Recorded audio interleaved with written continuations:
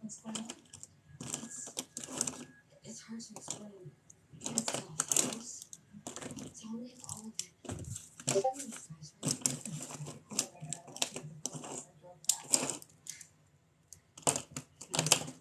And then I get across the kids that report anything.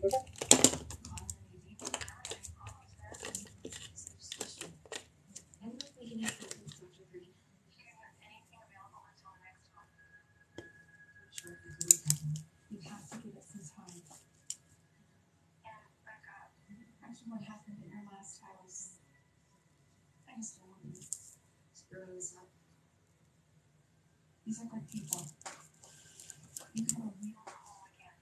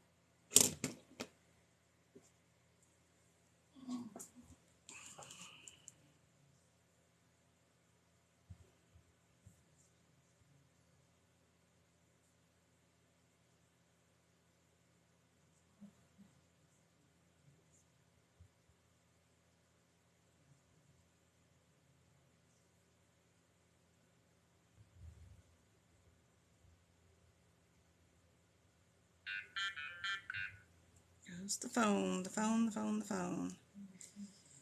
Where is Discord?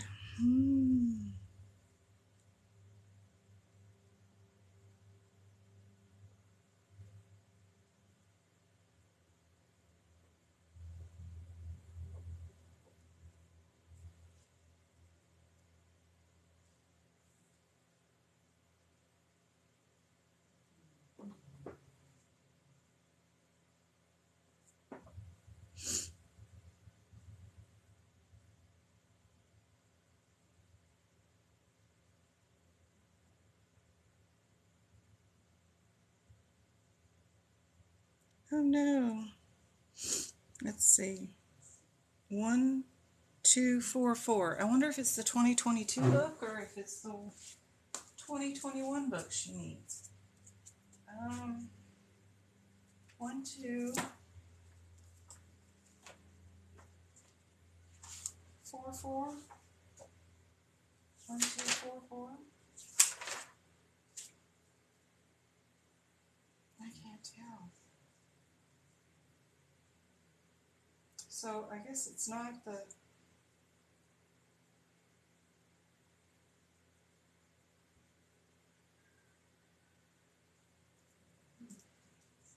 1, 2, 4, 4.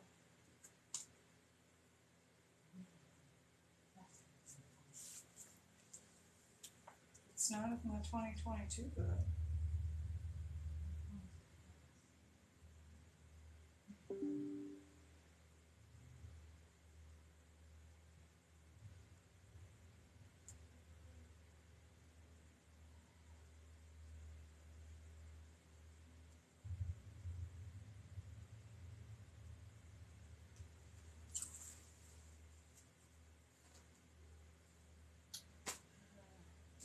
She said 2021. Heck, I don't even know. Wonder why it would be so different.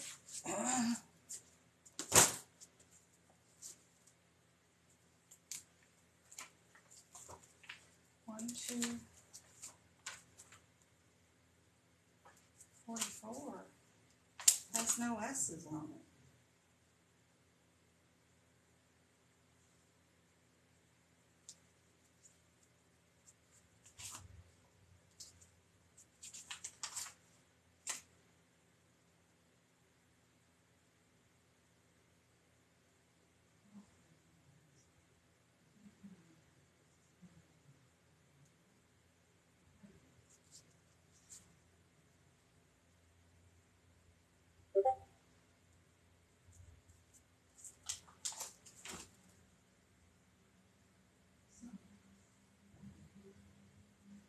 Discord.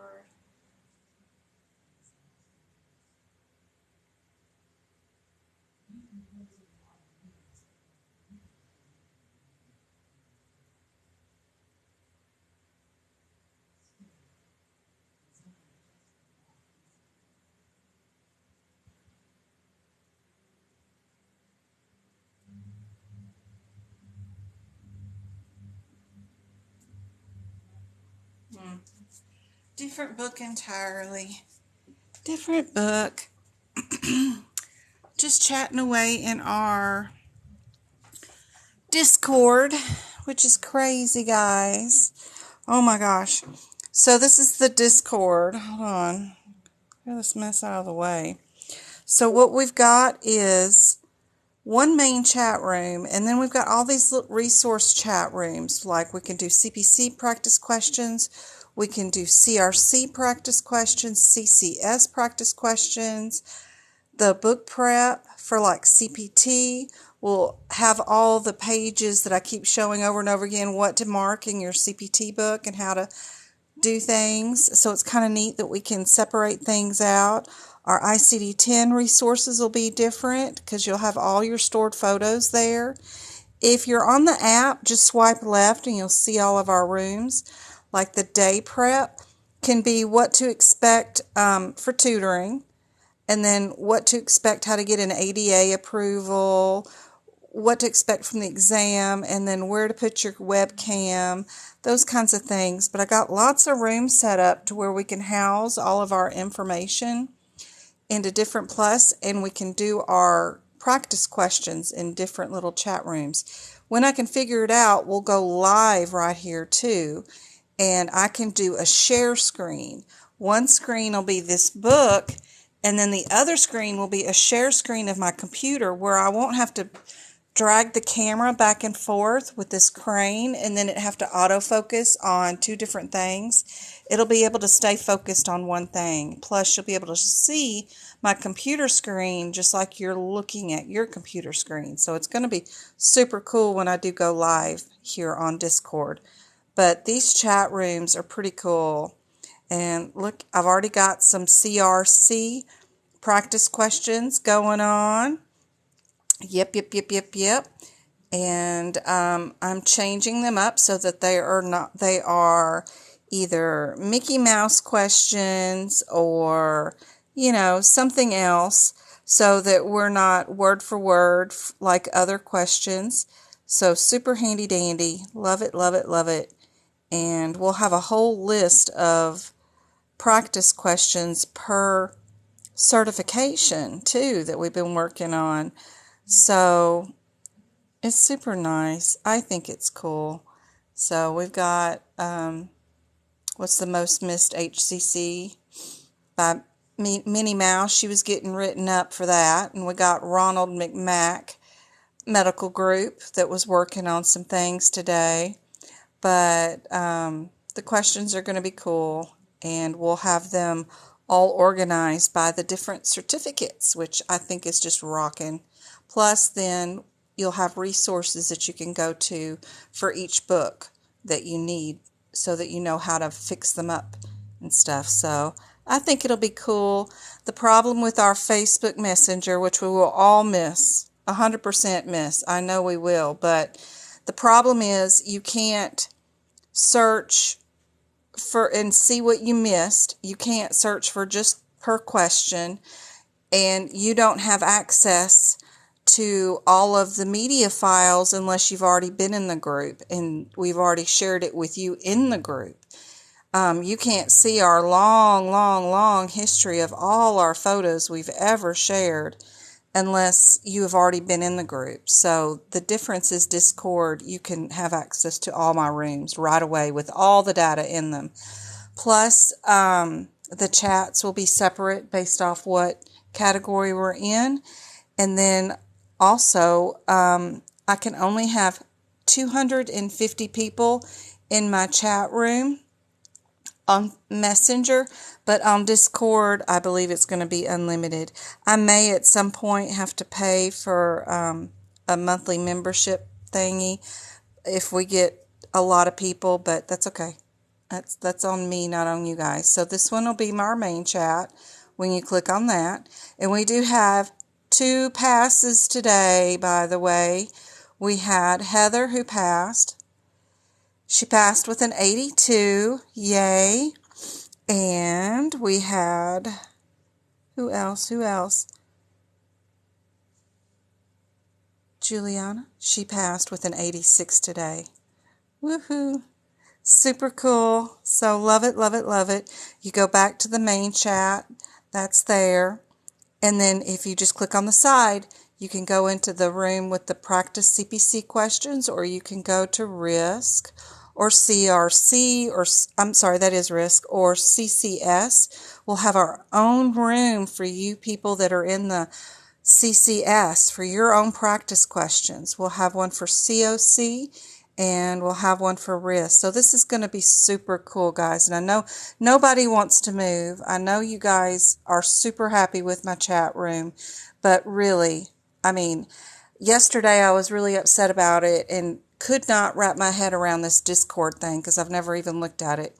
I know my oldest son, who's on it all the time for his cooking shows and for gaming, but today I've realized, oh, wait a minute, this is going to be cool for everybody. So I just love that we can do our CPC questions. They'll all be in one location.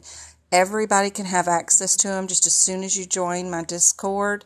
You can see every question I've already shared today and the whole long history of whatever's been in there. So that's super cool. Awesome. And then the same thing for every other section that I've just started. Just going to be really wonderful. I think it's going to be great.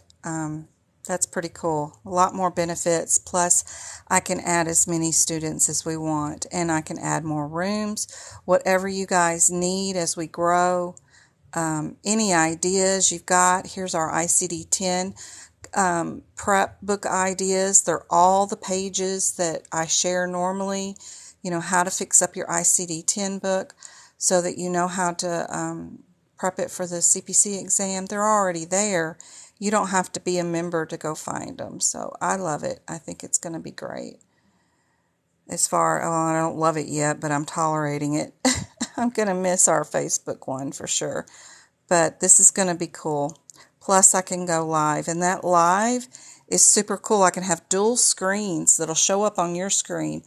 Top screen will be this book, and then the other one will be my actual real computer screen with the Word document questions on it. So I'm not going back and forth and then getting all crazy with it, and then my camera not focusing. So I'm so upset about having to leave Facebook, but you can't even buy an option with Facebook to even say, I'll pay you to let more people into this chat room.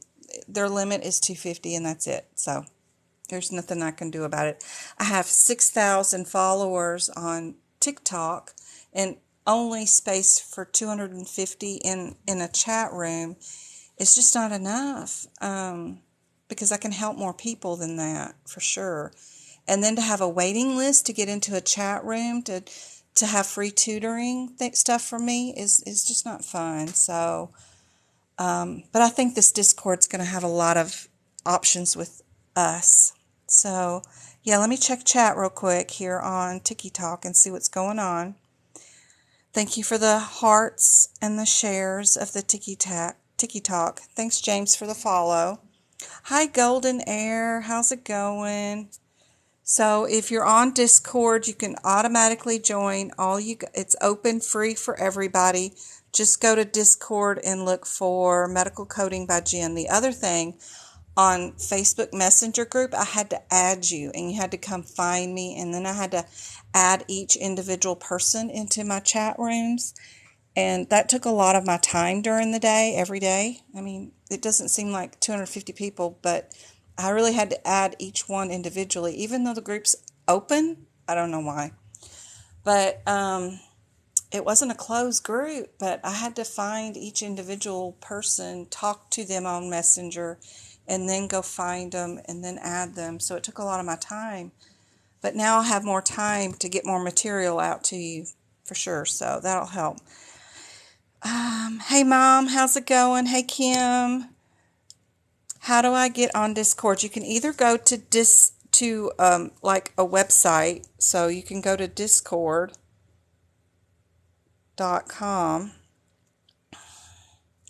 You can go there, and then you just go here and go to log on somewhere, wherever log on is. Let me change this to desktop view. Yeah, probably desktop view. Whoops. Do I have desktop? Check it for desktop view. There we go. And then I just need to log on. So go to log on. And then you just log on. Super easy at the website. Now, if you're on Android or Apple, you can go to your Play Store, whatever, and then you can download the app Discord, and then just open it up, and then come find me. I also have, like, where's my room? I don't want to be here. I want to go. No, I don't want to go there either. I want to go there. Yep, I don't want to go there. So just look for Medical Coding by Jen on Discord for sure. And you can join automatically. Look at that 90 pass. Huh. And a 92. But our two most recent ones were Julia today and Heather today. Really good scores. Awesome. It don't much matter as long as you pass. But awesome sauce. But all those rooms with everything separated is really going to be nice. I know it's confusing at first, but this one's going to be our main chat. Just the top one for sure. And then this is all my city underneath. Like this is the house or whatever, and these are our bedrooms. If that makes any sense, sort of, kind of. But our practice exam questions are going to be nice because they're all going to be separated by the speciality, which is going to help out because I'm going to start doing risk lives on Friday for the people that are trying to pass the risk certification. I have a bunch, like 24 at least, I know of, that are trying to pass their certification for risk. I've already got some practice exam questions with the rationale ready for one of the next lives, but I'll probably have to start doing CPC twice a week and risk once a week just to include them because I was asked, and it is a large group of them, so I want to make sure I can at least do one live a week for them.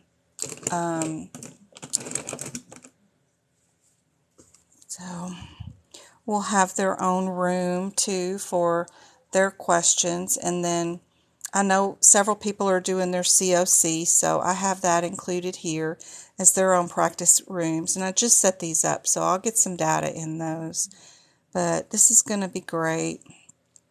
All the CPT book prep, any pictures that I want you to go do to your book that are important for your exam, all the pictures will be there, whether you've been in the group before long or not. So Discord's going to be cool. It's going to be helpful. So there is an app, or you can do it online. Send you a link. Can I send a link in this chat? Hold on. Oh, wait a minute. I can't. I don't have a link saved on this other phone that I'm streaming from right now. How do I do this? If you're in my chat room, of course, before, the link has been shared a million times, of course. So there's the link. Where am I at? Right here. So if you type in to the internet, https whatever // discord.gg / 7 baby D 5697Z is in zebra, and then J for Jen.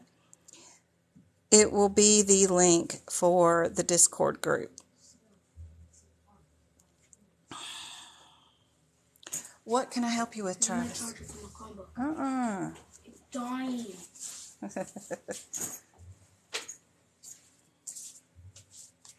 So rebooting the phone.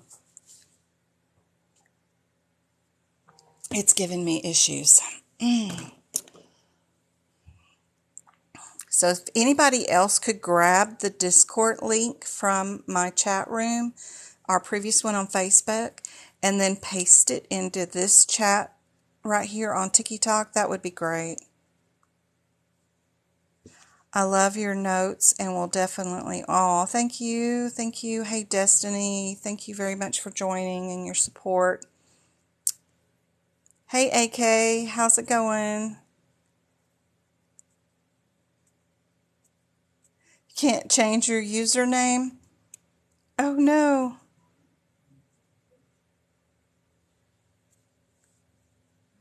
No problem, Sanchez. Happy to work with you again.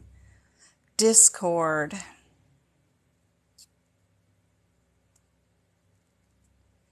Username here in TikTok. Yep, it's called Discord. My kids are laughing at me. I know. My son, I was like, what is this? Why does Discord have a server room versus creator room versus all this stuff? I've been ranting for 24 hours like, why can't Facebook just let me pay them? I'll give them some money. Let me have more people join. But now that I've been playing with it for 24 hours, I'm like, oh, this could be cool. This could save all of my issues about making sure people have all of our shared files. And then I could separate rooms to where we all have our own room and I can practice with everybody. I need one place to look for chat. I don't need Facebook chat and Discord chat.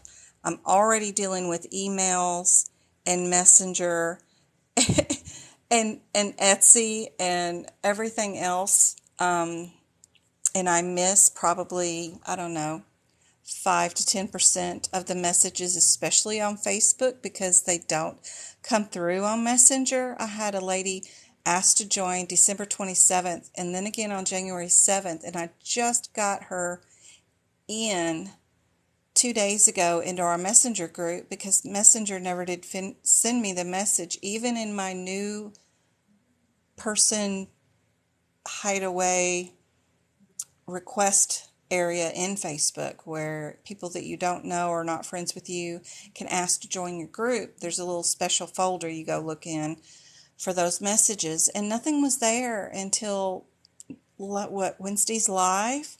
That was crazy. And then once I added her, then I couldn't add anybody else to Messenger.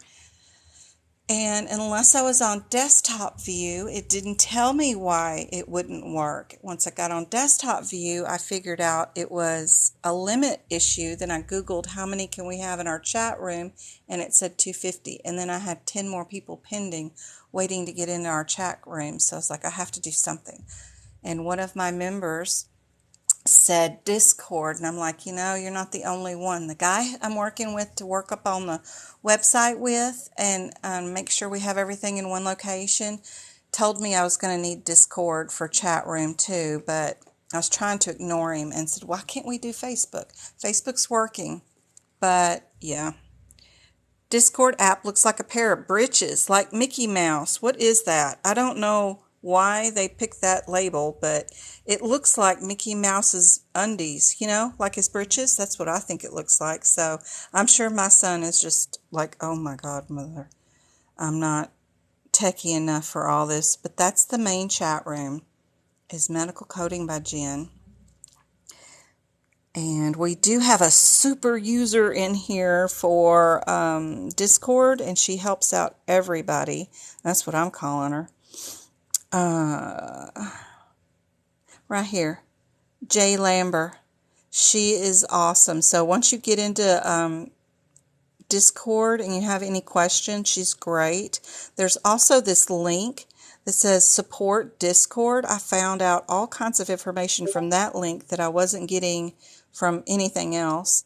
But these are great little tutorials because when you click on it, it does print screens. It shows you what's going on and why they call it that. And yeah, I like print screens. I'm a visual learner for sure, and I like to see what's going on. But I can share my screen and do a video at the same time and show y'all. That's going to be really cool. Then things will be a lot clearer instead of me doing this sucker back and forth. So it will be cool. It's just a pain to learn something new, and you know, we're always learning. But how cool is that to be able to go into your specialty and see nothing in that room but just questions? So somebody was asking about send them a page. I got to train everybody to keep just questions in this room, and main chat is for, oh, send me a picture of this page in my book because I lost it. So we'll get everybody trained, but so far today till the very end tonight, we were doing nothing but questions in this chat room. Then the rest, we kind of had some slip-ups about this page. Anyway, we will all get used to it. It's all a learning curve. Now, how do I get back into the main chat? It's like, yeah. No, I want to go here. I know I'm there, but I want to go to the main chat. That's the day-to-day prep. E&M resources. It's going to be cool. Oh, I don't want to go there. Don't ask me. I'm sure. I want to go to the top one, the top day-to-day chat. I don't know. It's a learning curve, for sure. But it is cool. I can do it on my desktop version a whole lot better. Because here, all I do, it pops up right there on that screen. That's the main chat room. And see, we move right there. This is the main chat. And then everything underneath is the regular chat. I think I'm supposed to swipe left on the chart. But yeah, home. And then there. And then there's our main chat. And then these are the question rooms.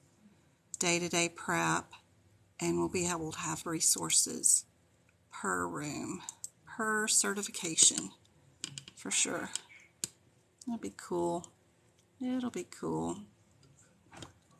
And then I can go live here. Let me show you. Let's see, if I share the screen, I want to share, which one do I have it in? No, I want to share, no.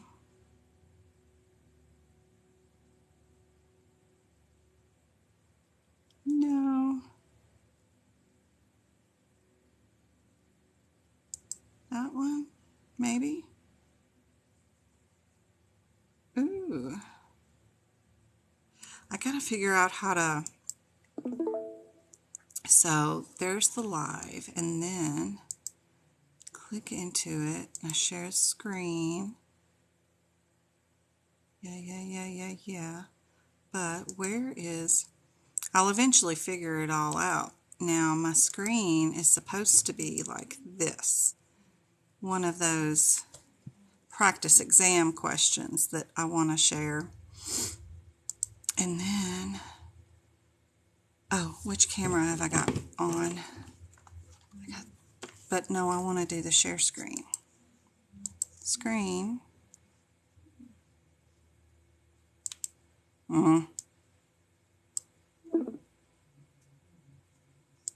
Oh, it's terrible because I don't know what I'm doing.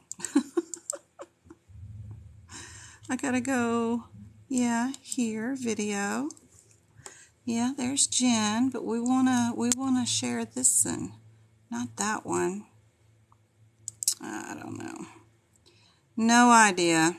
I'll eventually figure it out. It was doing really good sharing the other camera instead of the video one. Oh, I got a cool thing on the... Where is... No. That. Where is... Why is this here? Discord.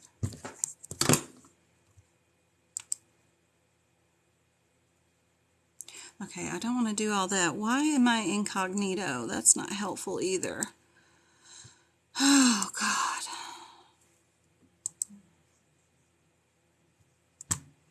Right.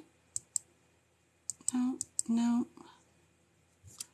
There's the things for the live.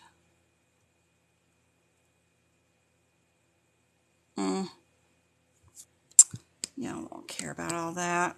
We'll just do our practice exam questions. Now, I've got...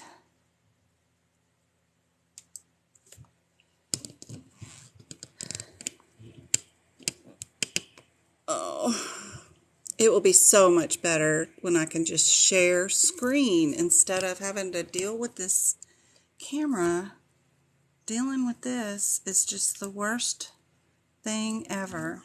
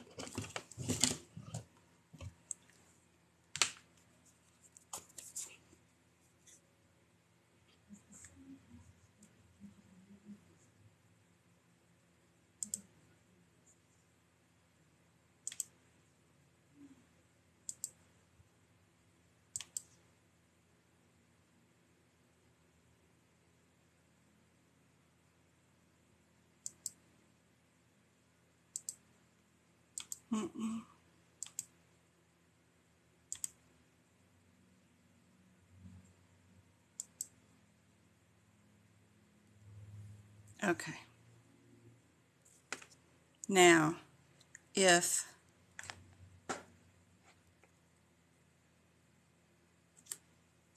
this is what I'm talking, oops, there we go. This is what I'm talking about. This is what it would look like for you guys. It would be dual screen. You could see my book, but this looks terrible. And it's inverted wrong. I don't know how to get it to where you can see the words correctly, but the clear screen is super nice. You can see my actual real computer screen instead of some camera view. It would be great if that would work, for sure. And that's on a live. Now what would really be awesome is if I could figure out how to do this teacher camera, because that sucker is awesome when it scans these books. This one, this little, I don't know what this thing is, but that thing is great because it is for PDFs. It does only PDFs, and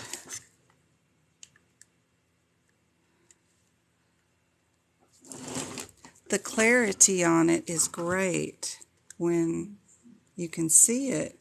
It's a lot better than my screen. So if I could get Discord to work, oh, and my ceiling fan, you would see the book like that. It would, without my shadows, but yeah, it would be like that, but then my computer screen would also show up at the same time. But I have to get this to not mirror the image because I think it looks mirrored to you guys. I know it does on me. And I don't know, I can hit buttons and flip it around and do all kinds of things on it, but still, no matter what, is either upside down or inverted. So if I could figure out this thing, that would be great too. I need me like this Discord specialist person, but yeah, that would be great to see my screen instead of me going back and forth. But I'm working on things. I'm trying. Let me bring up those questions. I definitely want to go over some questions, but I also want to work on lab and path. I have some great information that I can do individually on a big section of this lab to tell you what to write on the lab section. If you want to do those together tonight, we can. Or do you want to practice questions or a little bit of both? Or, well, I got to do this section, so kids are laughing at me. All right. Hey, Marissa. We did some fun today. We did tutoring today. That was a lot of fun. She's supposed to take her exam tomorrow, but it got snowed out. If your Discord isn't working, uninstall it, reboot your phone, turn it off, turn it back on, and then reinstall it. It should work. And then if you need to join the group, I can add you, of course, because sometimes I just need to add people too. Sometimes it sends me a friend request, and then sometimes it just automatically adds people. I think if they have access to my link, then it adds them automatically. So pending, I have no one pending, but I do have a pending thing that's really super easy to hit. But right here and right there, yep. Hopefully I can disconnect that. There we go, and there's our main chat. So far we got 11 online and 109. So we're going up a little bit at a time, but I had 250 in the other one. And, let's see.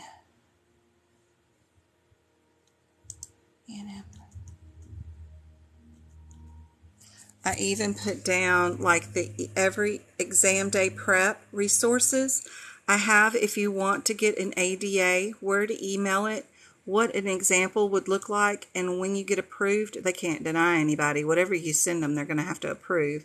They don't want to hear that email or lawyer thing.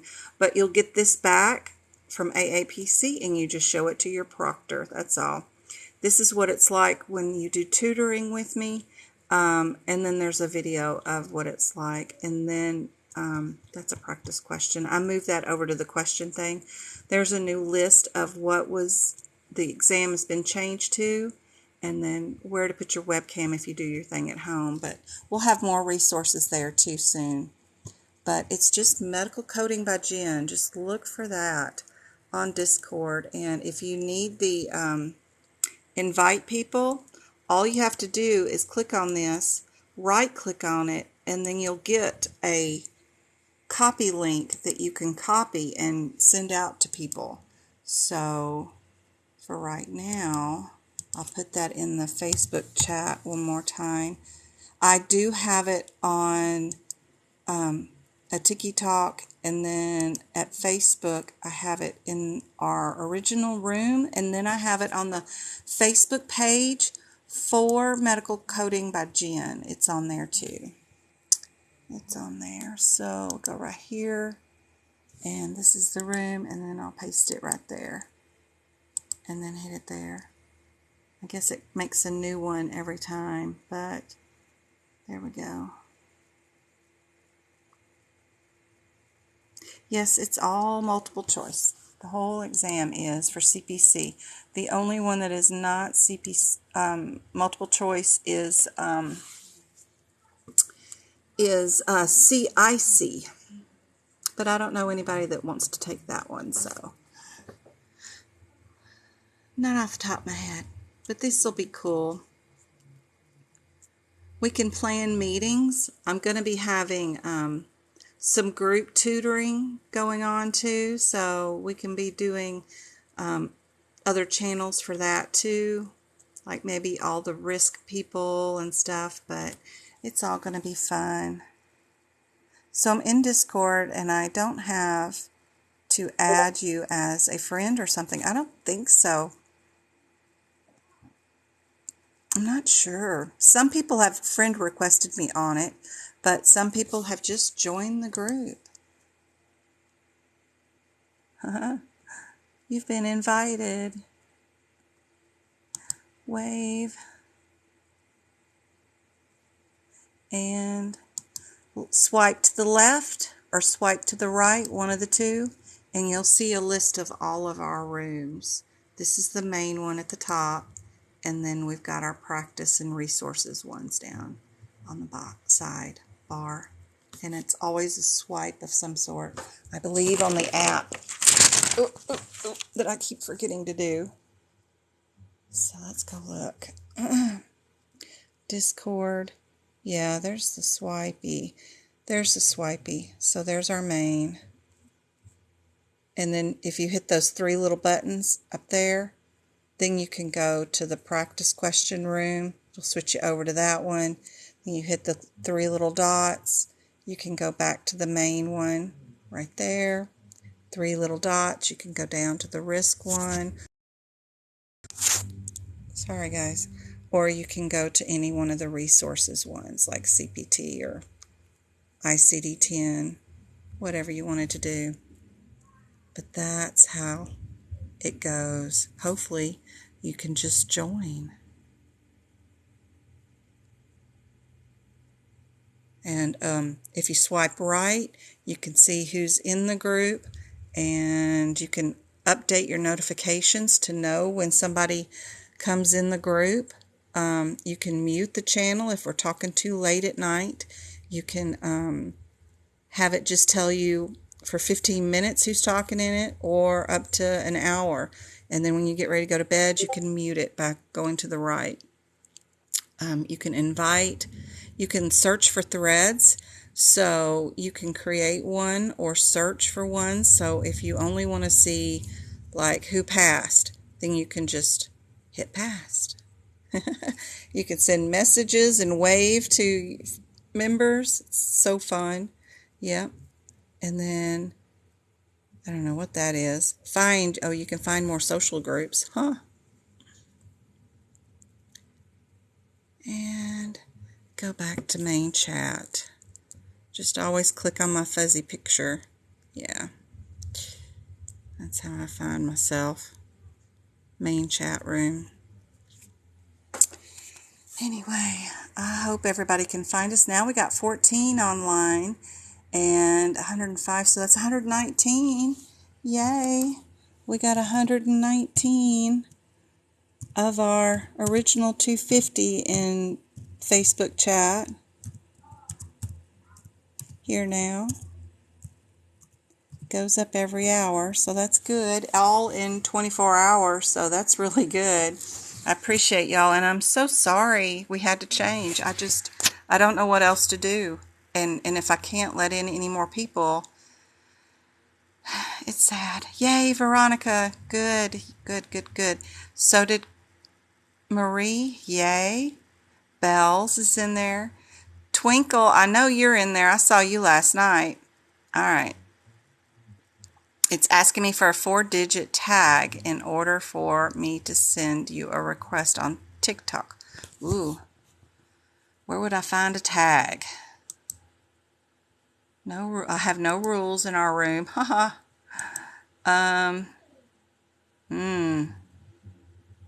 Anybody have any information on that thing? Let's see. If I click on me, would there be a way to find a way to figure out where 4-digit? And if some of y'all are in there right now and you want to invite Golden Air, that would be great. You can find her. Y'all can send invites.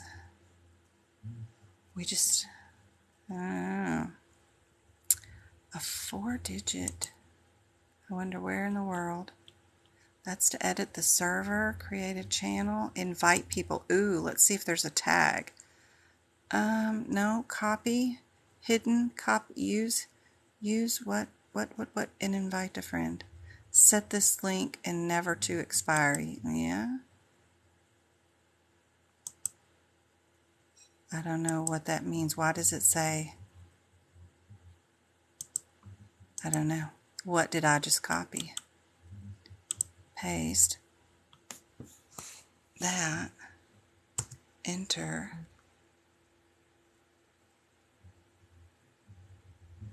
I don't know what a 4-digit something or another is. I wished I did. It says I've joined, of course. No idea. I have to do some more research. You're trying to share. So if you're in even just the practice question one, when you click on that, see, I can hit invite people and I get another copy link. I wonder, how do I do it here? So I can invite members. There's the share link button when I do that. And then I can't, can I send it? I don't know. How do I, can I copy URL? Okay, now if I was TikTok live, I'm not TikTok live. I can't do it because if I go here and I hit live, I'm gonna, you know where I can put it? My last TikTok, which is the one where it says free practice on Discord.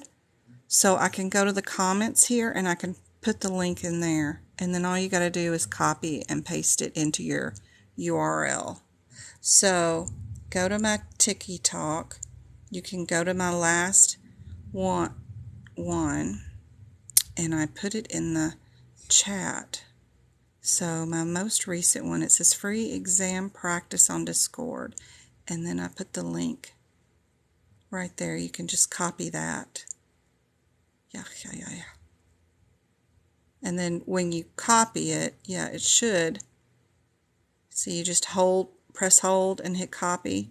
Then you can go to the internet and let me add a new page. Should be able to just tap into that URL, hit paste, and then hit go. I don't know. No great matches. Oh yeah, I got to take off the gen part. So when you copy it, it's going to have my gen part there. You have to get rid of that. And then it should work on up here. Because I put it in the wrong spot. Come on. Paste. But then I got to get rid of everything before the HTT. There we go. And then hit go. And see, it'll let you join if you do that.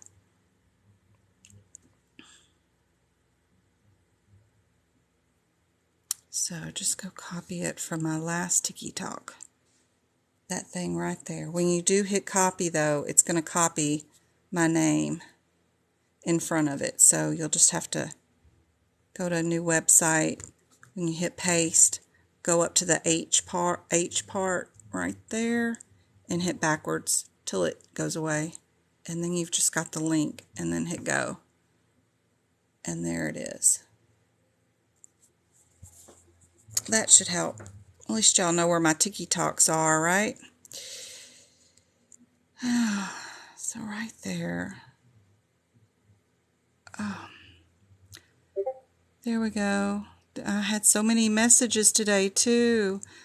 What is my username? What do you think my new username's going to be, Miss Morgan, Mom? I gotcha. There we go. All right. Ooh, good Lord, I had some messages. I did not even notice that today. I have not been on TikTok all day. I have been working my butt off fixing this TikTok. I mean, not the TikTok, but this Discord. Oh, my gosh. Okay. Let me see what these messages are.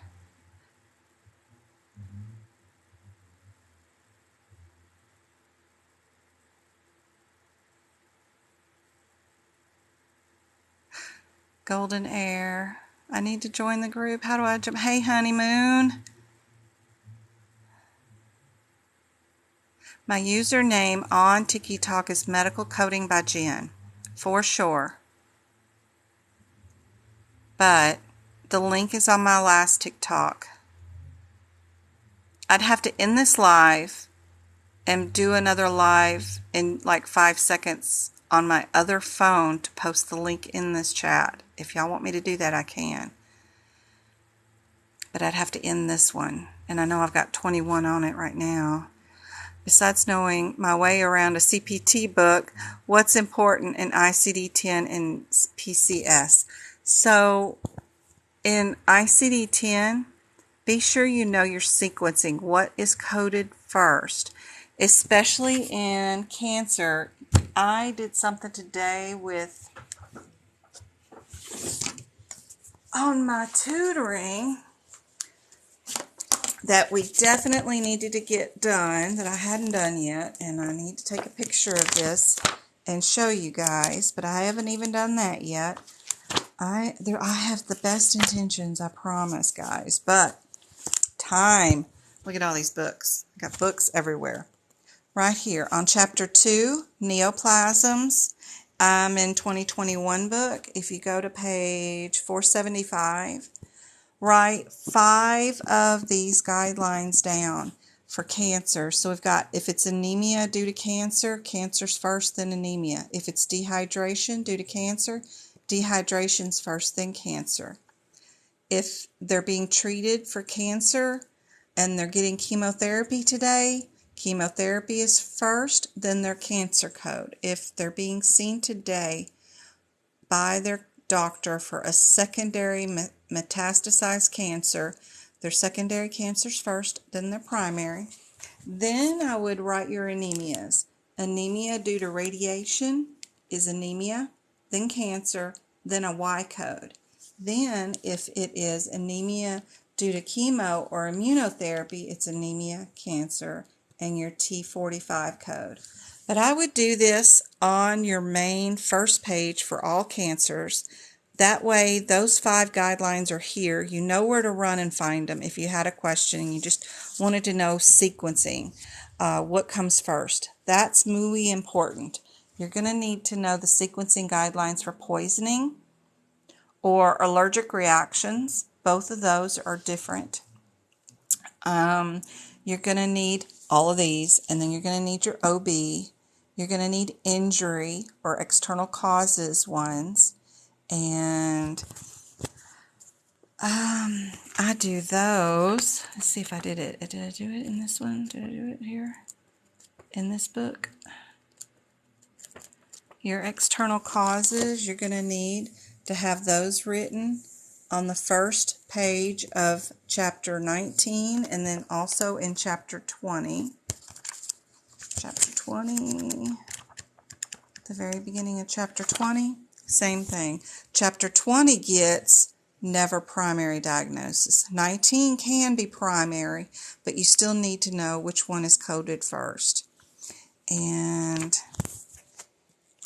those are the major ones. We're only going to have just a few diagnosis codes compared to the previous year's exam. But those are super important besides your sepsis. There's 5 different ways to code sepsis depending on your organ damage or not. And I have a one-sheeter that I share that I wanted everybody to save and then go right at their A41 diagnosis page, whichever one that is in your, whichever book you're using. You need to write all 4 of these examples in that book next to the sepsis diagnosis code because it's way too confusing. Let me figure out where I put this one. Maybe it's in coding 3. Yeah, right here. So these are the 4 different scenarios that you need to go write next to A41.9. If it's a patient with sepsis with no organ failure, it's just that code. If it's this one, it's 2 codes.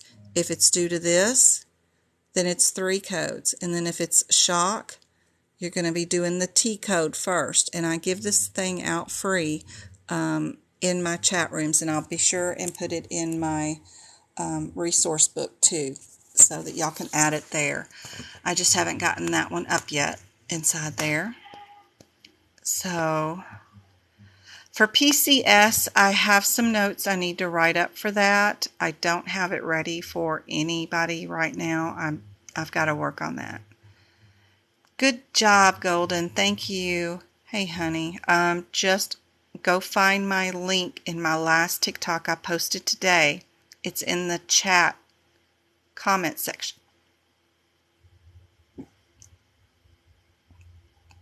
Same thing, Cajun.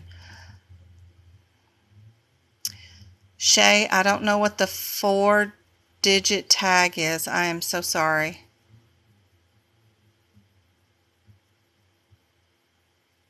Oh, my tag is 6243.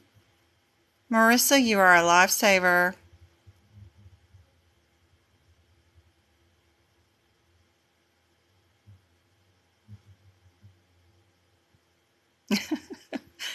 We're all learning. Her tag is 6243. How in the heck did you find that out? I gotta screenshot that. What the heck? I don't know what it is or how to find it. Yep, I have a Facebook page too. I don't do much on the Facebook page. It's just a post, because I don't like having a chat per post kind of chat. I like more of a free flow chat. But I have the medical coding by Jen thingy too somewhere. I don't know how to find it online. I can only find it on my app. I'm so inept. But like if I go here, I have medical coding by Jen, and it's just this thing, and it's where I just post Facebook posts. So just like with my kids, I'll post a picture of what I did today and what I've got going on, but that also has the Discord link right there. That's my last post last night. I was working on it, and so if you come find me on Medical Coding by Jen on Facebook, I've got the link right there too. So that's all I do. When I update a section or I post some questions up, I use it as just a post, like to announce what I did today. That's all. I don't really do a lot more in that. I really enjoyed our chat room, but I've had to, we just outgrew it. We just outgrew it, and there's no way to pay for more space in it, and that's a shame. But the Discord has so much. It's got more benefits, way more benefits. And just to have CPC, just a place just for all the practice questions is going to be great. Then if you have need for something else, what do I do with my E&M book? What do I do for my ICD-10 book? And then if you just want a main chat, it's right up there. So we can all chat and congratulate each other, or say we're sorry for issues. One person left her driver's license at home and had already traveled to her exam. Oh my gosh. So, and then she didn't even know to get her member ID number, and I told her, thank goodness, in time. She's got to take her test in the morning, but I think her mom and husband are going to coordinate to get her driver's license to her. It's just, there's always something going on with all of us, and we really become a tight-knit little group there helping each other out. But it's going to be really nice to have all the different certification practice exam questions separated out too. And somebody was sharing in my chat room last night and this morning just pages from their study workbook thingies. So I thought I made one for that, for the study guide too, if she wanted to reshare it. But did somebody find us? I'm hearing some bibbidi beeps, whatever that is. Is that it? We got some new people in. I hope so. Oh, let's see. Where is the Discord? So now we got 16 in with 107. So that's up into the 20s. So we got a few people. Yay. I'm so sad to see Facebook go, and I'm sorry to spring a new thing for you guys to learn on, but it's not that bad. I'm so glad to see, and I want to continue to help you guys, and I hope that everybody can find the will to move over,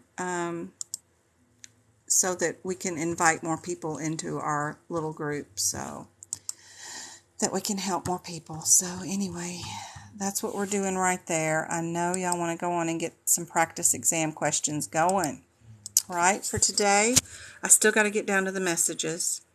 I did join. I'm good now. Good, Golden. Good, Sin. Thanks so much. Hi, what are you doing? Just found your page yesterday. Hey, Champ Mom. And currently in school. Awesome. What I do is I specialize in teaching you techniques so that you can pass your national certification, whether it's CPC, CCS, or risk certification, or outpatients, or billing, anything. I'm really good at figuring out what they want so that I can teach you techniques that will help you pass the exam, because the courses do very little to prepare you for the exam. They teach you the terminology you need to go into the field and work, but they don't teach you the techniques you have to pass that exam, because it's another world. That's a whole nother learning curve just to learn how to pass the exam. Learning coding is one thing, but you'll learn on the job. The exam is your goal out of that course, and that's what you need to focus on. And there are specific techniques you need to pass it, because if you don't have these techniques, you're not going to be able to pass it for sure. All right, let's see. What am I doing?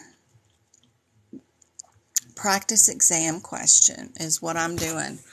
So right here, we've got a practice exam question for the integumentary, right? This is how it's going to be presented to you. You'll have a big question, and then you'll have a set of answers. And it's multiple choice, and it's open book. So those are all great things. But if you go to the question and you do it like human nature dictates, or how you were taught in a course, by reading the question from beginning to end, and then going to your answers and looking up every code to see what each code is, you won't get done with the exam. You'll get done with about 70% of it, and then your time is going to run out, and you are going to be overwhelmed and brain fatigued, and you're going to have to bubble in 30% of that exam, which is a failing grade anyway, if you missed any of your previous questions. So they know that by design, and I have seen and figured out that they have a pattern, and they tell us about this pattern of the process of elimination in AAPC, but it is one tiny little sentence noted in their facts and questions section of the CPC exam that does state learning the process of elimination is a way to pass the exam. And if you look in your CPT book, in the very beginning of the book, there is a how to use this exam to pass certification. And that particular beginning of the book does say something about process of elimination too. But again, it's all one sentence, and it doesn't teach you what that means or what it looks like. So what it looks like is looking at these code descriptions. I will be glad when I figure out this Discord thing. But we're just looking at these as numbers, not as billing CPT codes. I'm looking at them in numerical order, which is like alphabetical order, like 1, 2, 3, 4, 5, right? So the only ones that match the 919 scenario is A, C, and D. So I would get rid of B. Now here, the 25 is really close to the 20, but the 01 is really far away. That's 19 numbers away from the 20. So I would eliminate D2, and I would only keep these two because AAPC has a habit of giving you two answers that are throwaway answers, and then they're going to pick two codes for a reason. There's a reason why they want to know if we know the differences between these two codes, because there's a guideline or a parenthetical or some issue in the book that you're supposed to understand the differences in what's going on with those two codes if you're utilizing your book and all of its resources correctly. So if we go to 19120, 19120, 19120, did I pass it? Oh, yep, 19120 and 19125, they're both excisions, and the one thing that will help you more than anything else in your CPT book is not bubbling and highlighting what's after this semicolon and all that other stuff you've been paying for to know. It is going and finding parent codes or two codes that start out with the same word. Excision, excision, of, cyst, breast, lesion. So this is a breast cyst, and this is a breast, anything other than it's a lesion. It's not a cyst, but a lesion. So this is just a benign cyst of the breast tissue. So going on and figuring out what the one word is that you would look for during your exam in the question as a word search will help you more than doing just a read of the entire question and then figuring out and getting to your CPT codes, then figuring out what's the differences between these codes during your exam. If you prep them ahead of time like I do, then you'll know what the difference is and can grab your words right away and go do a word search through the question. If you don't have your book prepped, you're going to have to read each one of these after you. It's too much. You're not going to have time to do the differences. So that's why my book looks the way it does. So what we're going to do now is we're going to try to find out if we're doing a lesion that would probably end up being a pre-op for markers because it's cancer situation going on, or if we're doing just a benign cyst type situation. Let me know if this is not making any sense. So what we're going to do is we're going to go from the last word backwards, and we're going to skim doing a word search till we figure out what we're doing on this patient, if we're doing the markers or not. And we are in the it does extend to the sub-Q. If we got a muscle or a indication whether it's one or the other, nope. And we're not doing any, I don't see anything about any kind of tumor or markers at all.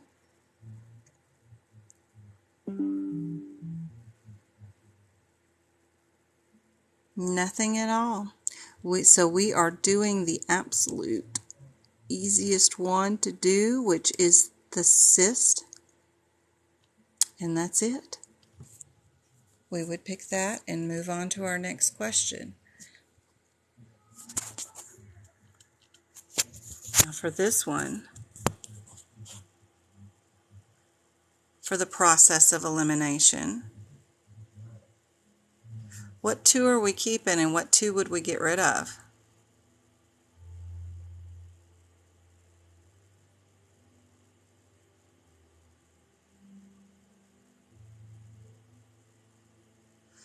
I can explain poisoning and accidental as soon as we get done with this question.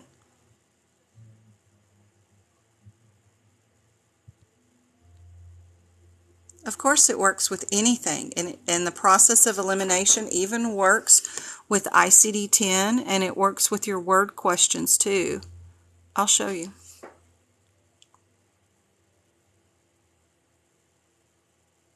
Yep, you're right, Taco Tasha. Love your name.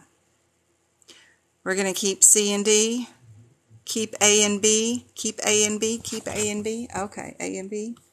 Yeah, look, 40 and 42 are super close together. Yep. Yep, yep, yep, yep. And these are 10 apart. Yep. Love it, love it. So, let's see. We got 4, 3, 4, no, 2, 4, 3. Oh, good Lord. It's been a long day. 2, 4, 3.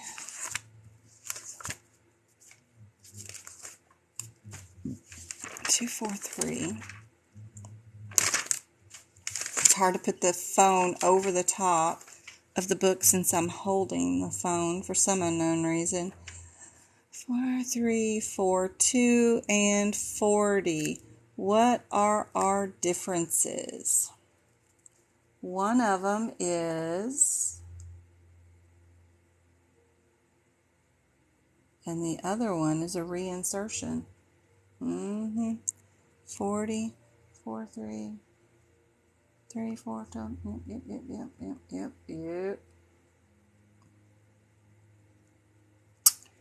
Yep, and then the other one is a reinsertion. So we're going to go search from the bottom up and see what we're doing. What are we doing?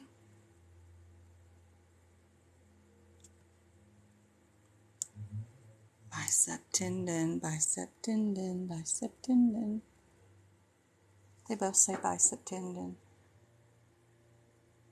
Yep, they do. Both of them say bicep tendon. That's funny.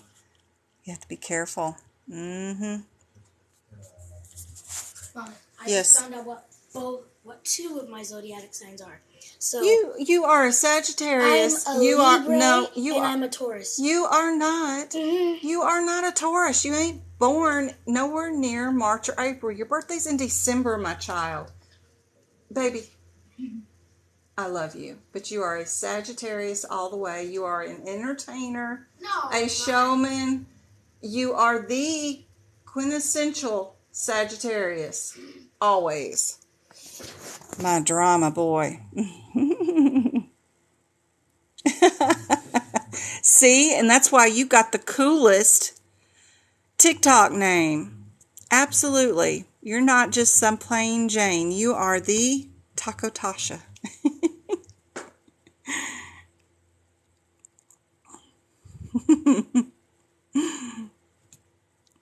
Love it. Love it. Love it. Hold on. I got to put this down for 1 second because I got to go into my book correctly.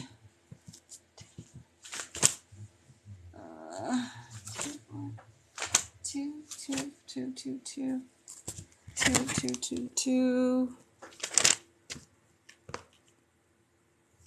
So 2, 4, 3, 40. 2, 4, 3, 40 is just a suture, guys, and they don't tell you in your CPT code descriptor. So if you don't know somebody in medicine to tell you this kind of stuff, or somebody that writes up the notes like I do, you wouldn't know. And it's going to be very difficult to pick out these two, because like I don't have musculoskeletal done in my 2022 book yet. Oh God, I can't show you. So there's nothing there, right? And nothing on the other one. But if I come to my 2021 book, which I did last year, and I'm working on updating for this year, I find my 40 means suture. That's what ESIS stands for. It's a suture. ESIS is a suffix for suturing. So all they're doing is putting the tendon back here. So what you have to grab is the word suture and search it. If you don't see any words that match with suture, then you know it's the other code. If you do, then you match it with suture, then you get to pick that answer B and move on. Now the 42 is just a reinsertion. So they're reinserting something. So when we go through this question, if you come through here, so they're reattaching something. How do they reattach it? They reattach it with sutures. So you know your answer is 40, but you would only know that if you know Jen.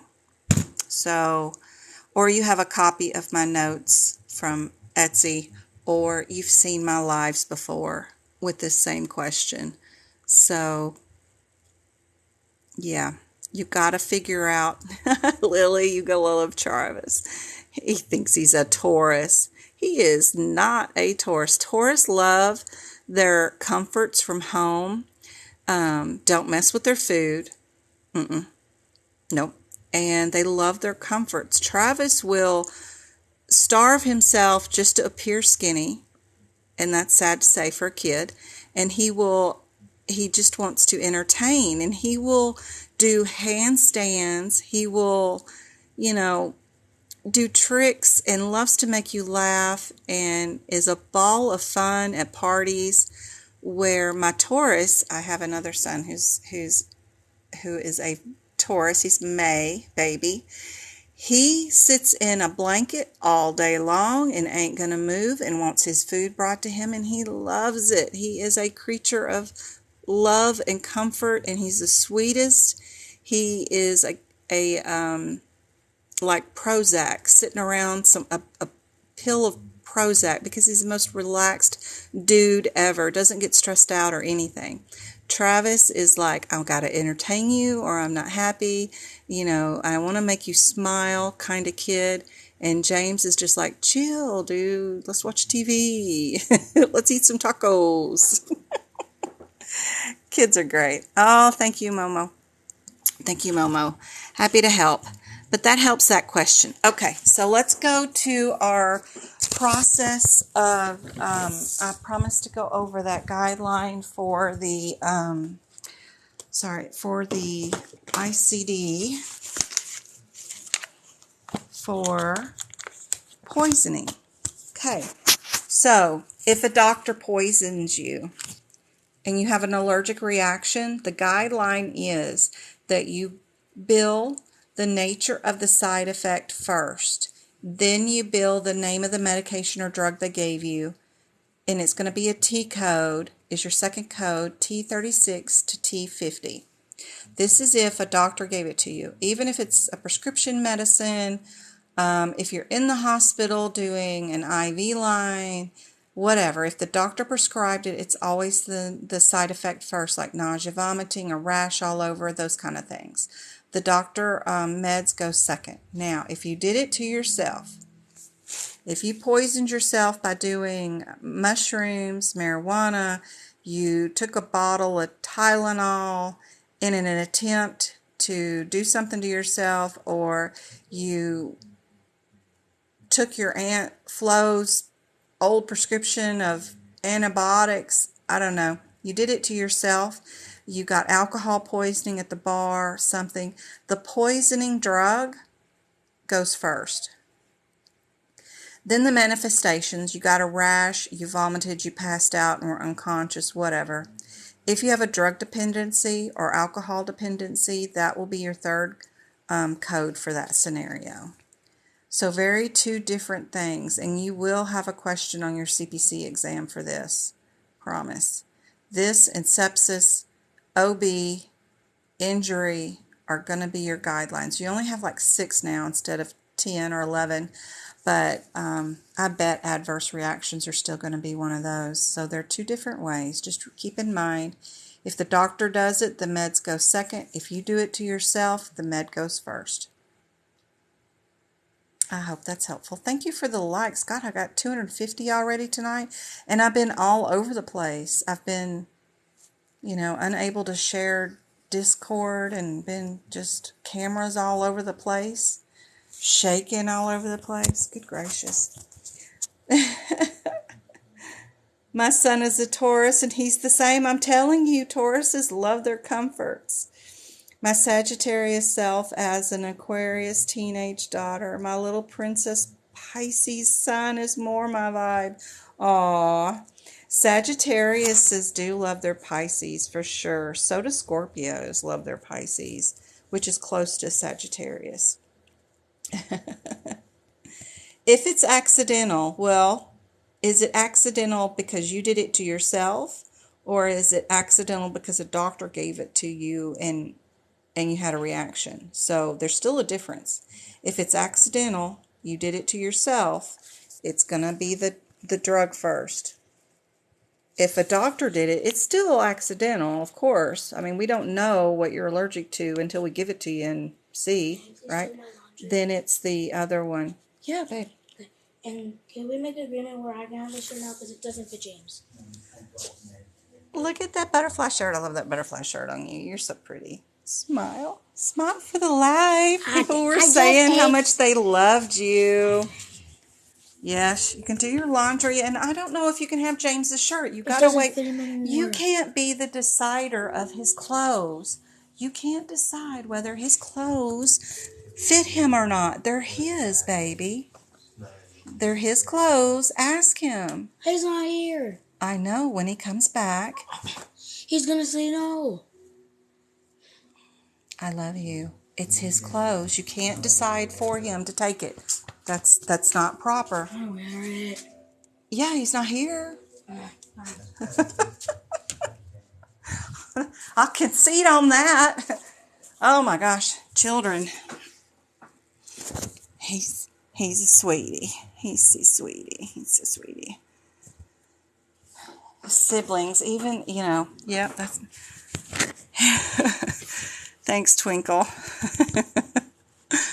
All right, let's do another question. All right. What do you think about these? Now, think about this, too. Thanks, Mika. What are we keeping and what are we getting rid of?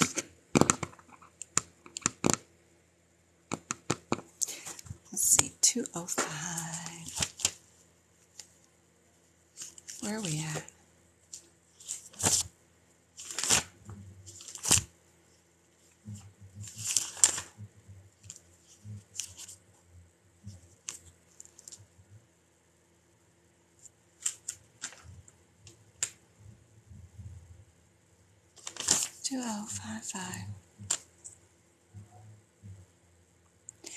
Now, my question is on B and C, the 20553 and 1. Can we do timeses on those codes? Can you do times 6 on those? No matter what, even if you did 6 of those procedures. Is that how you work these codes? That's right. I've taught y'all more than your teachers have, which I'm surprised by, or the course doesn't do a very good job of. The only ones you can do that with are these, the ones with the pluses. Those are the ones you do times because they're going to say each. They're going to be each kind of delivery systems or something or another. They all say each, anything with the each. So right away, we know that much of this question, that we know right away that's going to be crap. And if it was going to be a times something and not a HIPICS code, of course, it wouldn't be its only code. If those were plus codes, you couldn't do it by itself. You have to do the parent code to go with it. So anyway, no matter what, we know coding irregularities. I want y'all to learn these with me during my TikTok lives and stuff, that we have coding irregularities that we can know for certain. Taught you a few little things that'll help you eliminate stuff super quick. So all we need to know is the difference between the 2 and the 3. So where was that at? So the differences between the 2 and the 3, don't look at the 2 because that's going to have a longer coding descriptor than the little one. So if you look at the child one, which is under it, it is smaller to read, but it'll be 3 or more muscles. The other one is 1 to 2, but anything with 3 or 4 is going to be the 3, and then this one's going to be just 1 to 2. So super easy. All we got to do is count muscles. How many are we doing? What are we doing? How many muscle groups? 4 muscle groups right there at the bottom. So you know your answer is, I've got 1. Yes, mom of 2. Yep. So the ones with the plus signs are the ones that get the T's. Yep. Hey, Red, how's it going? Hey, Banks. Yep. So super easy. Y'all can do this one in 30 seconds. You know you got to get rid of those 2 X's. I mean, yeah, the times is because those can't even be a first code anyway for any situation. So you'd know you'd end up with these 2 codes. You just come, see what the difference is in the child code. It's usually a smaller descriptor. I like going there first. Anything over the number 3, I would come, look for a number at the very bottom, go backwards, look for the number. We found it. It's 4. We know it's 3. We can do this in like 20 seconds and move on to our next question. Y'all are going to have more time per question this time, which is great. Going to be super helpful. Oops, I'm sorry, I'm dropping the phone. All right. We're going to go to neurology for the next one, it looks like. All right.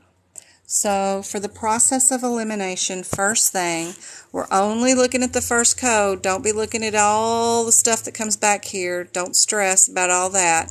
But for this question, which 2 are we getting rid of?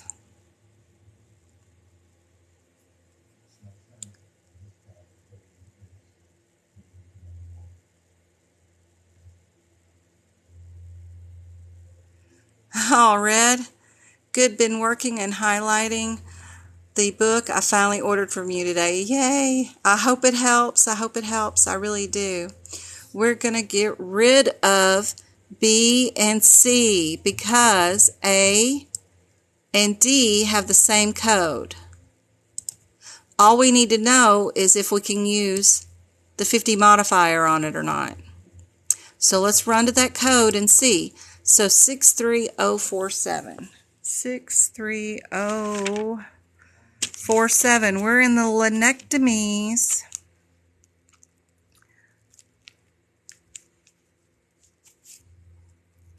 So the laminectomy is here, but you need to look at the parent code to figure out if 47 can have a modifier or not, okay? So we'll go to the parent code, which is the 45. 45 is unilateral and bilateral. Because of that, we know we would not use our modifier 50 because our modifier 50 is bilateral, right?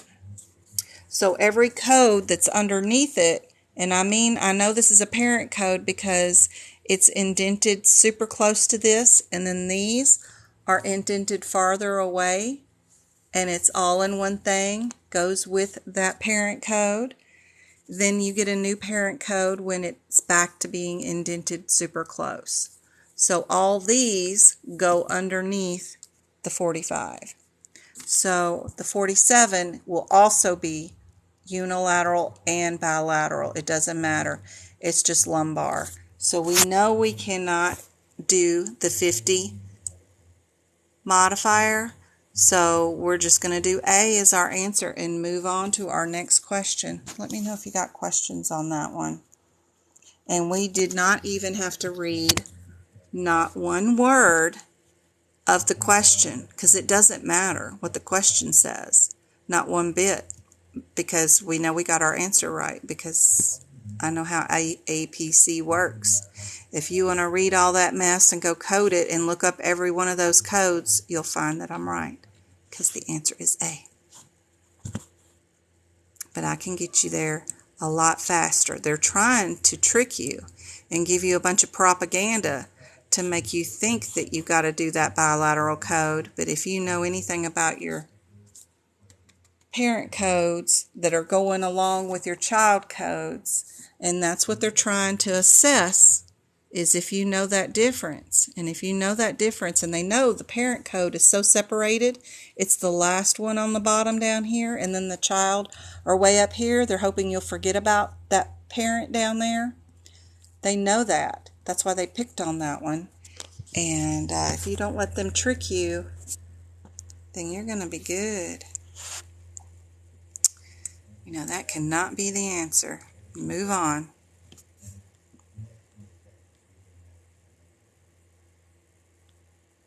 Okay, I'll explain again about the modifier. Let's see. All these laminectomies, and then they'll have child codes underneath them. So this is a parent code. So a parent code, also, if you go to the front of this book, there's a page that says how to use this book. I just want to show you real quick.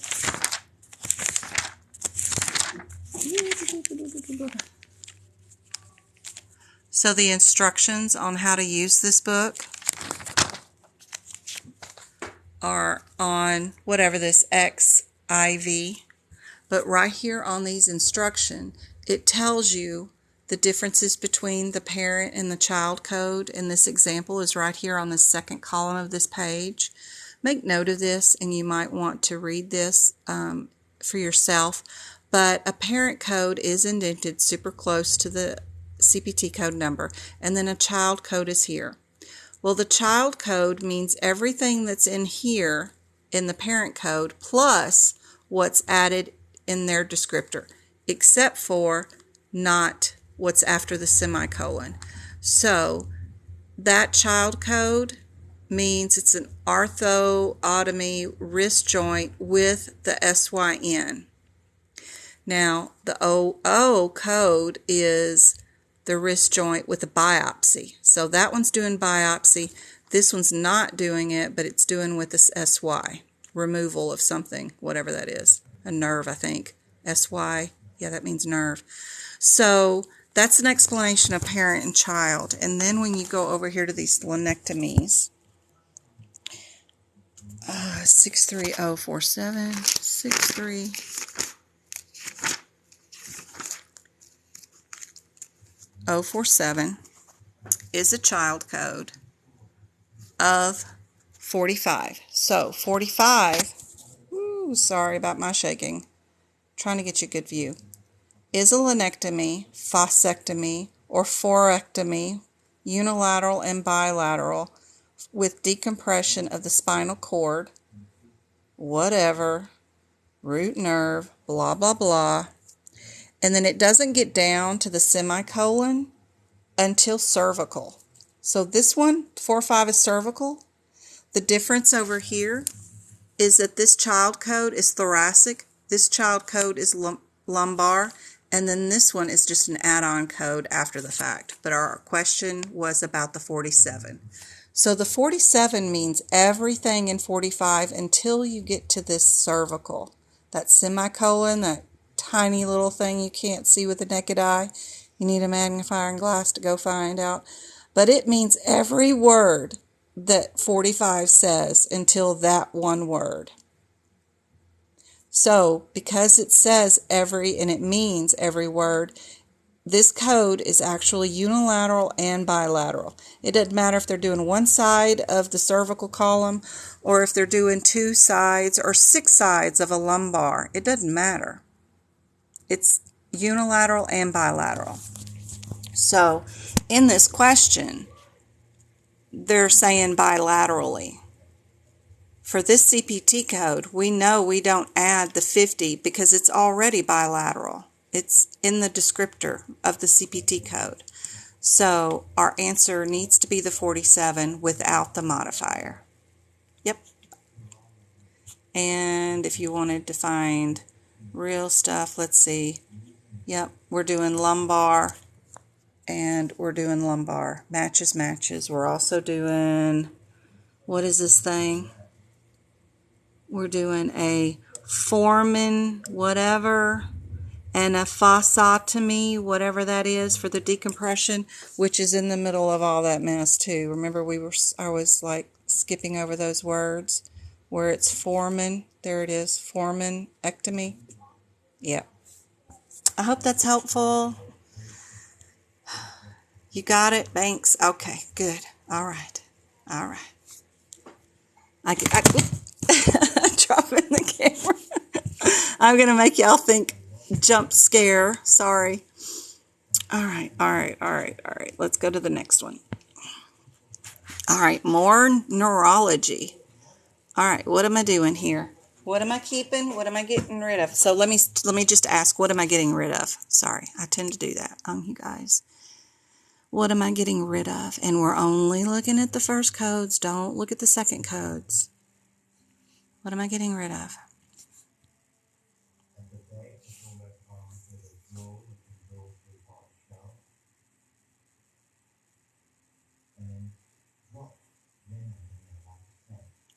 There we go. I like A and C to get rid of. I don't know if it's right or not. We'll see. But I would get rid of A and C because 58 and 56 are super close together. They're a lot closer than any of the other numbers. So let's go look at the first one in numerical sequence is 62256. 622.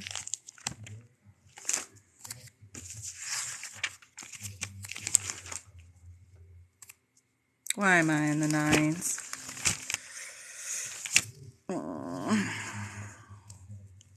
622 what? 56. And 58. Okay. So the 58 will be easier to look at because it's the child code. It'll have less words. So this is with replacement. And I would just keep that in my head and move on. So all I need to do is look in the question. If it includes a replacement or any word about replacing anything, then I know the answer is 58. If it does not say anything about replacement, then I know we're doing just the 56, which is a removal, but that's all I needed to know. We're going to look at this big old long thing. And what are we doing? We're doing a replacement. So our answer is, which one? Which one's the answer if we see replacement? And I only needed to know one word from the question, which is a big old long crappy thing. And I picked the answer in less than, 15 seconds after your process of elimination? Yeah? You think we can do this? Y'all, not look at these questions, not read them, just go straight down to the answers. And that one's wrong. Ignore that. I have something else written down there. But that's all you need to know to get these questions done, is just catching your one-word differences on those and moving on to your next question. Super easy. These shunts and anything neuro, the first thing you need to know is really if it's tunneled or untunneled, or if it's with a pump or without a pump. Super helpful on that one. It is, the 30 is the replacement, but I had some other notes down there, and it's a revision out a pump. super helpful on that one. The 30 is the replacement, but I had some other notes down there, and it's a revision of the cerebral fluid shunt. It is.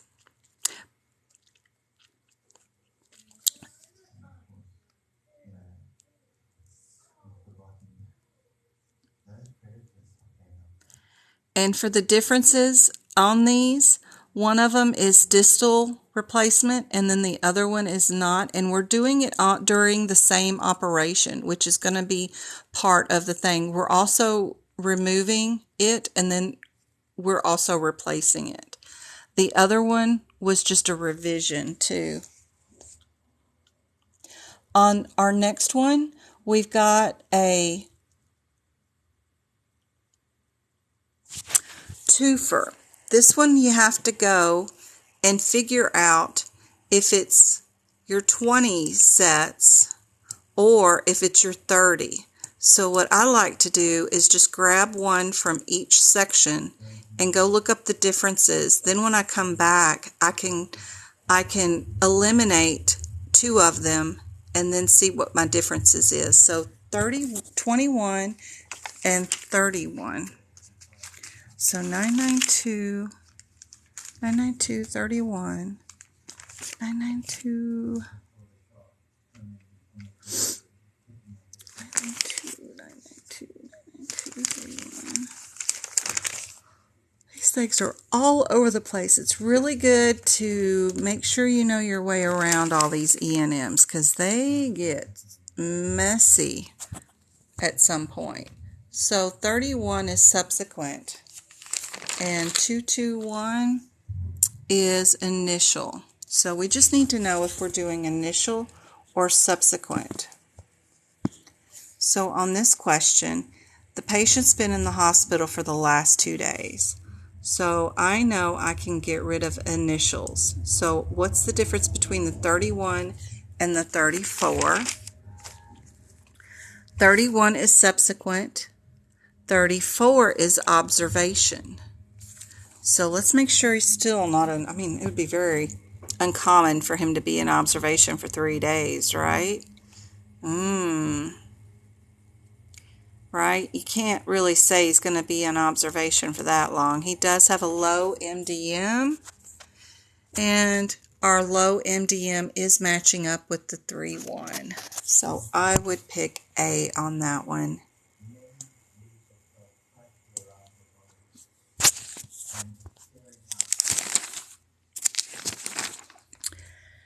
Have y'all seen the emergency room ones that the 83 and the 84 both have a moderate MDM? What are you going to do if, and they probably are AAPC, going to pick out an ER visit for E&M and have you pick out the differences? All you have is MDM and a diagnosis. And they don't tell you a time, which ER doesn't really have time, but how are you going to pick out the differences? They don't tell you whether it's problem, or expanded focus or detailed. They're only going to tell you that their MDM was moderate and then their diagnosis.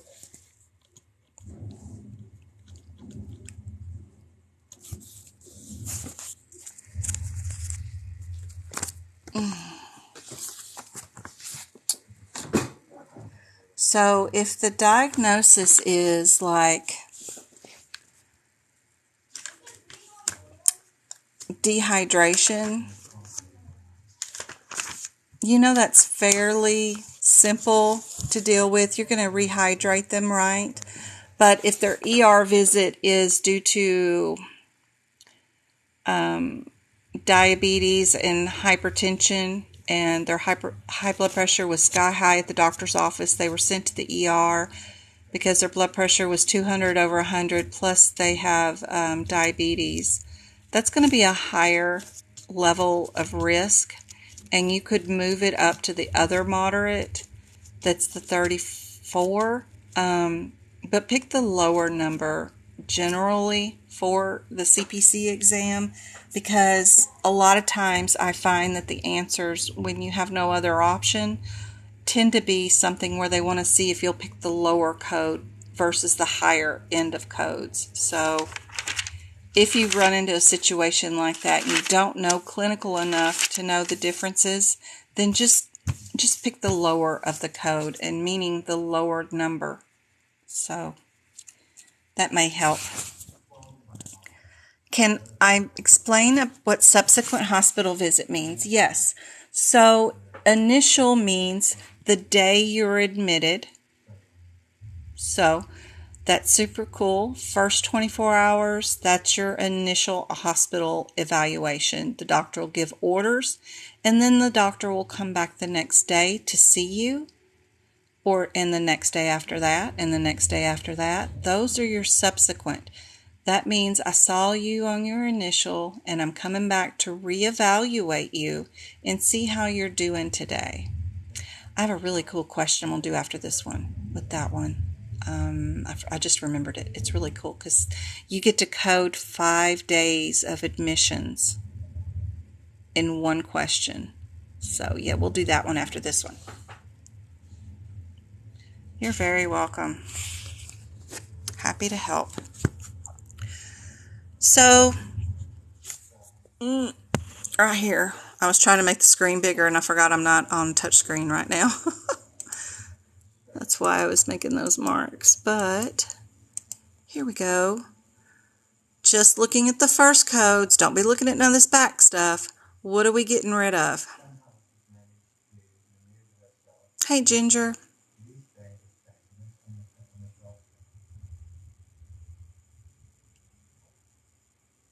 Yep, we'll get rid of C. All right. Now we're going to look at the second code. I like the fact that we've got 14 and 14 here. Would we ever do 14 twice?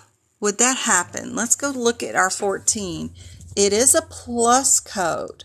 Do we write that one twice? No, it would be a times. That's why I go through the entire book and write times by all of them, just so you guys know from my notes what it would be. And I'm talking about 2022 because I'm learning what y'all needed in 2021.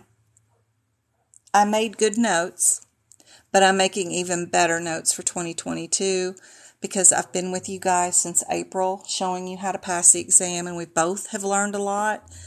So I've added this to my 2022 notes. Plus, I have stuff like in the beginning of this whole integumentary system page, I added a thing that says do not use modifier 51 or 50 to add on codes, which are those plus ones. Plus, I have little notes up here at the top that will say plus symbol equals times equals no modifier 50, no modifier 51. Just to keep y'all reminded throughout the book that we don't add modifiers to that. If we need to do 2 of them, we do a times. So 14 and 14 would not work in any kind of billing situation whatsoever, so we can get rid of that. So our differences, we've got the same first code, we've got the same last code. What we need to know is if we need to know if 14 is here or not. And that means all we need to know is if there's 2 stages or not, because the 13 is the first stage. If there was a second stage, that's what you use the 14 code for. And then the 15 code is for anything that is cut off the body. If they cut it up into blocks more than the number 5, and we do not add in this section at all.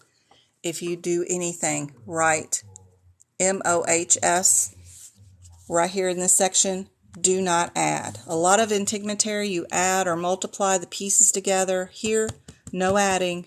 No matter what, no matter how many stages, no matter what they cut off, don't add any of the numbers together at all, ever. Okay, so to know if we have 14 or not, all we need to know is there was an additional stage, because this number, this code 13, is for stage 1. So if there was a stage 2, then there would be a second time going to the body to cut something off. So all I'm going to go in here is look for the word stage.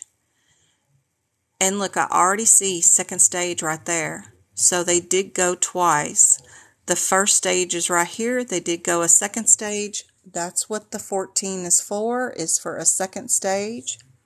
So they did use it, so we know our answer is D, and we can move on. MAs are very particular. They have their own guidelines, or MOs, or however you say that. I don't know. Probably MOs, right? A big O. I don't know. But they have their own guidelines separate from integumentary, where you add things. That's why all this is written right here. But it's not that complicated. The first thing you need to know, if you have these questions, is the 11 and the 13 are different only by location. The 11 is a ton of crap. It could be bone, cartilage, genitalia, feet, and hands, neck, all kinds of body parts. What's easier to do if you have one of these questions is to go to your 13. It's only trunk, arms, and legs. So search a question. See if you're at trunk, arms, and legs, if you have a difference between 11 and 13 as your first code. So you would only look for leg, trunk, and arms if you are in a neck area. I think this is on the back. Upper back, well, that's trunk. So we know we're in the trunk area. But if it happened to say upper area of the neck, then you know you would be at 11, because that is not an extremity or the trunk. A trunk is chest or back. So this is easier to do a word search than all those other body parts, because there's a ton of them. So always, whenever you have these MAS question, find out where you are first, find out how many stages, and if they cut any of those stages into any numbers bigger than the number 5, then you use the 15 on either one of them. And I can show you where that is in here. Probably the first stage, how much did they did 3 pieces. The second stage they did, number 6. So that number is over the number 5. So we know we have to use the 15. And that's simply the only reason for that code, is if either one of those stages happens to have a number that is bigger than the number 5. And that's it. That's all there is to MOs.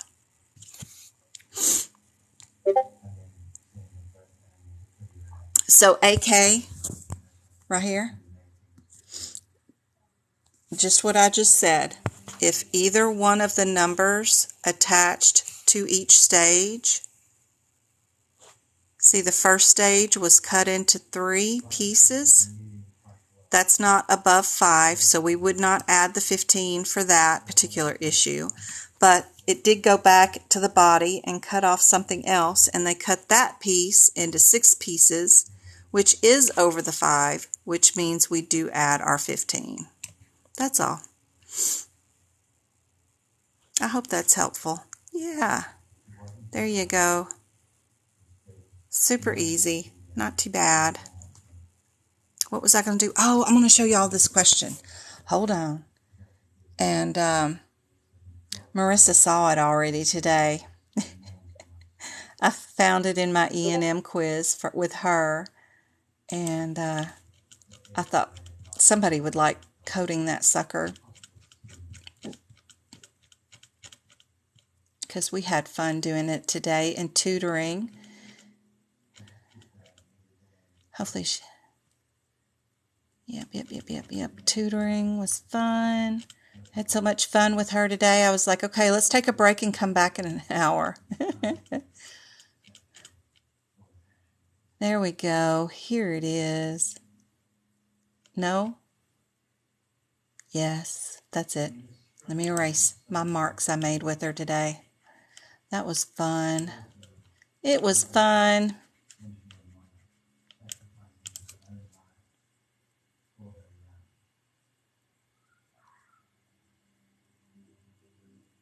Yeah, the 15 goes with the 11 too. It does.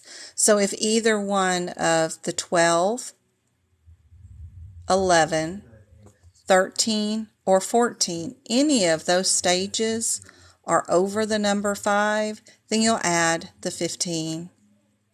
Yep. Thank you, Sandy.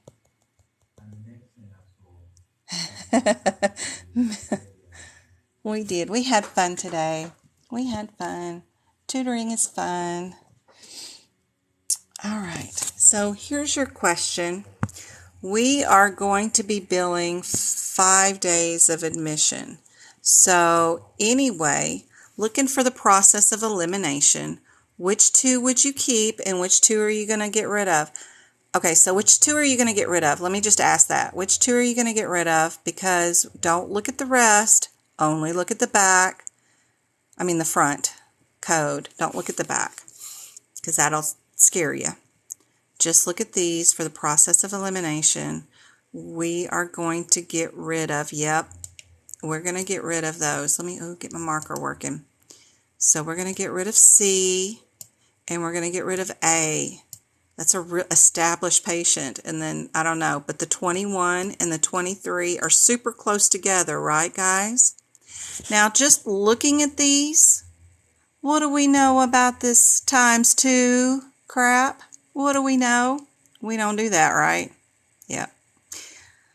Just keep that in mind. That helps you get rid of that one too. Now, we're going to go see what our exam question is. How would you report services from day 1 to day 5? How many codes would you have? How many codes would you have? Based off that question. Would you have 4, 1, 2, 3, 4, or would you have 5? 1, 2, 3, 4, 5. Yeah, so y'all know what the answer is. And you just coded all this crap, which is a comprehensive history, comprehensive exam with a high complex on day 1. Day 2 and day 3 are expanded problem focused, decision making was moderate, and then they went down to another day which was problem focused and straightforward, and then day 5 when they discharged they did something else. I don't know, whatever. But y'all did it without even looking up any codes or looking at the question because y'all are smart and know there would be 5 codes, right? It's super easy. If you just let the questions tell you the answer, look at them from the different point of view. Don't read the questions and look at them from the code standpoints, and that will help you out 100%. For sure.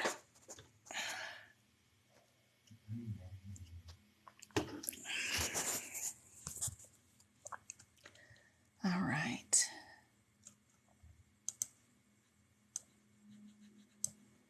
Get back to that other exam because I know Marissa hasn't seen the rest of this stuff that I had on this one.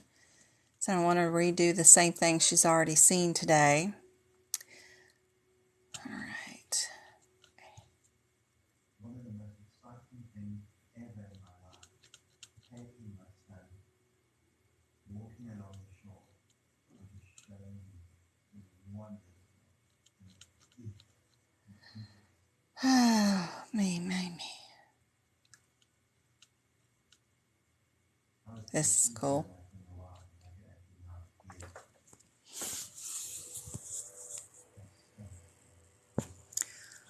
All right, which 2 are we getting rid of?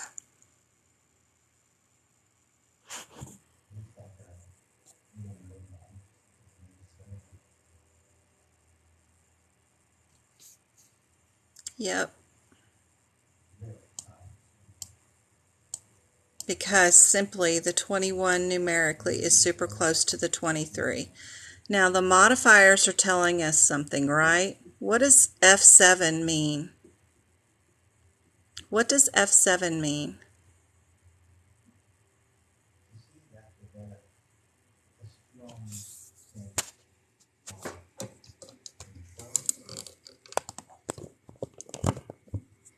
So to answer your question, what they do is they take your book you hold it by the ream and you shake. You shake it all about. And then they do this. And as long as they don't see any new added pages to the book and you don't have any sticky notes or man-made tabs, they're done. They have 30 people in line, all with 3 books. That is the extent. They got to check your name, check your ID, write down your membership ID number, and that's how they check your books. They shake them, and then they flip through them. That's exactly what they do. They could care less about your rainbows. Please write in your books to answer your question.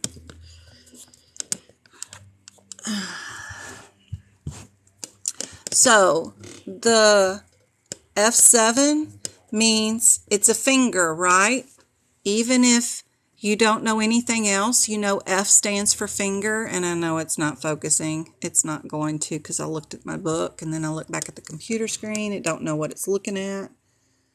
And the battery's running low because I've been on for 2 hours. Okay, there we go. So F7 is a finger, and you know what's the proper modifier? If we were doing something on a finger, we would need it. So just look to see if we've got a finger. And I see ring finger. So you know your only answer is A, because it's the only one with the finger modifier. You're very welcome. I promise they will not care about what you wrote in the book, including the instructions are in the front of the book. They tell you to make notes. They tell you to move stuff where it needs to be. And the AAPC study guide, official workbook from them, is littered with coding tips to please move this info to your CPT book. Please write this in your book. Yep. I would never, ever, ever tell you to write something in your book only to make you get to your exam and be turned away and sent home and lose that money. I would never, ever, ever do that. What I have you writing in the books is absolutely 100% perfectly okay. Promise. What you need to write in your books is page numbers to all the codes that are out of sequence. Absolutely, you need to get that done. First thing, open up your book and start at the very beginning, work your way back, find every red notation like this, write down the page number, and if you're super diligent, write down the column number. It's on 1 or 2. Then you can just run to that page number after you get here and find it's not here in case it was on your exam. Do that. Then, a few more little things you need to do. A few more things. But that will get you started. I want to go here and I need to plug up my charger.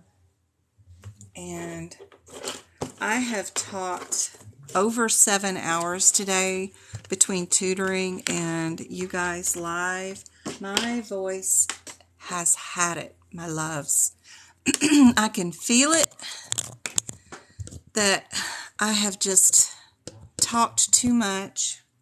So what I'm going to do now is I can continue the live if you guys want to, but I am going to update 2 sections. I'm going to finish up my female organ system, and then I'm going to switch to this lab and path, and I'm going to write some differences in these codes individually.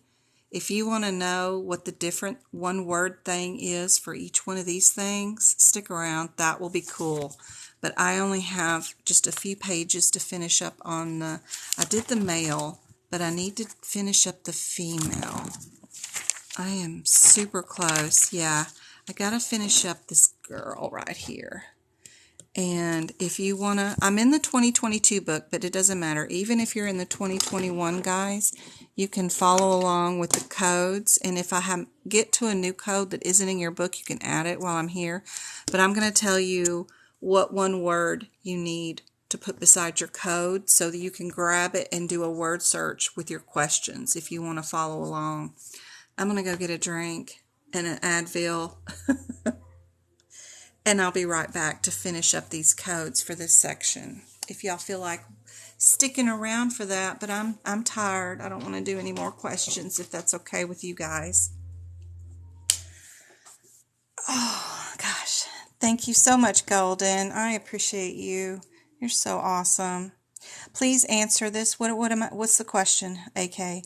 Can I ask, is there a difference between clavicle and scapula? Ooh, that's a good anatomy question. Let's look at my handy dandy book right here. Let me get this out and let's see. All right. Let me find. Ooh, I have somebody shared in our chat room too a really cool shoulder picture. Where's my phone? What did I do with that?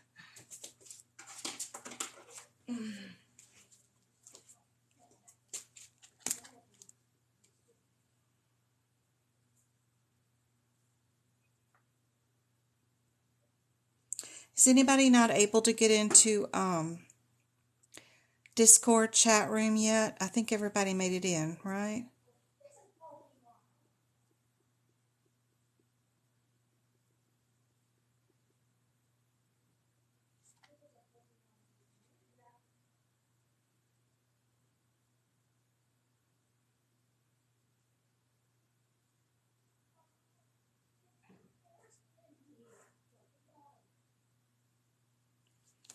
So they're going to be, I wonder if this picture is going to show you. Because one bone, that's the ligament. Okay, but where is the bone? Okay. Okay, the clavicle, how do I explain this? The clavicle, you have this one long collarbone, right, is your clavicle, and that's like across here. It's not shown, but your collarbone is attached to your shoulder blade, which is back there, and the blade part is your scapula. Wondering, there's your clavicle. Does it have the scapula? There it is. So your scapula is this winged-like area bone in the posterior part of your shoulder, and then your clavicle, which is your collarbone, is in the front part anterior area of your shoulder. Does that make sense?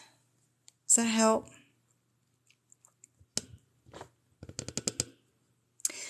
Yes. Hey, Philippines, Marianne. I do my lives Monday, Wednesdays, and Fridays, 6:30, Arizona time zone. We don't go forward. We don't go backwards. We're in our own time zone. We are not mountain. I'm not Pacific. I'm really odd in Arizona. We're really odd.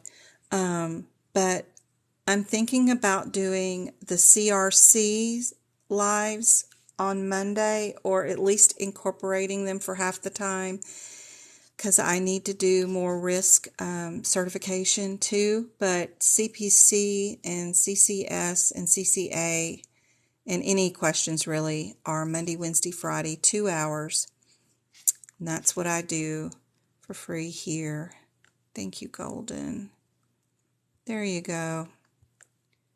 There you go. And everybody's answering too. Hey, Mom.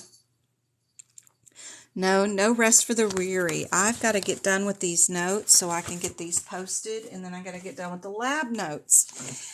And then, but yeah, if I could just stop talking for as much as possible. Let me go get an Advil and a drink. I'll be right back. But y'all can still learn.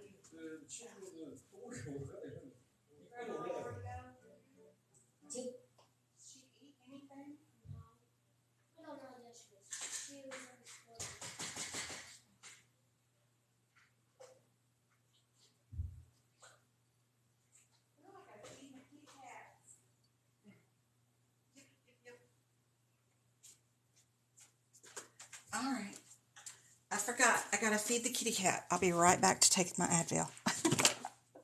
But it's really cool what y'all can learn. That one word difference will really make a difference for sure. Yeah, the CRC study guide. Oh, it's so great. And plus, I've already got some questions with rationale ready for CRC. It's so fun to teach that too because, you know, as an auditor, I love that kind of stuff. So I'll be right back. I gotta go feed the cat. Oh yeah, I'm gonna take this now.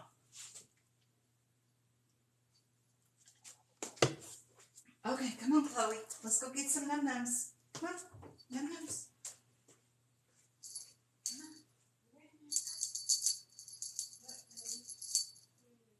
Did you dry James's clothes and put them back in his basket? Yeah, in the bedroom. I hear something going on in your back locker room. That's mine. How big it is. Did you drink your orange juice?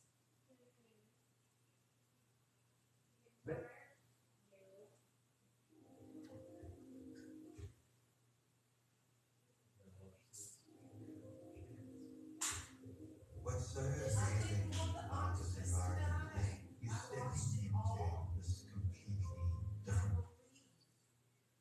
It's so sad. I didn't want to watch 9, but I watched it to the point where I thought, okay, I can't watch it anymore. If it's gonna die, I'm gonna stop.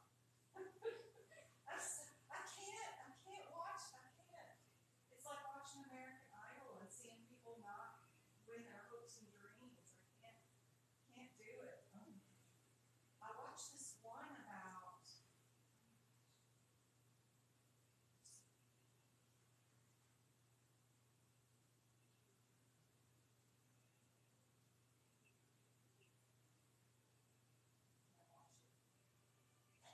The dog's gonna die. I can't watch it.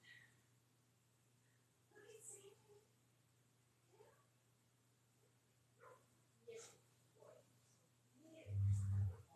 You know, he has a white spot underneath or right on top of the shoulder blade. Do you know what that means?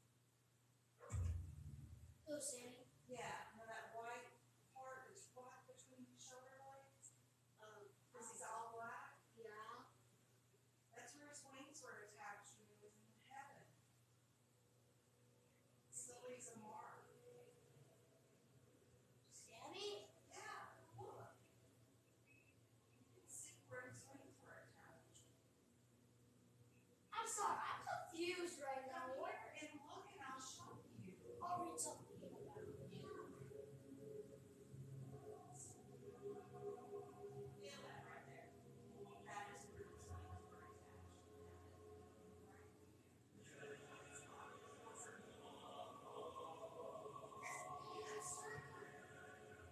What?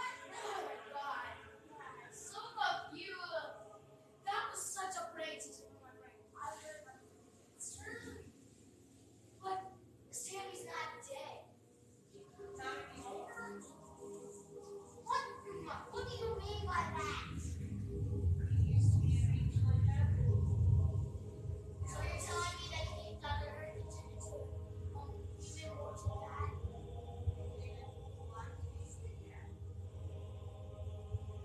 First of all, that's scientifically impossible.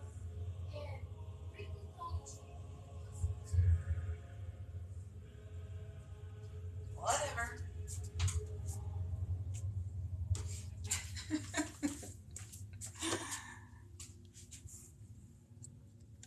Travis is so funny, you guys. Oh my gosh. My little entertainer. Okay. Where is this one? All right, what number am I on? I'm on 58575. I move all this stuff out of my ways so I can get closer to the book. Get y'all some one words that y'all are going to be looking for.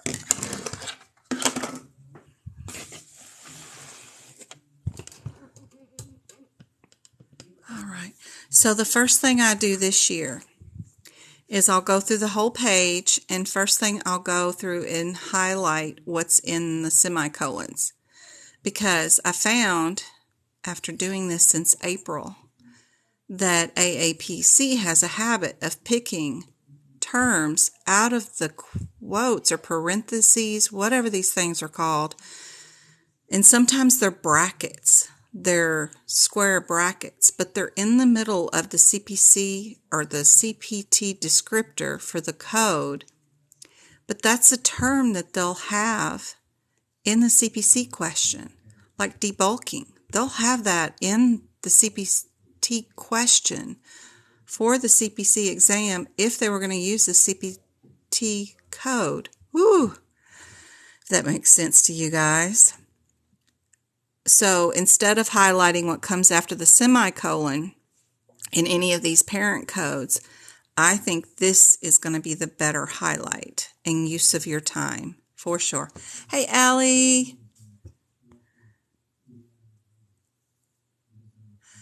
What? You're welcome, you're welcome, you're welcome. If you click the bell on her profile, it will notify you when she goes live here. Aw, that's cool. Plus, if you're on TikTok and I've announced it that I'm on live and you don't know how to find it, if you're following me, then great. What you do is once you get to TikTok, oops, I backed out of it. So I'm on TikTok now. Hit your following button up at the top because it keeps you at your For You. So if you go to following, it shows you all the bubbles of everybody you're following that's live right now. And then you just tap on me because you can see my fuzzy hair anywhere. So that's how you find me. If you know that I'm live, then just switch it to following and then everybody's up there.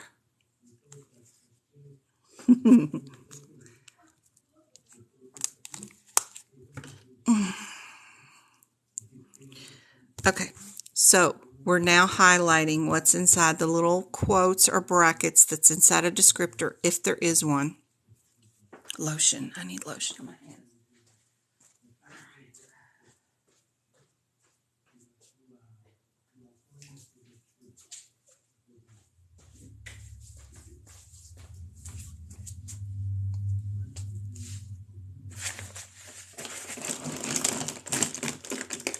Sorry, the pens make so much noise.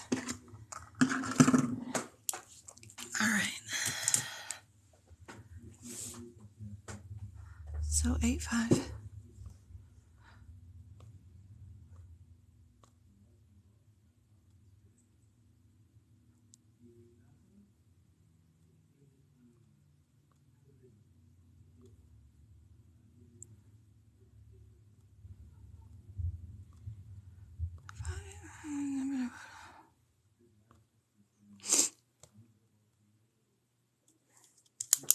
Okay, so we have right here the second thing I do throughout the entire CPT book is mark my do nots, of course, because AAPC will definitely let y'all have a question that will have this code with one of these do nots as a possible answer, and then the other answer will be this code by itself.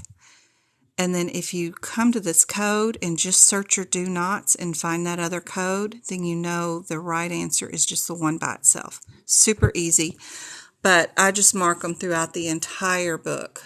Every single one gets a double star and underlined. Now, the other thing that gets a double star is when it tells me to use a modifier.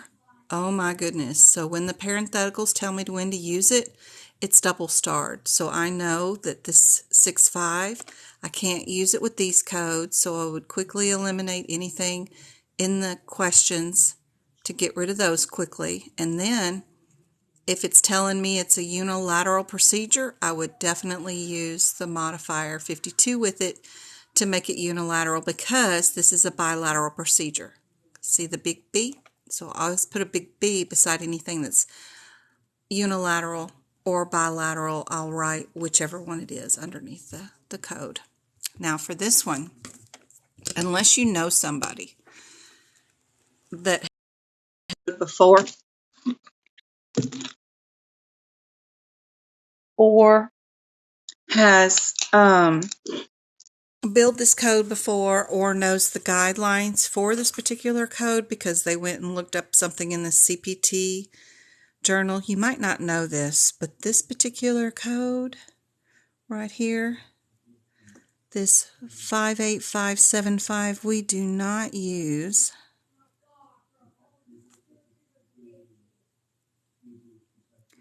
the modifier 50 with this one. We just can't. So I let y'all know in my notes which ones are like this, if it's noted or not noted. That's super helpful to know. Now, all right, we are doing, on this particular one, a total hysterectomy due to malignancy on this one. So we're going to write total histo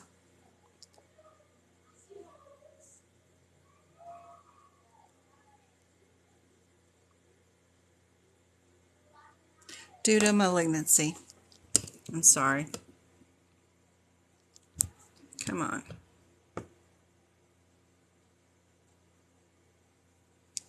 There we go.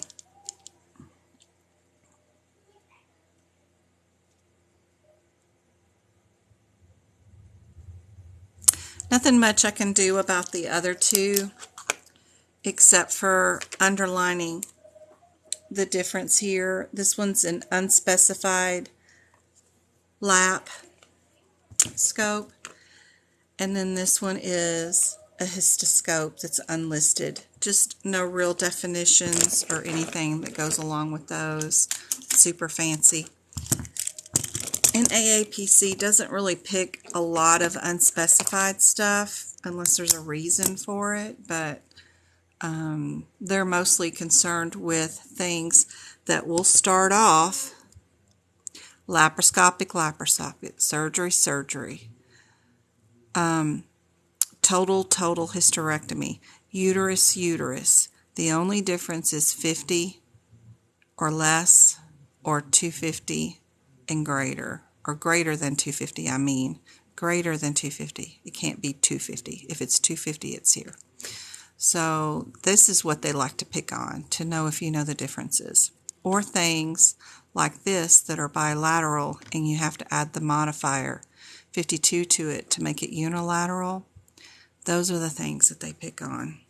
They don't really go for these things. They could care less. There's no guideline or something written in it. So let's see.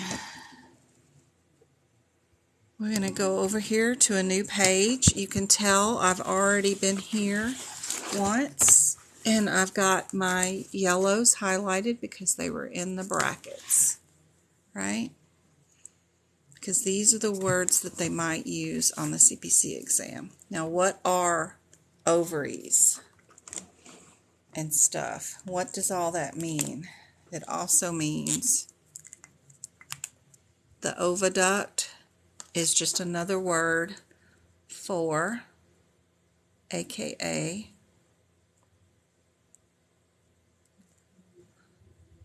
fallopian tubes. Y'all can still ask questions.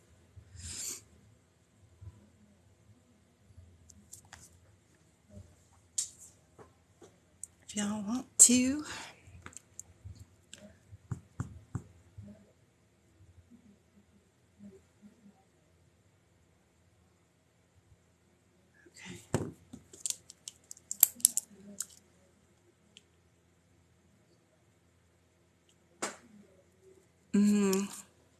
This 600, we cannot use no modifier. No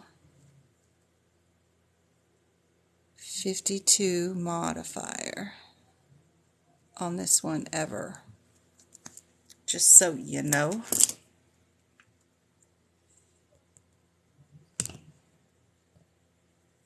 Everybody else left. Only 4 of you want to know anything about the one-word differences of the CPT codes? Oh my goodness. Okay. So this one is, these are sterilization codes.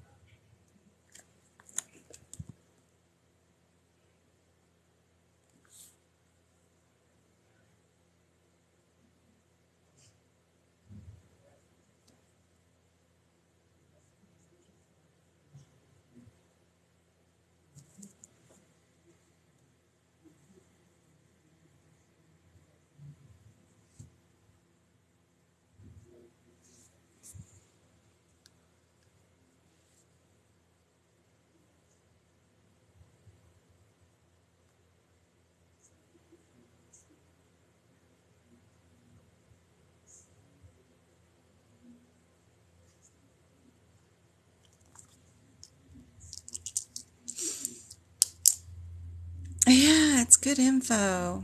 Yep. I'm in it to win. Good job, Red. And I know Allie is.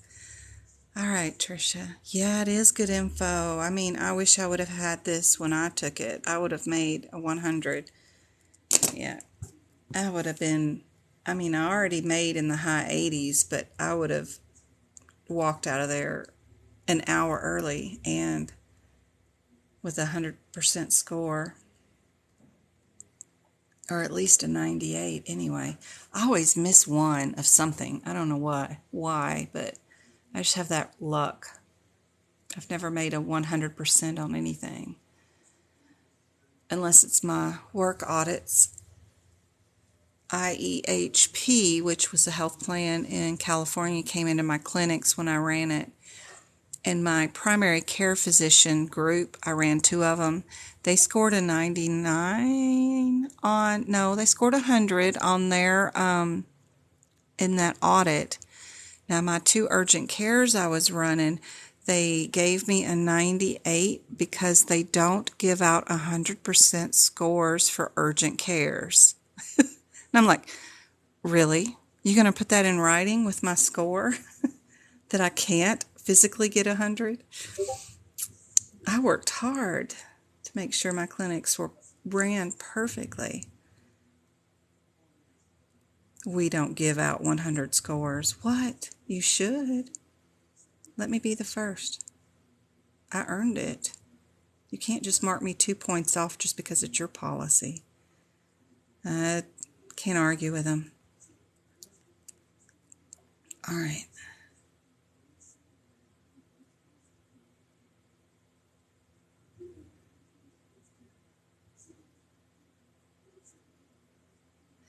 Okay, this is when they do a tubal during the postpartum period. So it can be a re-abdominal incision after a C-section, but it's during the, I gotta raise this up so I can get my pen in here. It's during the postpartum period. So you've already had your baby, you're in recovery or whatever, or during the 24 hours they keep you in the hospital or something. But then we go back in and tie your tubes. Postpart. And it's Tubal.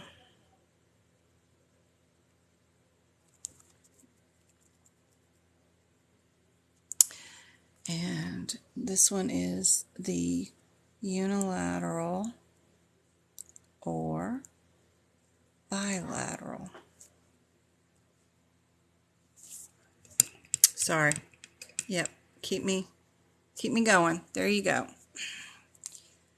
All right.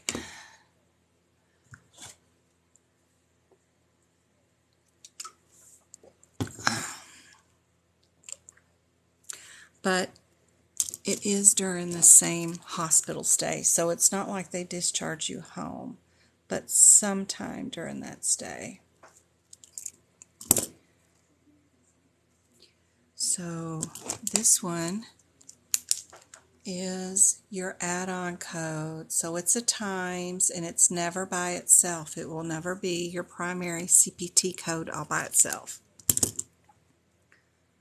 So we use it with delivery codes.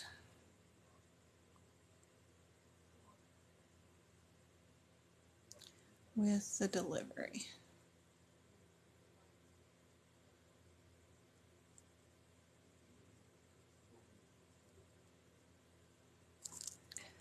And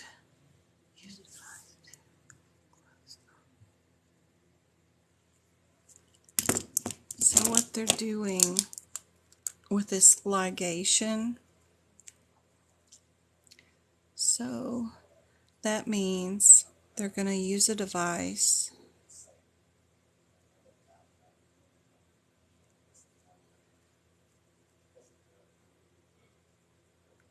plus if you don't watch this during the live, then you got to pay for the CP to see it later on my PDFs off Etsy. Unless you screenshot my entire lives and capture this page. So it's kind of cool, I think, to watch me do this. Close.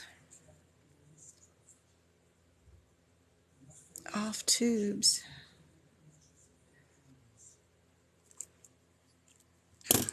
Alright. And then I need to mark my 4s for your information. Not really, I don't find very often these for your informations are on the CPC exam, but I mark them just in case. I never know. There's an out of sequence. Where is our 5? What is that? 586, 52, 20 to 542. So we're gonna be where?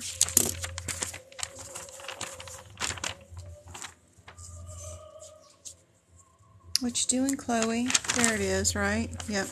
So it's on page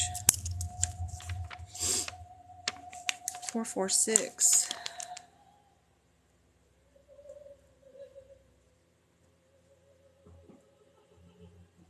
Column 1.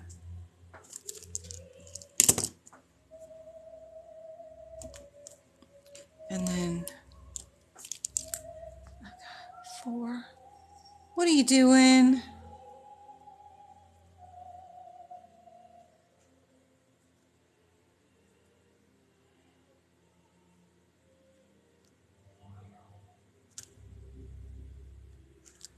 Okay, what is this?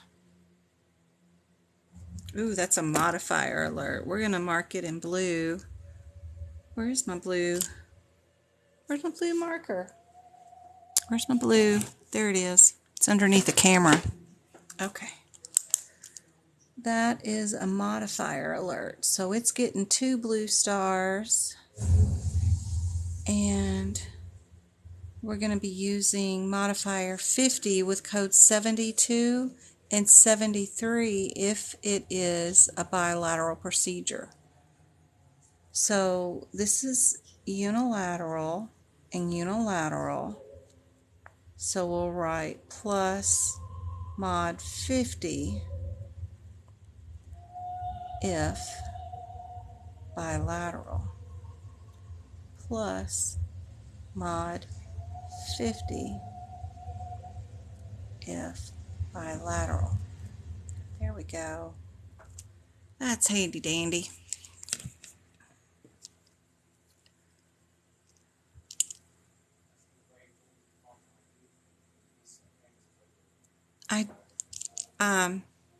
In my head, yes. Reds are do nots, and for my missing codes, just because the ink is in red. I do red here. And then my do nots are in red. If it's not to use a modifier or it's marking the do not list underneath, they're all starred in the red. Blue stars are for my modifier alerts, when to use them. I love that. And blue. If a procedure is a closed procedure, I circle the word closed and I do an orange. If it's an open procedure, I circle the word open in green. Green is also for your information stars or parenthetical notes, just for your information. That's about it, I think, guys. The rest of it is I just separate colors or do different colors to note different wording for different codes, just so I know this writing all goes with this code, this writing goes with all that code. And then I have blue highlights for modifiers, things, reds for do nots, but I only do the different colors per code just so that they show up. Do we use 50 with modifier 52 and 72? If it's a bilateral procedure. If they're only doing unilateral, you keep it this way all by itself because it's perfect the way it is. Oh, your question is for 71 and 72. Let's see. Did I write it on the wrong ones? No, it's 70. Let's see. 71 doesn't seem to be included in that, but let me check. I haven't gotten down to that code yet. I was just doing the parentheticals that I see.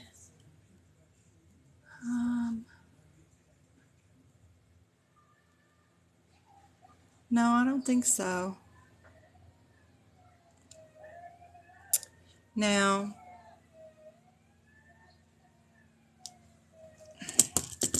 '61 down here, I'm not there yet. We're going to use a modifier 50 on this one if it's bilateral because it's a unilateral procedure, but I'm not there yet. I'll get there. But so far it's just these two because it noted in the parenthetical, but they don't have a parenthetical to note it on 61 for some reason, but I just know that from my previous year notes and looking it up in the CPT changes for 2020. But I'll get there and write it in just a second. Let's see, 15. I don't have anything for 15. So on this one, they're going to use a ring or a band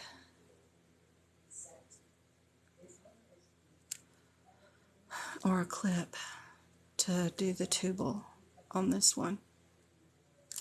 That's all. Now, these scopes are all through the abdominal wall.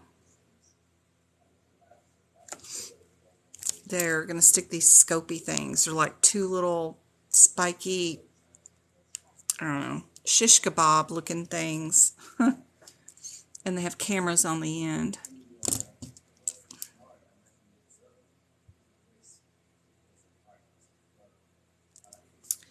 Alright, so this one is an LYSIS, and what's going on in this procedure is they are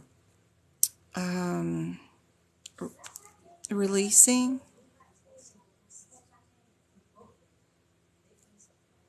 or cutting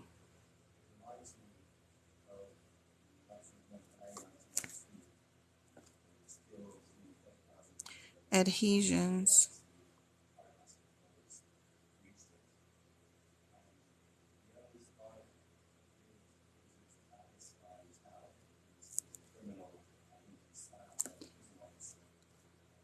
From around the ovaries.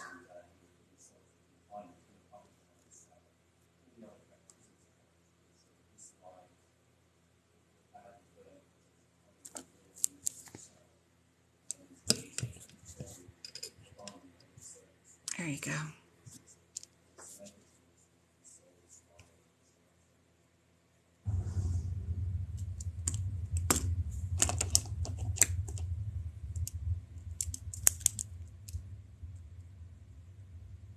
Now, 61 is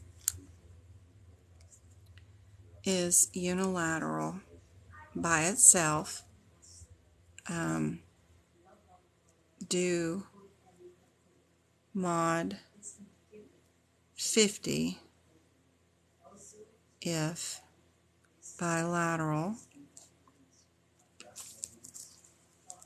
Okay. And then what they're doing in this procedure is, yeah, we're going to use the high frequency. Remove indirect risk areas. Yep.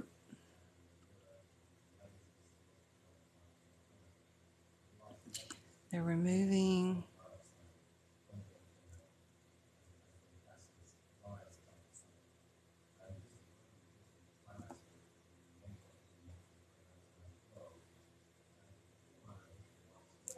it's just a removal, and if done bilateral, and we're not to use it with, it doesn't have a thing, does it?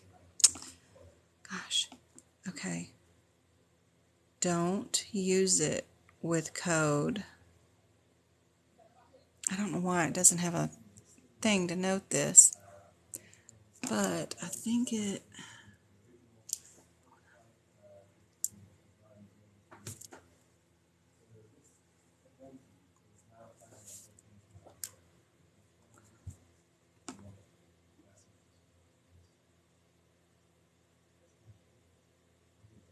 yeah, don't use it with that CPT code.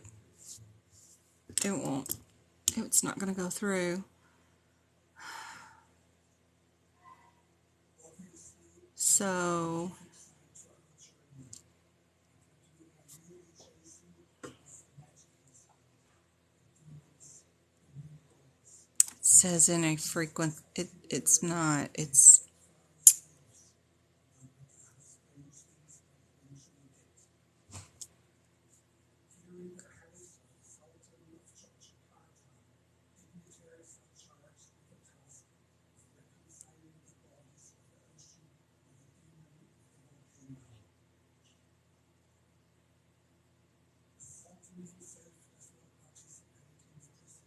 okay, this seems like it's doing an excision of the ovary, but it doesn't. What's happening is they're using high frequency current electricity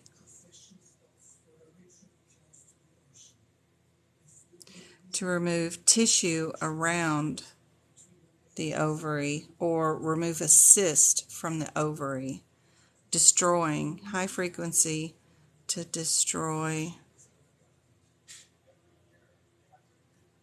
cyst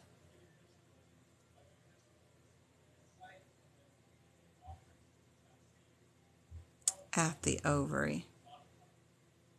But the ovary is left there. It's okay.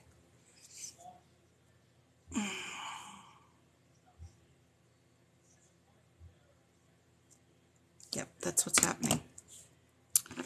70 pair of tubes.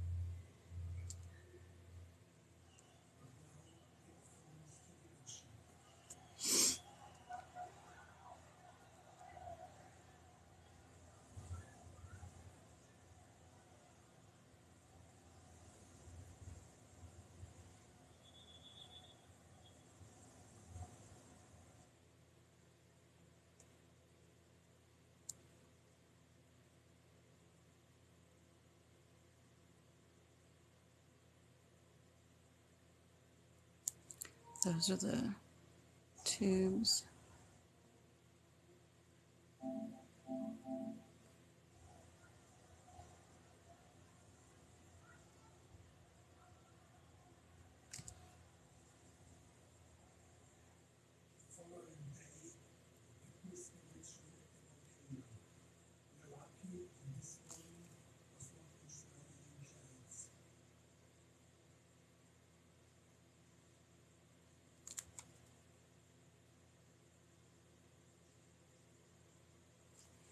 To the uterus.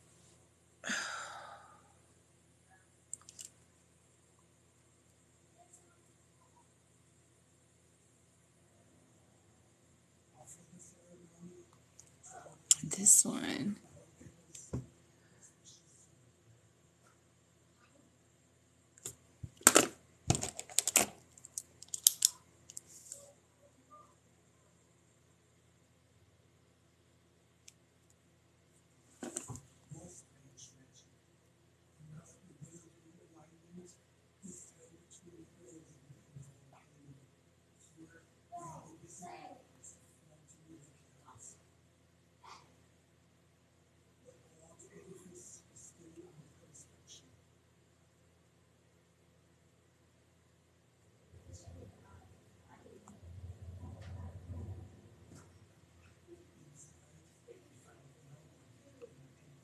This is due to a blockage.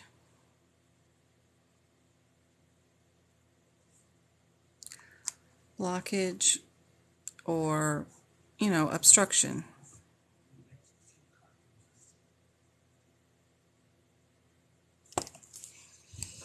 Due to obstruction. Yep. Back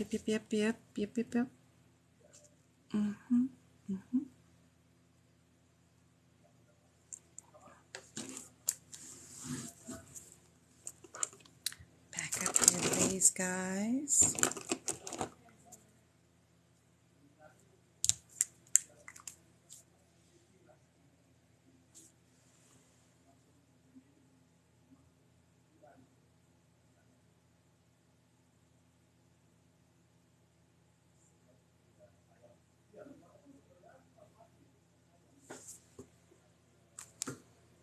What this one does is removes adhesion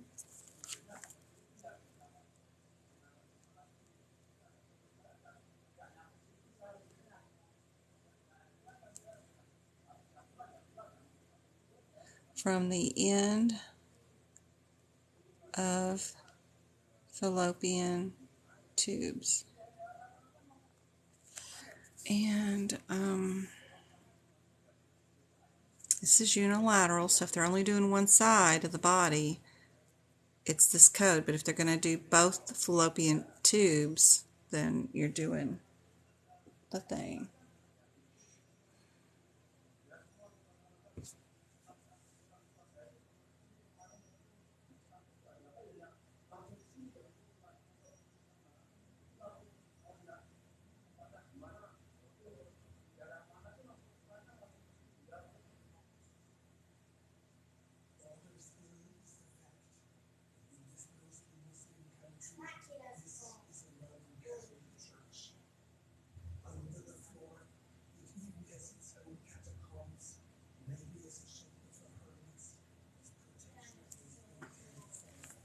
So our spleen, what this does is creates a new opening in the fallopian tubes.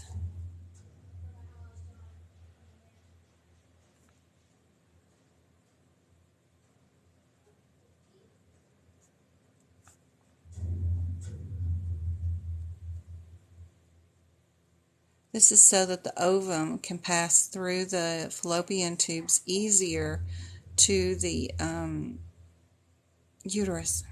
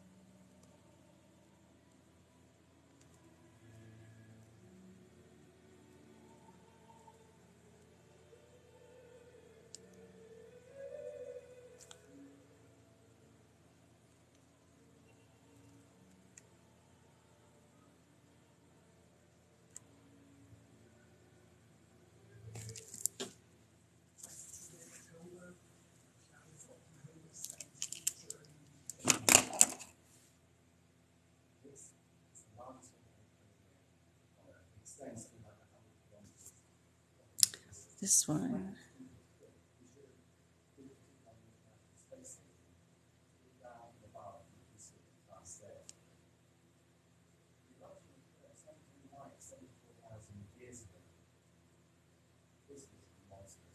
All are part of the ovary. You're very welcome. Did I write the wrong number? 446? Oh. It's 446 on mine, I thought. Or did I write the wrong thing? Probably. No. Let's see. 586. 58674. 58674. 446. I'm at 446. But, you know, I'm in the 2022 book, so could be different pages. But I think that's the right code and where it's at.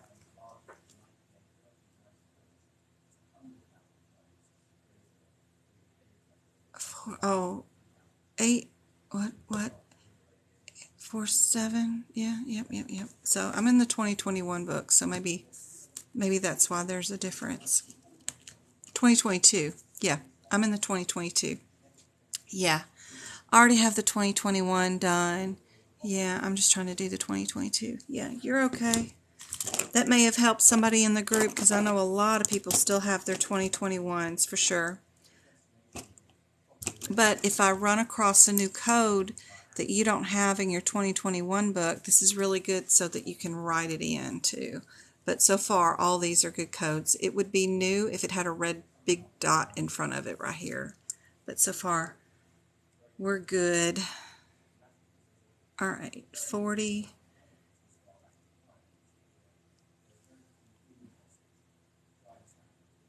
Yep. So what this one does,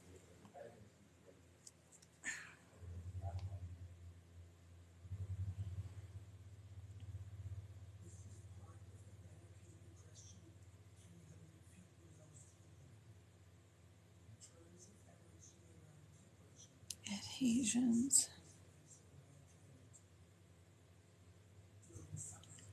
around tubes, and or ovaries is what this one does. All right.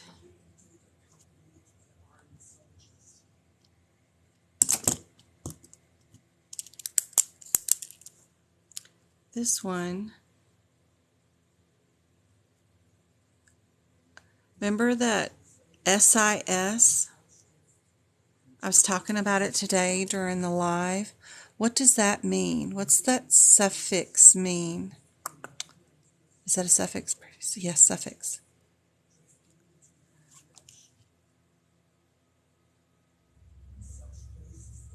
Yeah, this is right if you're in the 2022 book, Mom.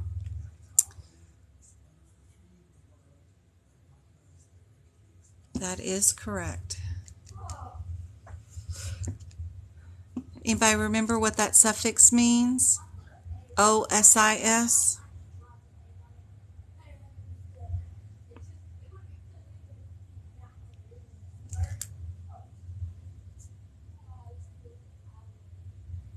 Very good. Nehan, or all I think of is Negan. You know, I'm thinking of the zombie show. See your name. I don't know why. I'm tired. Suture, a portion of those fallopian tubes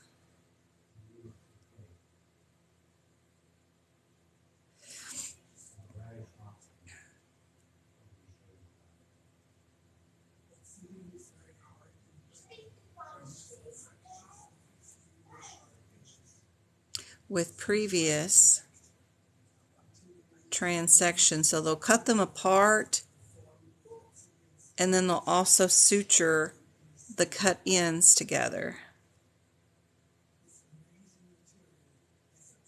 is what that means.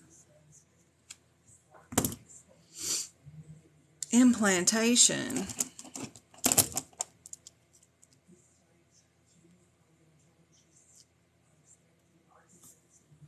That's very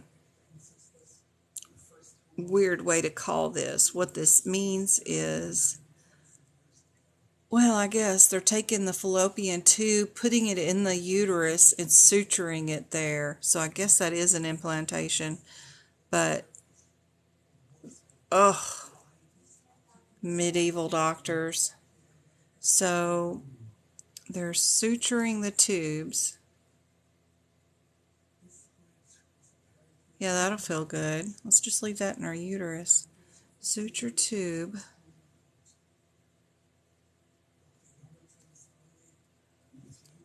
Into part of uterus. I mean, what if you still have your periods and everything? Yeah, you got your tubes tied, but now you've got part of your fallopian tubes in the lining of your uterus. How good are those periods going to be? Who would have thought to do this? Okay, medically, I mean, like, really? Because you got to shed and build up the lining of your uterus every month, right? And that shedding already has enough issues doing it monthly, every 28 days, and do it properly for us. It's always different. Every month is different for periods. 1 month it's heavy, 1 month it's light. So your lining builds in stages, you know, some months are light, some months. But if you got a blockage in some foreign body, and I know it's your own body, but it's sewed into your freaking uterus, how is that going to work without creating abnormal cells? Here I am auditing the dang doctors. Okay, I'm going to stop. Brain needs to stop. I don't know how they think of these things. Oh, this is a good idea. Let's just cut it off and sew it to another body part.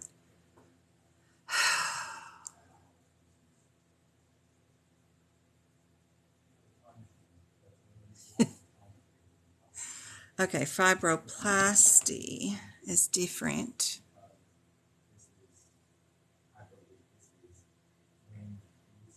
Hey, CR.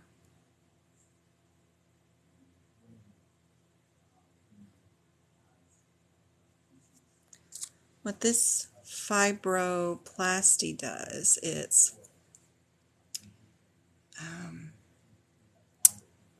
how do I say that? Yeah, they just lasso your ovum as it's in your fallopian tube. They lasso that sucker, and then they move it through your fallopian tubes and move it to your uterus for implantation for you. That's what this one is.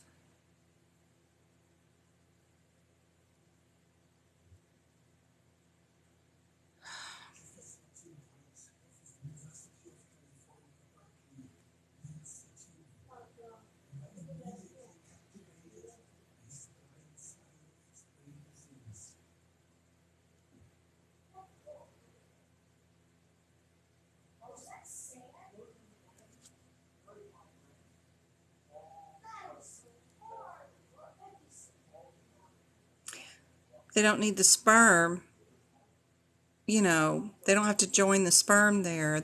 It'll know what to do, but sometimes the tubes don't release the ovum like they're supposed to, so they just go in there and kind of fillet on them. You have these little brushes that are supposed to brush them, through the fallopian tubes and have the ovum attach and get into your uterus. Sometimes that stuff doesn't work, so they just go into the fallopian tubes, kind of catch your ovum that's stuck there and bring it down into the uterus and let her be, and then you can get pregnant while it's there. So hopefully they didn't damage it and stuff, but they can pretend to sweep it down in there for you. Oh gosh. Come on, camera. Be nice. They just arrived. Yay. You got some work to do now. You got some work to do now. Go through your entire book on the CPT. Be sure and put all the page numbers beside the ones that are out of sequence. I even put the column numbers, but you don't have to do that. Then go through each CPT code, find any brackets or quote parentheses, highlight what's there, mark all your do nots, mark all your do's, mark all your unilaterals and bilaterals underneath the CPT codes. For sure. All right, I got one more for this one. And this one is spling. Yep, we're going to make a new opening. Remember, every time you see that SALP, you're making a new opening. And I did that up here somewhere. We've already done one. So creates a new opening. That one way up there. The 73 and the 70.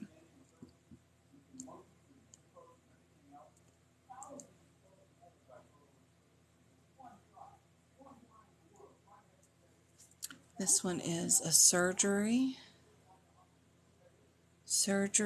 to reopen. I don't know if that color is good enough, but reopen.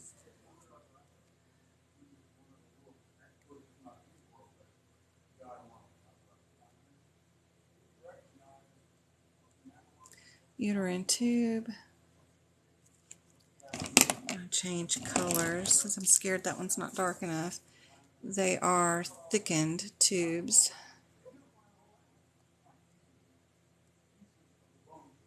That's what's going on.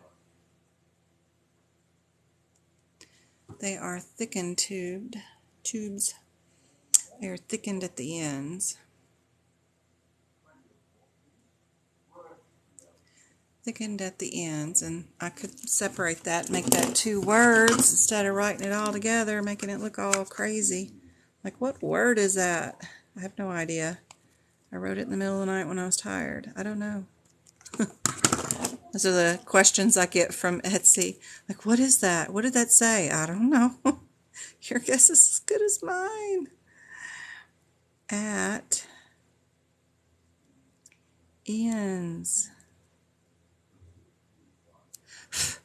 Still looks funky, but oh my god. At ends due to adhesions.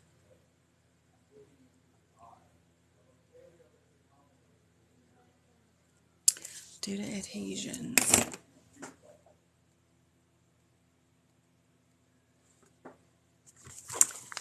Alright.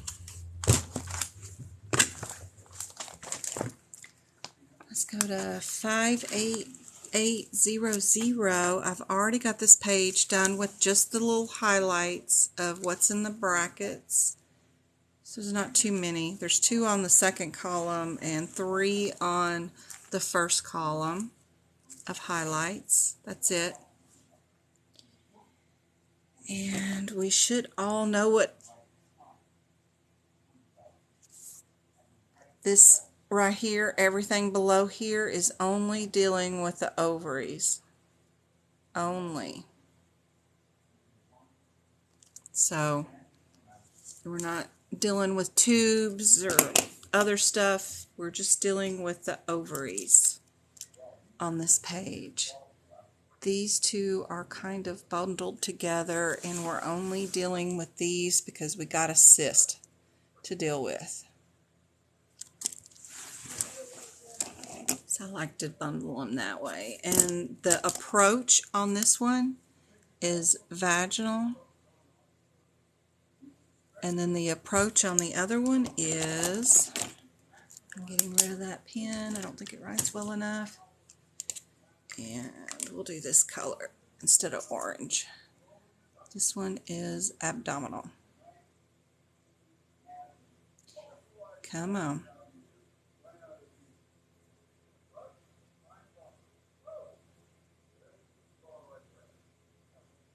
Abdominal approach. Now the next one, little two right here, are only due for abscesses. And then same thing. One is vag, and then the other one is abdominal. Not too bad. Then we've got a for-your information one, and then our 25.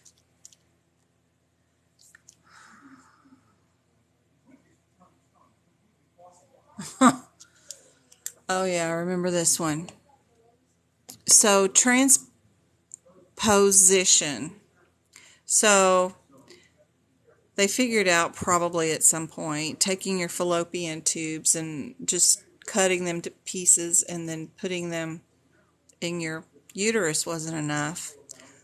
Let's just take your ovary.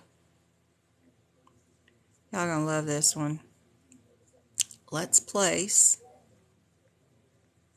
ovary behind the uterus,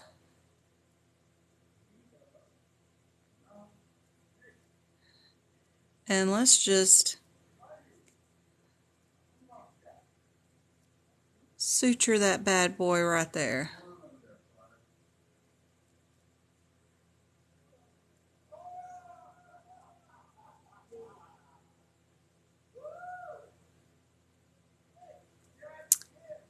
Via abdominal incision. And that is what's going on in that CPT code. This one is a biopsy.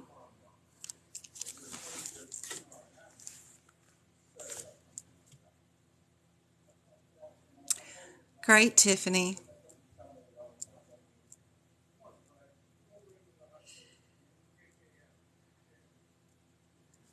Yep, you got some stuff to do, Miss Maria. You got a whole book worth of stuff to do, but so much fun. Be sure and get your colors going. I use my blues stars for when it tells me to do a code with another code or a modifier on a code. I use my red stars for do nots. I circle any word anytime I ever see it and it says it's a closed procedure. I use orange and I circle the word closed in orange. If it says it's an open procedure, I use green. Green for go. Open that body up and let's cut some stuff out. So I circle the word open in green throughout the entire book. Even anesthesia has open and closed procedures. I make my red do nots. My green stars are for your information for parenthetical notes. And then I just do a different code, each CPT code, when I'm writing my one-word differences between the codes so that I break it up so that it just lights up easier, for sure. All right. Now we've got a wedge.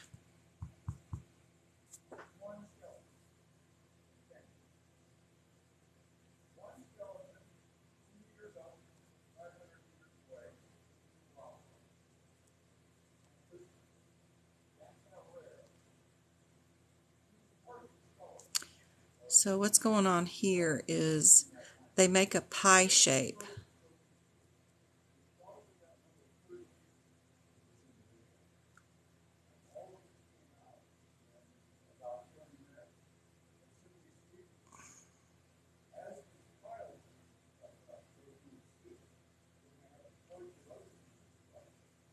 Or what they call a bisection.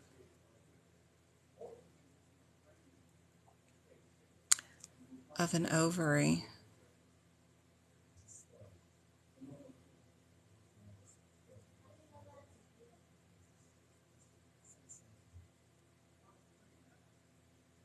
You can do your colors however you want to do them. I'm just telling you what I do. But it's your book. You do whatever kind of color scheme you want. One or both. This is for treatment of cyst.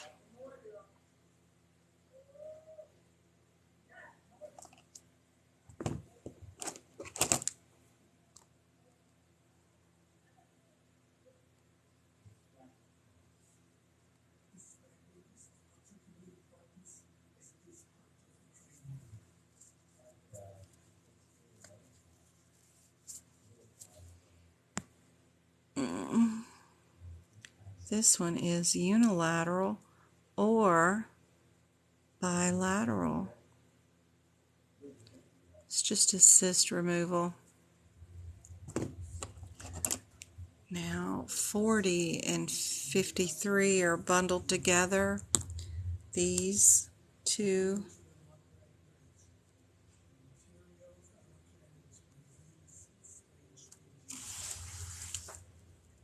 is for removals. Removals.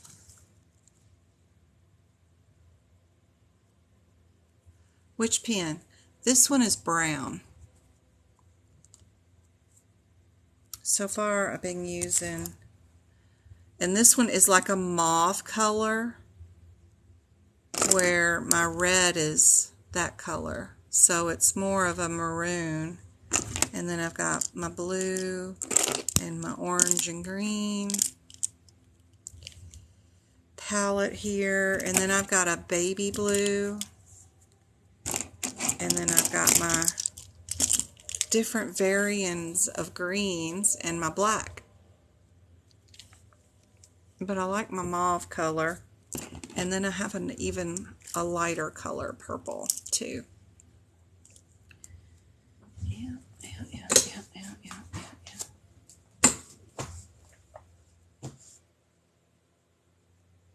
Yeah.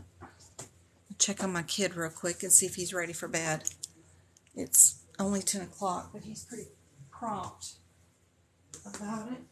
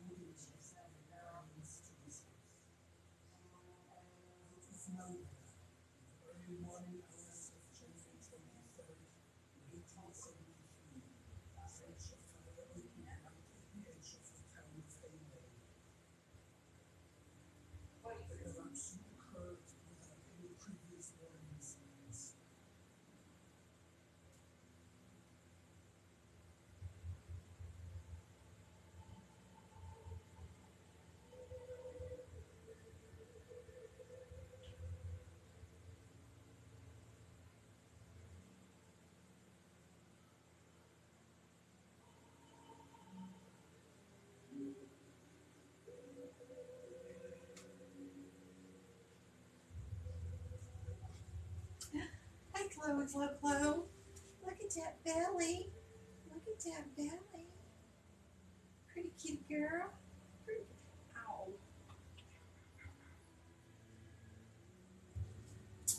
Yep, you pet that cat more than 2 strokes, then they're going to bite you. Bite you.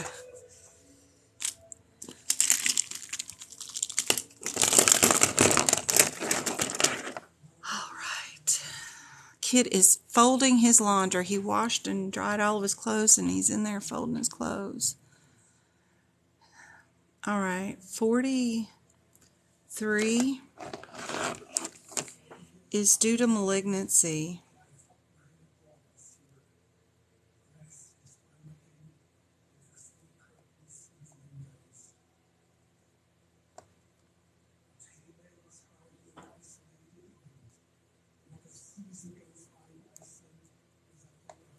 Malignancy, and that one above,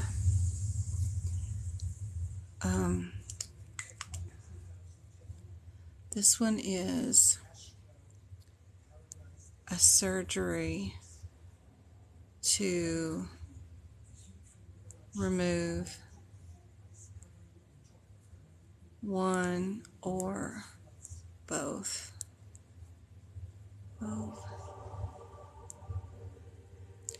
Ovaries.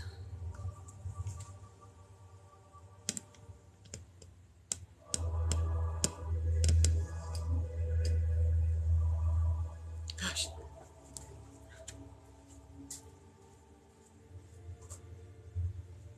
Whew.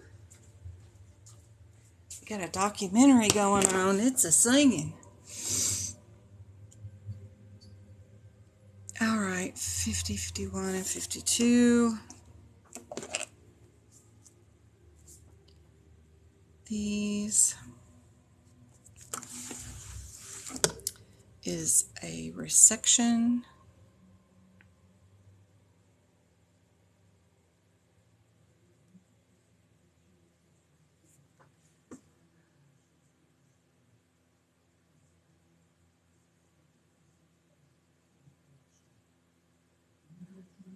Misopheles.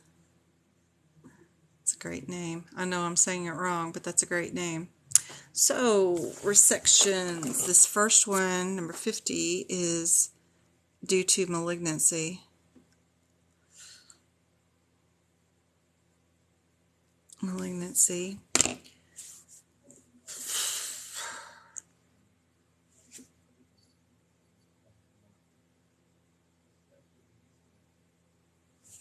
Do I have a do not here? I don't have a do not. That's weird. Okay. So for 51,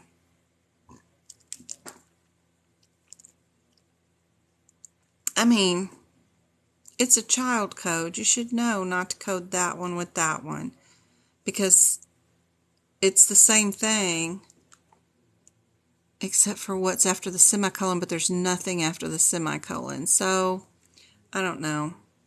Don't code this one with, well, yeah, we know that. Let me write down, this will be a different one, 58150. We can't use it with that one, not the 950, but the 150. So, yeah, that is different. Okay.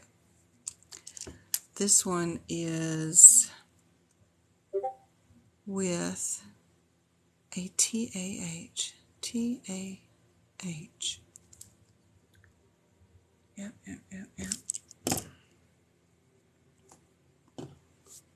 SCAH.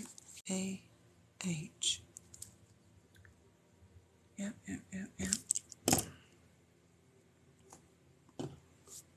SC.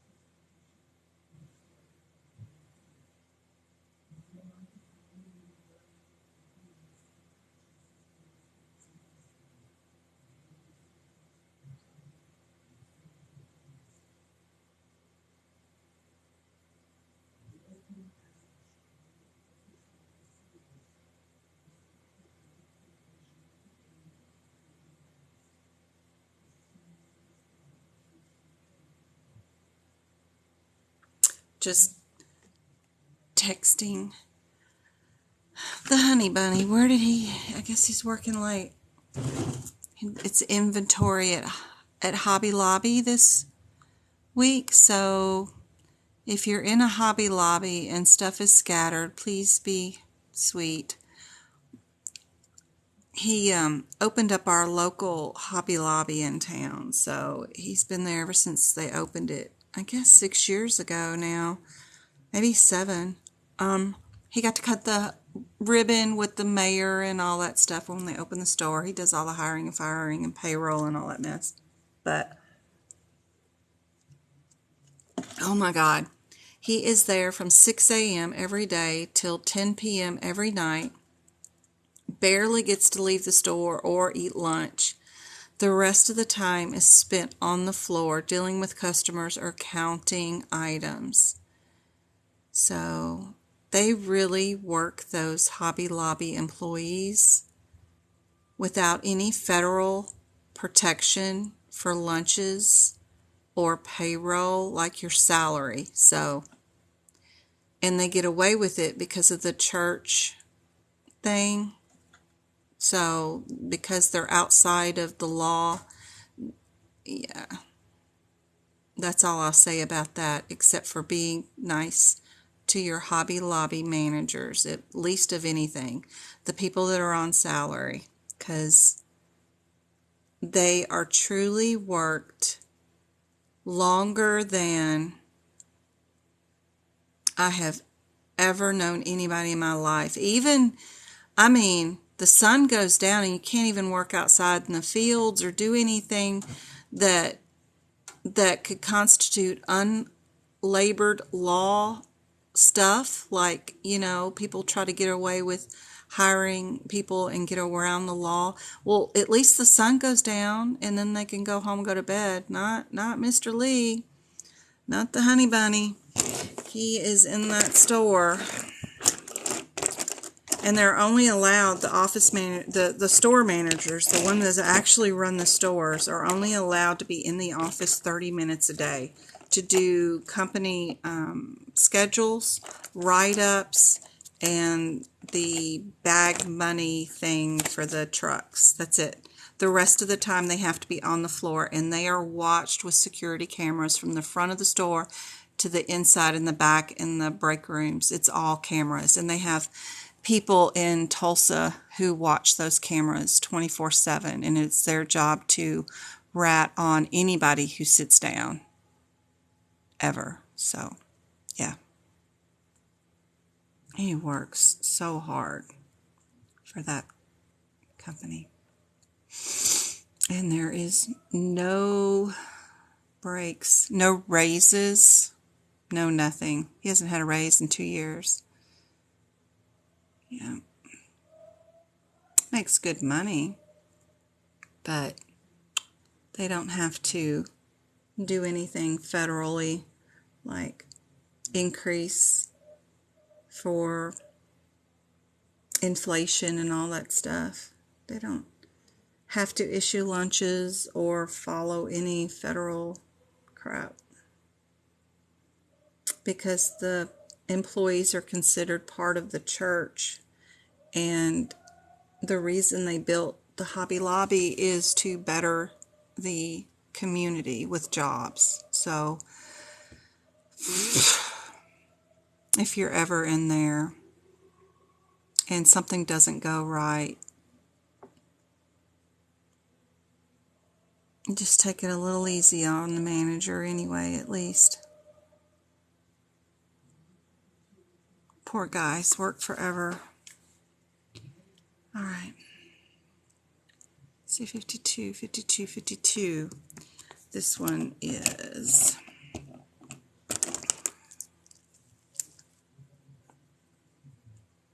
I have to quit talking on the internet about it. I had a news person contact me one time. Would you go off camera and say something? No, because you'll say something about where I live, and then they'll figure out who I'm talking about, and Honey Bunny will be fired.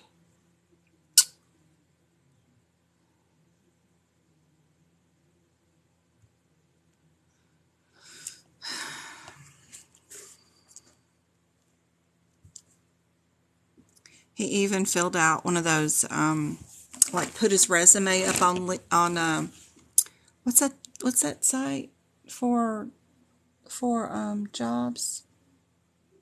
I can't even remember. My brain is dead right now. Indeed.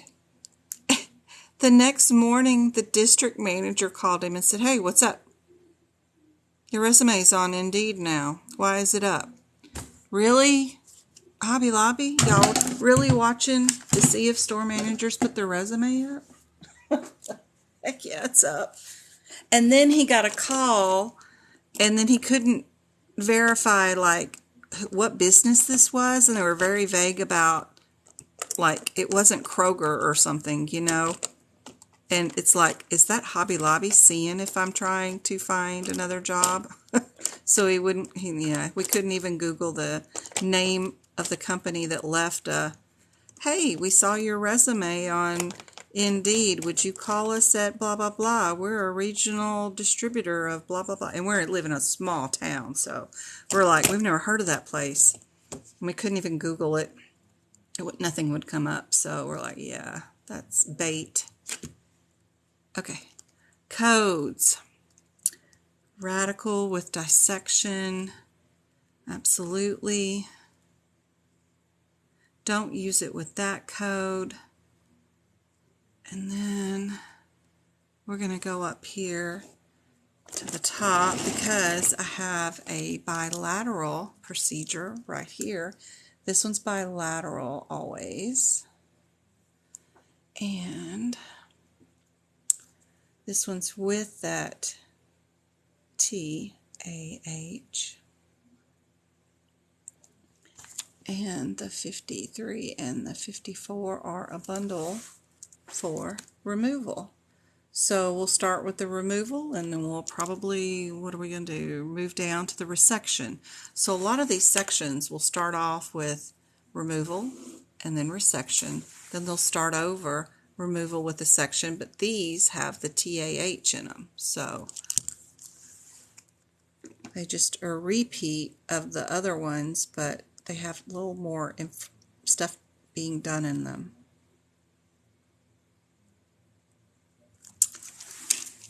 Yeah, Indeed was what I was talking about. Yep, that man works. Yep. Yep, it's bad. It's bad, bad, bad.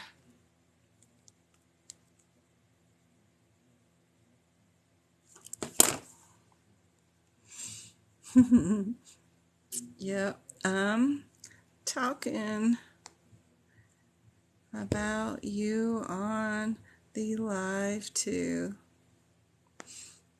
You work so much.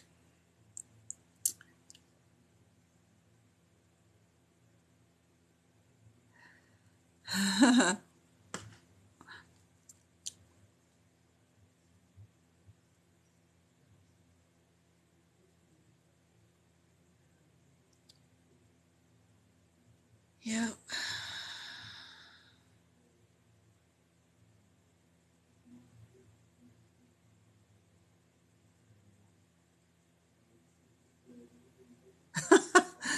One of my friends in New York, she likes firemen. So anytime she sees a fireman, she's out there taking pictures of the truck and trying to meet firemen.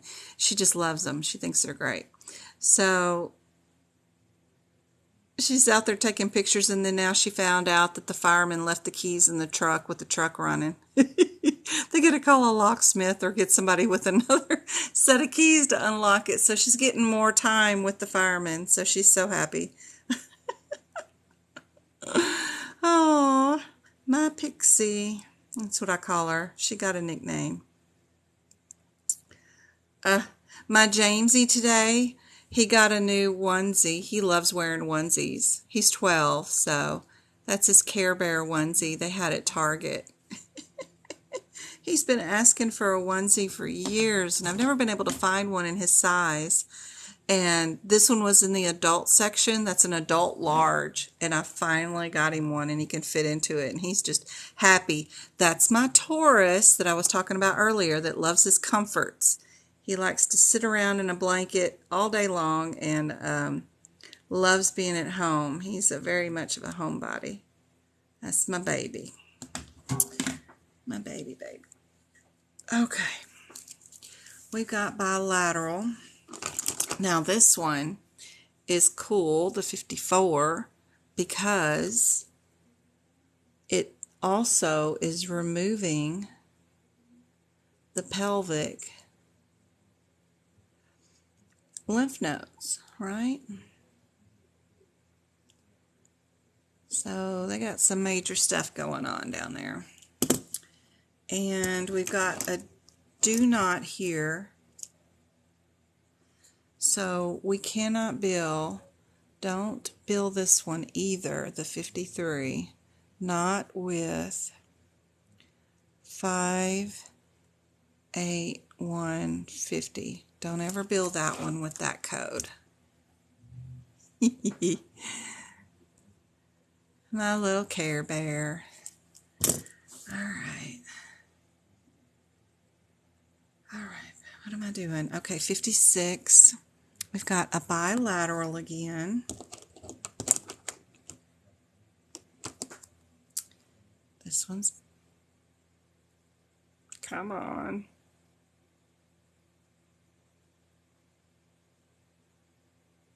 If they ever get dry, just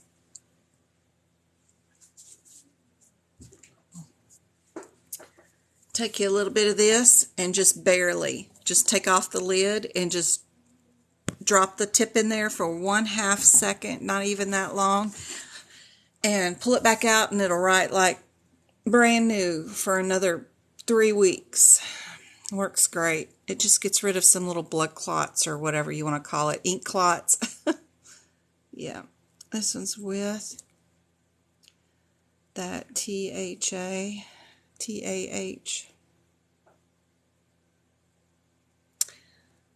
And this one's for a malignancy.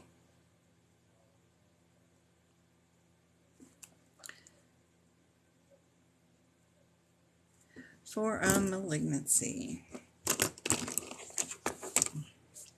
And it has a list of do nots, a whole list. So don't forget to double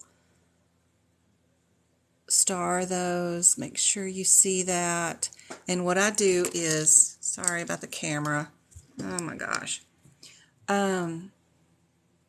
What I do is when I have a list of CPT codes on my question, I look at the last 2 numbers. So if I'm at 56 and they want to add the 55 with it, then I just go through this list looking for 55 as the last 2 digits, and that's it.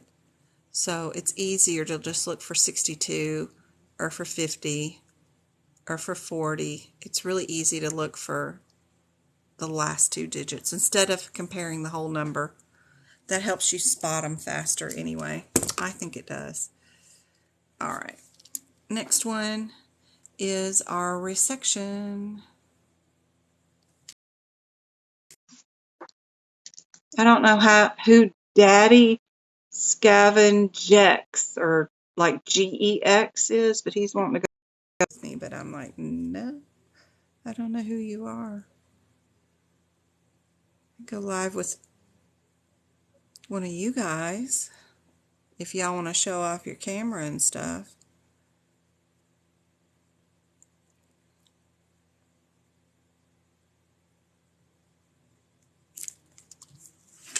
I don't know. I get those requests all the time to go live with other people. I did it one time because I didn't know what it was, and I thought it was one of the people that I was mentoring, but it ended up being some dude, and he was like, hey.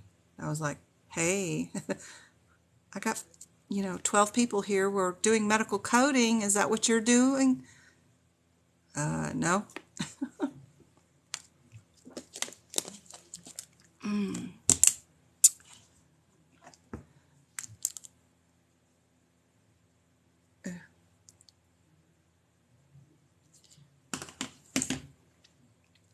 Okay. This one is because of reoccurrent cancer. recurrent cancer. I don't know why I say it wrong every time.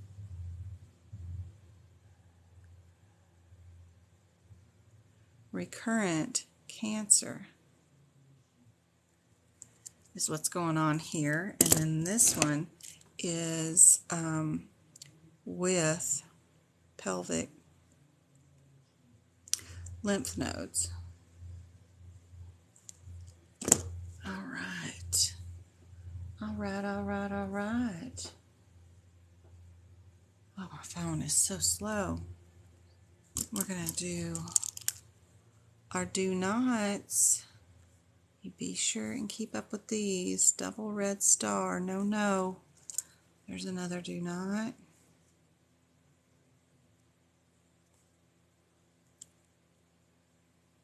And then we've got some 4s, your information, and a 4. This one's 60.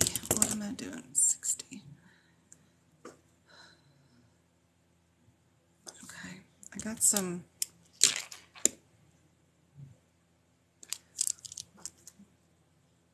be sure and do not use that code with any of these. I want to make sure because it's way low. Now, this is staging.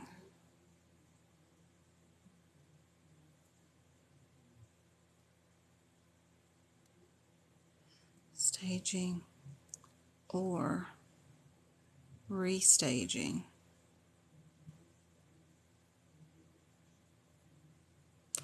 Restaging.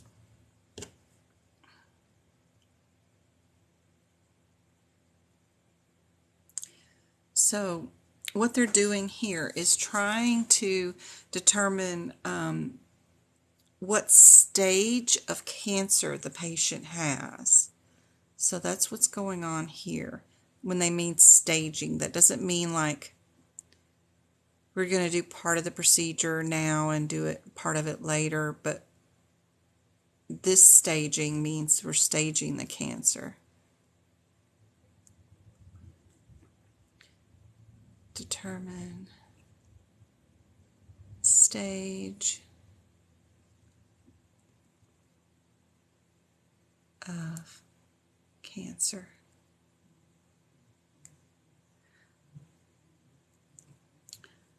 By biopsy.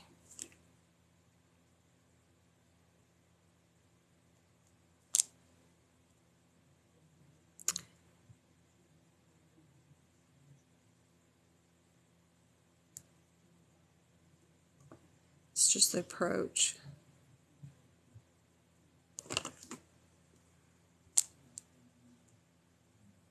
Y'all be sure and let me know if you have any questions. If it's not clear.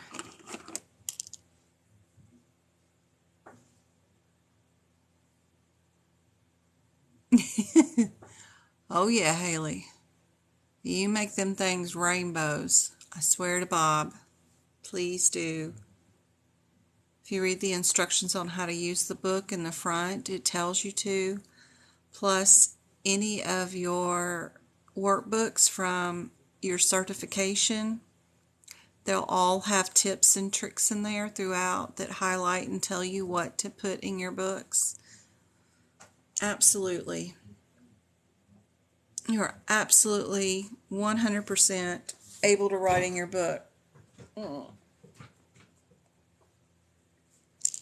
I have mentored hundreds of people, even people that took their exam in person Saturday, and they had rainbows and this and that and more that I even wrote in their books were shown to their proctors that were giving out the exam, and they have no issue with anything I'm asking you to write in your book. Absolutely not. You are 100% safe in writing everything I have in front of you. So a follicle puncture, what we're going to be doing is making a hole in the ovary however many times we need to to retrieve ovum, your eggs, and then fertilize them with a needle in the vaginal wall. So injecting the sperm in them while they're in there. All of it done inside. They're getting, instead of bringing it out and putting it in the petri dish and freezing them and all that other stuff that you normally hear. So this is to make a hole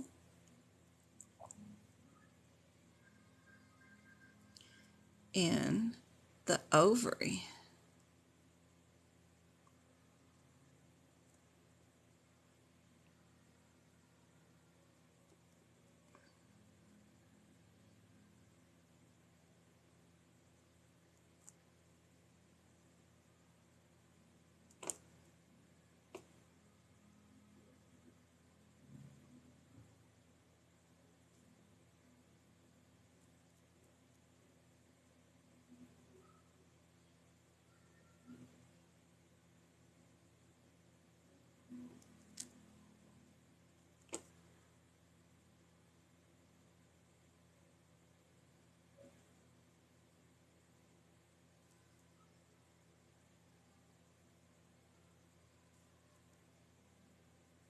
Then fertilize it via,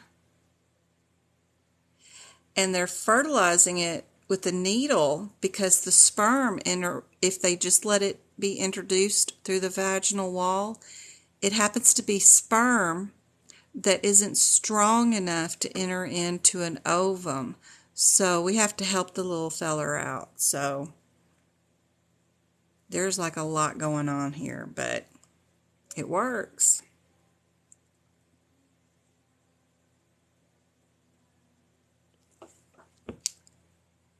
Can't see the bottom. Sorry, guys. Keep me going. There you go. I'm on page 449 on the 2022 book of the CPT book.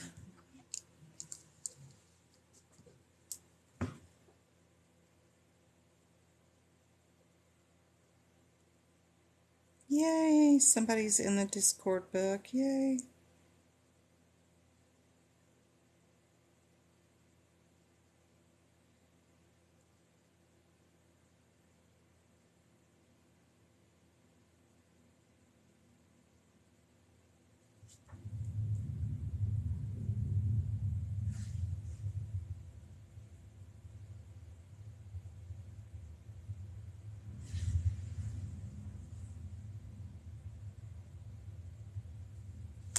Trying to get my phone to download some pictures.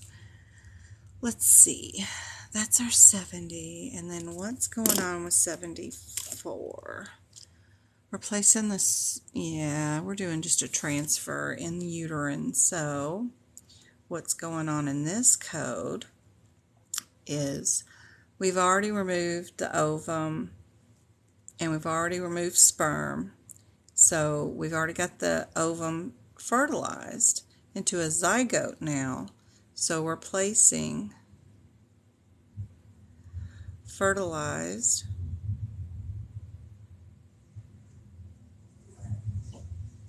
eggs, which is now called a zygote. I think it's OOZ something, but it's pronounced weird. Into uterus.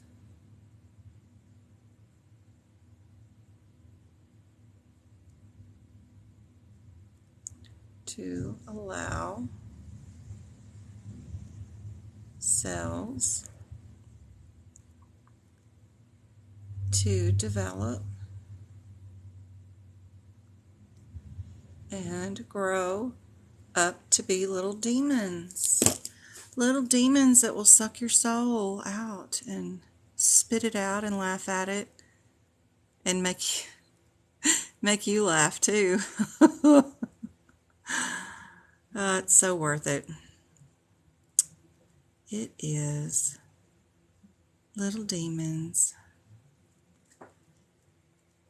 Little demons.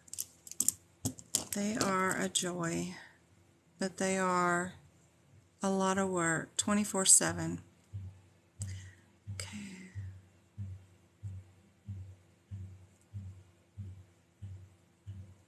Gamete. There's the zygote. Yeah, that's the word I was liking. Can you read it again? Place fertilized egg into the uterus to allow cells to develop and grow. And this one is transfer.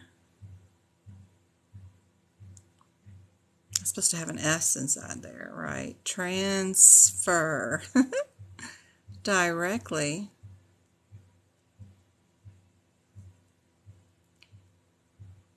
into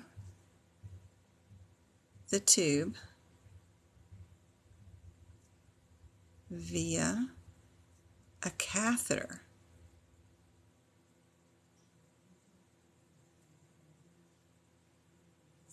So it's the fallopian tube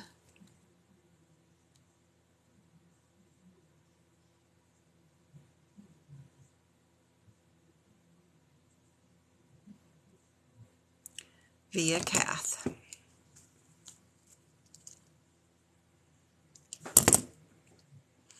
How many more pages do we have till I'm done? 4.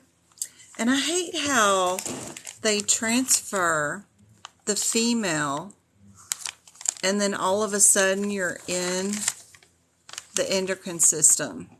Like, the endocrine system is just the same color, and they only have 2 pages of endocrine, but you're in endocrine. I wish it was by itself instead of part of the female system, because we end up doing all the male stuff again. Oh.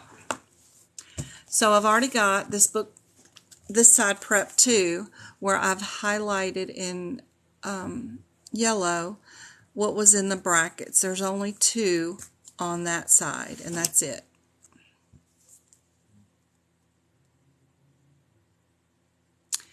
So these are going to be your guidelines for delivery and birth.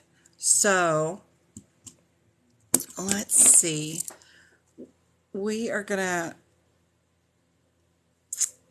I'm going to separate out your guidelines so that you know which one is for which. So number 1 is going to be vag. And then let's do a different color. 2 will be VAG. Let me go on and write vaginal. And then 2 is going to be your C-section. You'll see what I'm doing here in a minute. And then will be, what color am I going to do it? We'll do it in our happy maroon color. 3, come on, is our VBAC. So V, B, A, C. And if you don't know what that means, we can write a definition up here. Come on, camera. V, B, A, C equals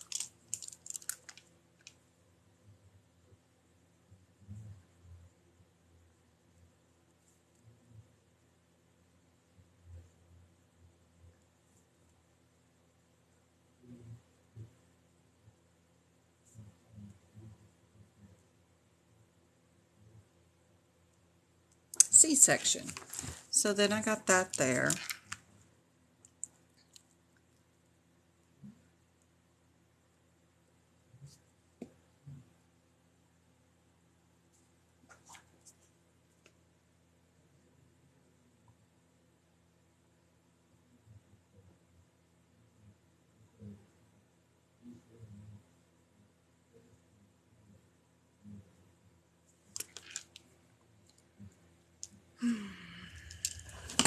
those there. And so this first section right here, all this is dealing with is the pregnancy confirmation.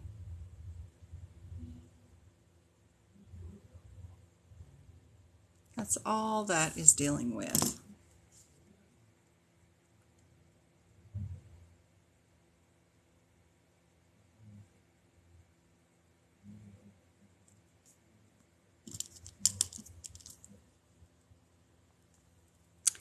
This one is telling you how to code all of your antepartum, and that definition follows that word right there. The whole definition is that very first sentence all the way to delivery. It's a big definition of what antepartum means, but you can read it right there. My throat is dying. I've done a lot today.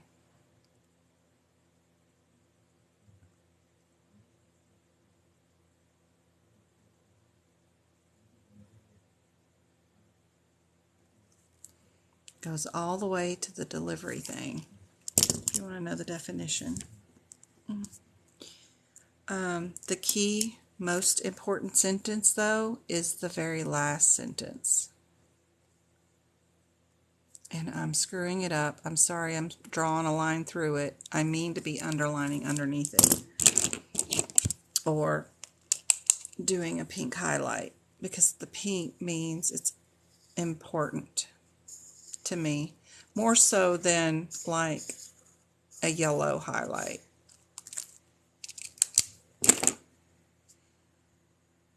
That's what it means to me, anyway.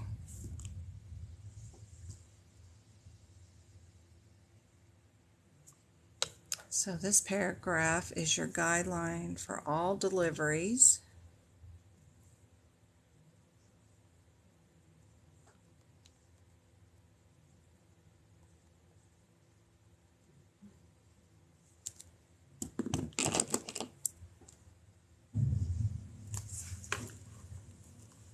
That whole paragraph is all that. This little bitty paragraph is for your postpartum.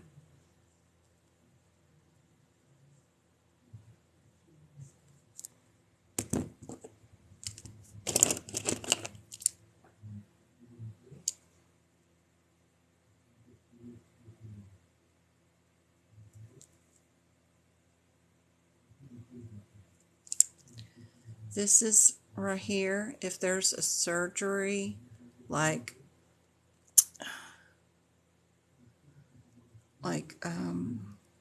complication. There we go. Surgery, complication. That's your guideline for surgery Don't tab nothing. No. Well, it's allowed. You can tab your book all you want if you use the tabs that came with the book. But I do not recommend tabbing your book. They're just going to get in the way. You're not going to be indexing. You're not going to be looking up anything. There's only 5 questions, if that, in the whole entire CPC exam. You're wasting your time going through that book and tabbing it. If you do have an ICD-10 question where you need to look up the differences between the codes, you already have the answer in front of you. You're running to the back of the book to the code, like E11 or E10.9. That's all you're doing is running to those codes.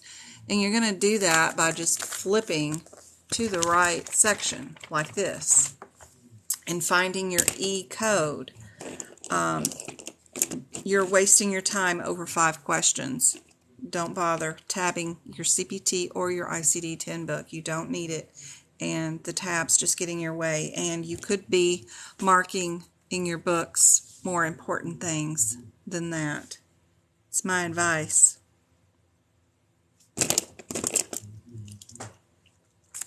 So this is accept delivery.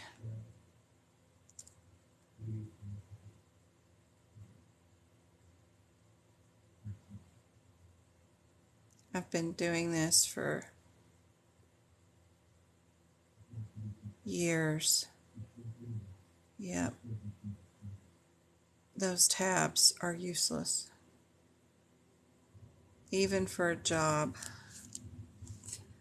So don't bother. One little bit. One little bit. Let's mark our 4s. For your information. Here's another for your information. 2 more down at the very, very bottom. And our first 2 codes are going to be bracketed for the amniocentesis.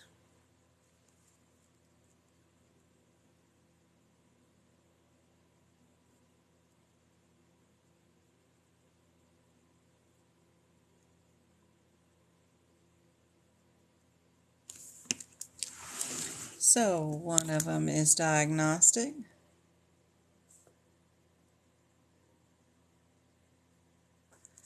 And then the other one is with ultrasound guidance. One of them's just poke a hole, make sure you don't hit the baby. And the other one's, oh, we're really going to make sure we don't hit the baby. Alright, so amniocentesis, just in case you don't know what that means, is we are sticking a needle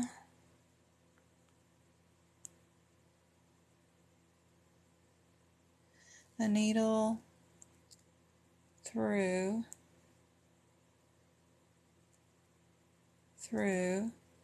abdominal wall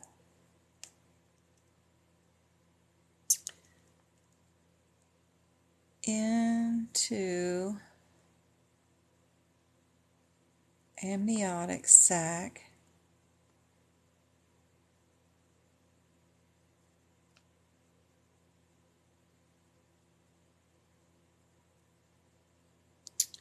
to withdraw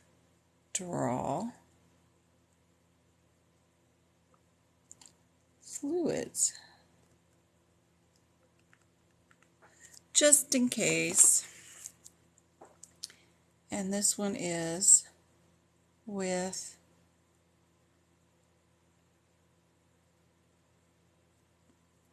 excess fluid, most likely. Like if they really want to draw out a lot more because the baby is just over inundated with a bunch of fluid, they'll use ultrasound guidance to get it from multiple areas, and you sometimes might end up with a couple of punctures.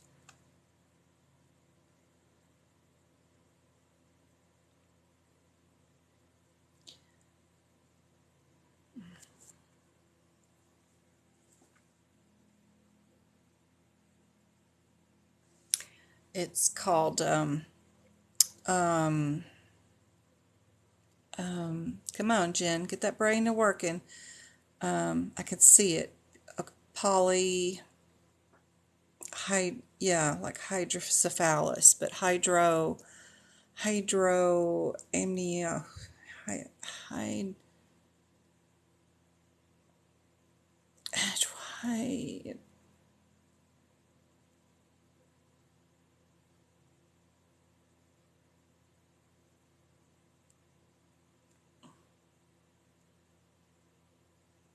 I think that's how you spell the proper term for it, but it's AKA. It means that sometimes you can have too much amniotic fluid. Remove blood from the clothes using a needle. Diagnose blood conditions and infections. Okay. So this procedure on 12 removes blood from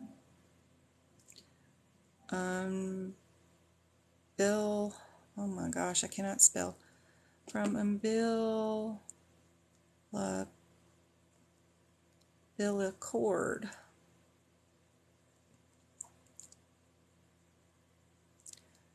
cord using a needle to diagnose blood conditions in the baby before it's born,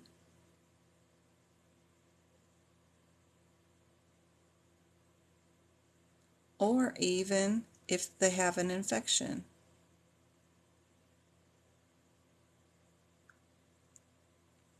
Or infections. That's what's going on with that. This one, this sampling is neat too, because we will sample, means go in and clip some off of the placenta.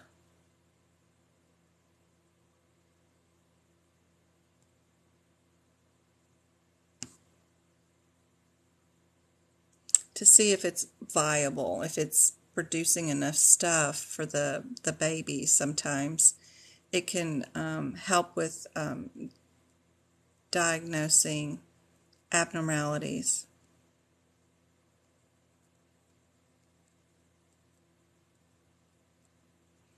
If the babies aren't growing properly and stuff, maybe it's the placenta's fault, but there we go. Sorry. I do live tutoring and live Q&As Monday, Wednesday, and Fridays from 6:30 p.m. Arizona time zone till 8:30 p.m. And that's where I show you examples of practice exam questions, and you get to try to answer them in a live Q&A session with me.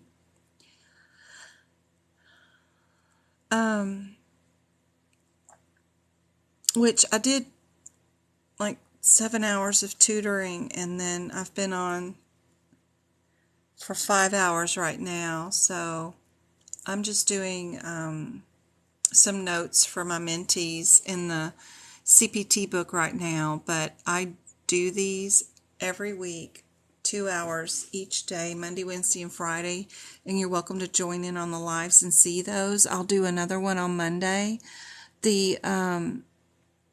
My repeat lives where I've all done them before, and you can see all my repeat lives on YouTube at Medical Coding by Jen. They're all there since April all the way through January. So you've got several thousand, I don't know how many hours I've put in. I don't want to know. But all those repeat lives are there too. You can go look for them and watch them if you want to see the types of questions. Also, AAPC has practice exam questions on their site to show you what they look like. But it's all multiple choice. It is open book. You get to take your books with you with all your notes in them and take your exam. So I'm on page 451 of the 2022 CPT book from AMA.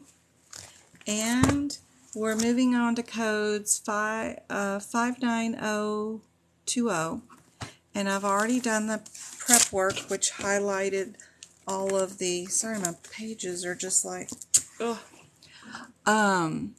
for these. So I have 3 highlights here of what was in the brackets, or quotes, not quotes, they're parentheses, and then only 1 on the second side. And that's it. So that's been prepped. Then I'm going to go through here and look for any do nots, and I'm going to double star those. Do we see any of those? No do nots? Oh my goodness.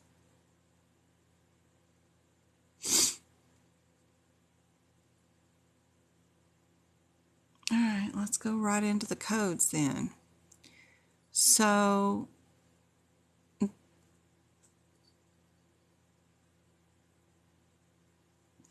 what they're doing with this one is causing stress. They want to know how the baby can handle the delivery. So before they get ready to deliver, they might just practice by inducing a few contractions just to see if the fetus can, or the baby can handle the contractions. They'll know better if they need to schedule a C-section or have neonate standby or something like that. But they will induce contractions. And this isn't to induce the delivery, this is just to induce, to see if the baby can tolerate labor. Weird. Would not want to go through that. Okay, let's just pretend. Here you go.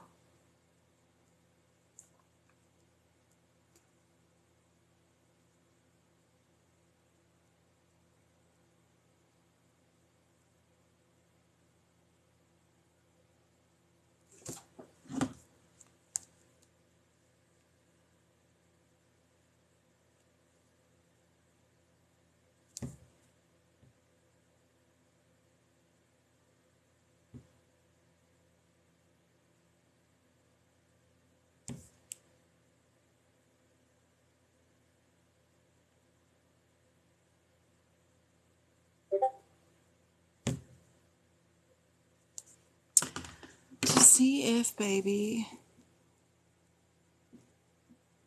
can TOLERATE labor.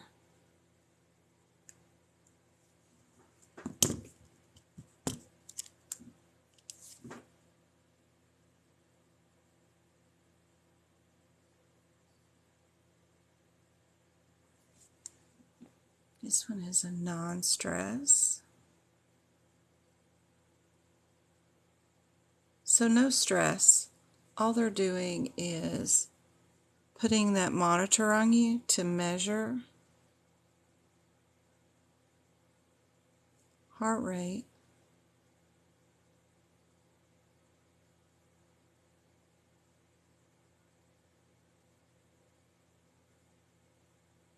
and their movements.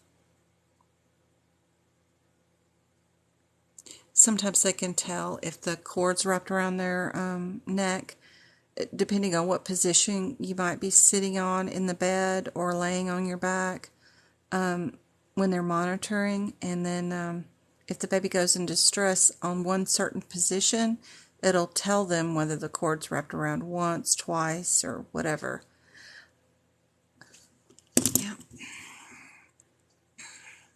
And if it is, sometimes they make you get in the bed and be doggy style, like on your hands and knees, so that hangs the uterus down below you, and it gives the baby the most amount of space. And sometimes they can kick off that umbilical cord themselves from being around their neck when you're in that dog position.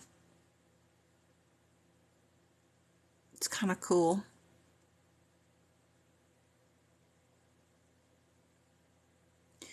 So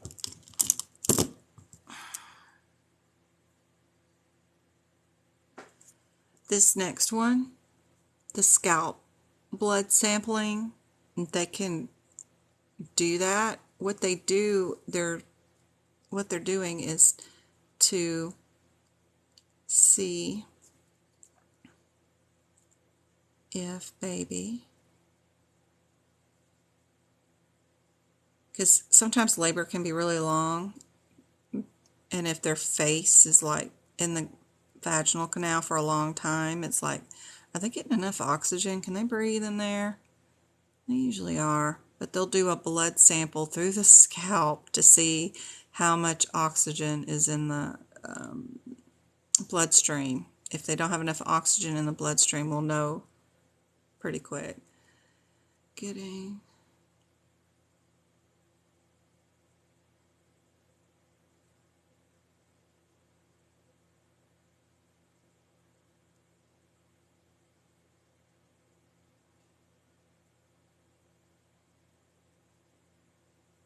Now, if they're going to repeat this, 24 hours is a long time, and would you do this just once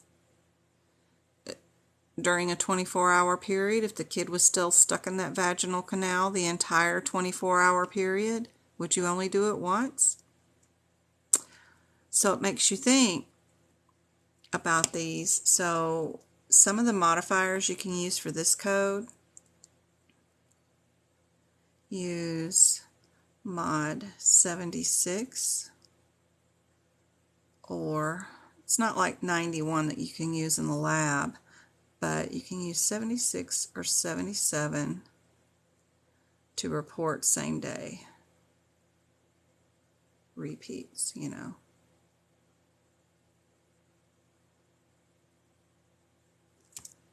you go. And that's why they have your alert right there, but people forget, so I like to write it underneath that code. Yeah. First time using Discord. Me too, girl. We both gonna learn, Miss Twinkle. Both gonna learn. I haven't even been on it in like 5 hours. I feel bad. Let's see. I need to make... Where is my Discord? Do I have it on here? Oh, yep, I got 4. What does that mean?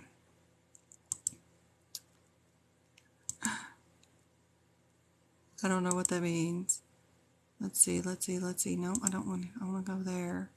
Yeah, I want to go there. Go there.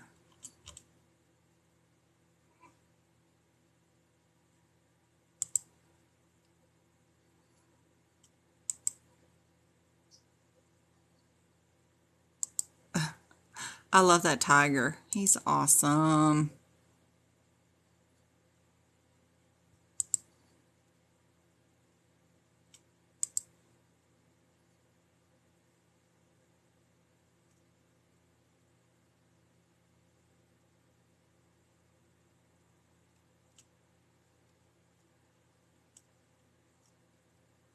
Is it National Chocolate Cake Day? I got no cake.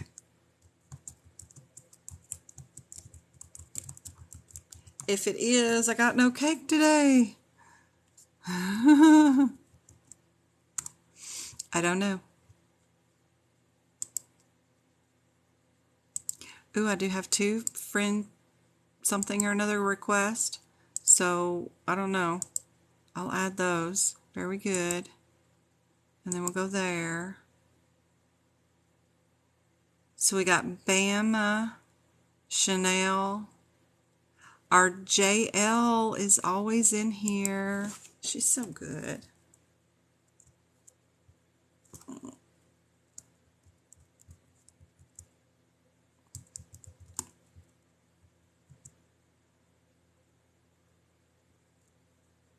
She is our star.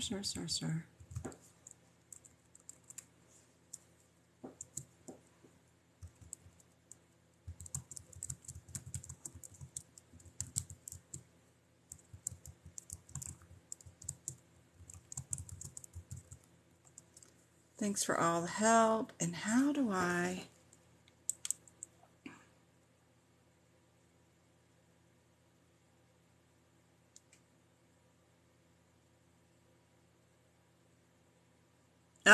I can give people timeouts. Oh my goodness. That's funny. I can give people timeouts. What? Oh my God. I'm not parenting, you guys. No way. I do enough parenting with poor Travis. And Mr. James, right? All right. Focus, Jennifer. Don't get me on Discord. I won't never stop. Okay. S and I. This is definitely...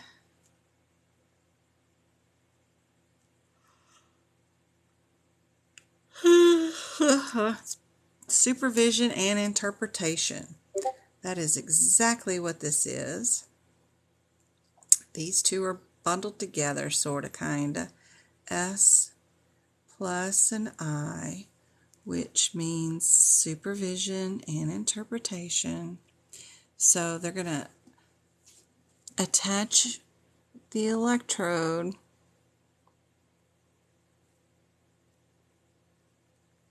kind of like what Elon Musk wants to do to us and attach electrode to our brain. It's pretty cool though. His little device will be able to make paraplegic people walk again. You just, oops, baby. Spell baby right, Jennifer. 2E.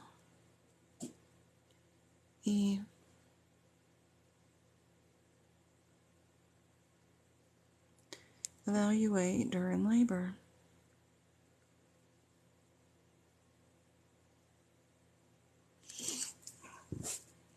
So he's experimenting and he's moved up the animal chain. Now he's working on pigs, which are the most alike humans you can pretty much get, because they already put in pig body parts into our bodies now, like kidneys and things. So he can paralyze a pig, put that electrode in the piggy's brain, and that sucker will get up and walk again. It is interesting, even if the spinal break is at the spinal cord, but he put the electrode in the brain. Very cool, interesting technology. I can't wait for the nanobots to come in and be introduced into our arteries or something, and then they go fix the cancer. Go eat them up and get rid of it, and then we just poop it out. It's great. Perfect. They're already doing colonoscopies like that. Can you imagine? You go to the doctor, you swallow a pill, you carry around this little bag, kind of like a Holter monitor, but it's just a purse thing. And it's kind of like a fanny pack. It just sits around your belly. And what it's doing is that little pill you swallowed, it's sending Wi-Fi pictures of the inside of your colon as it goes all the way through to your little fanny pack camera holding picture thing. And you just poop it out and flush it down the toilet, and then that colonoscopy is all done in the privacy of your home. You ain't got to be in no OR room with your butt hanging out and for everybody to see. You don't have to pass all the gas and stuff. Oh my gosh, it's insane. That sucker's coming out soon too. It's already in human trials. Love it, love it, love it. Can't wait. I get off on a tangent. But that is cool. Some of this technology is going to be so fun, guys. Our kids aren't going to have to go through a whole lot of what we went through. So 51 is in terp only. Number 70 is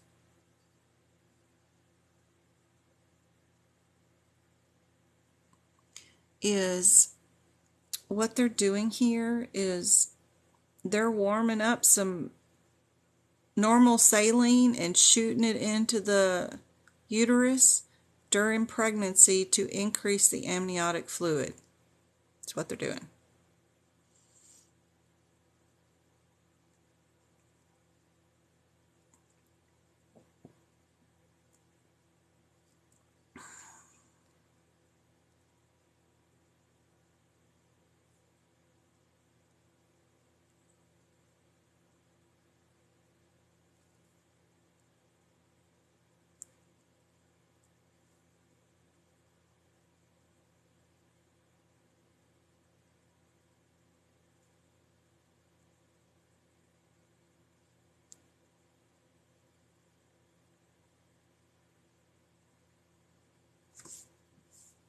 I just got to reboot my phone again.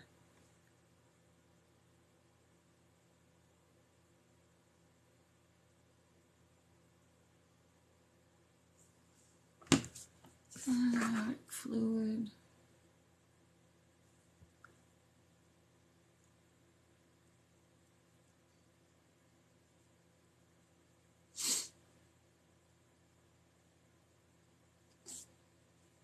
they call this a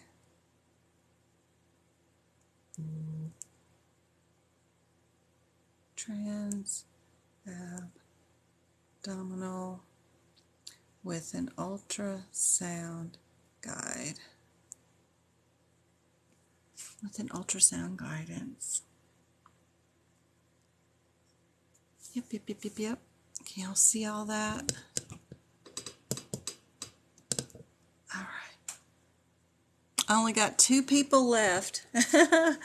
2 survivors of this 17-hour day. Let's see. All right. So this one is going to be an umbilical cord.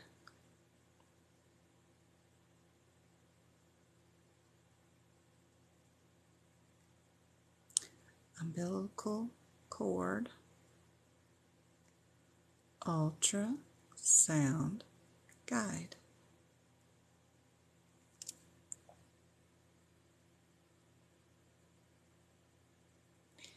The reason for this one is you have those twins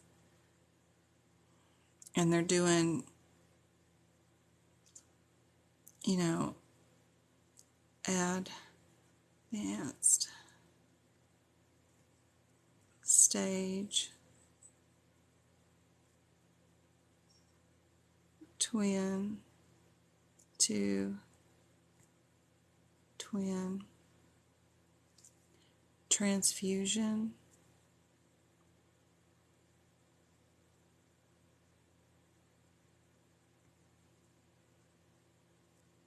It's usually a syndrome.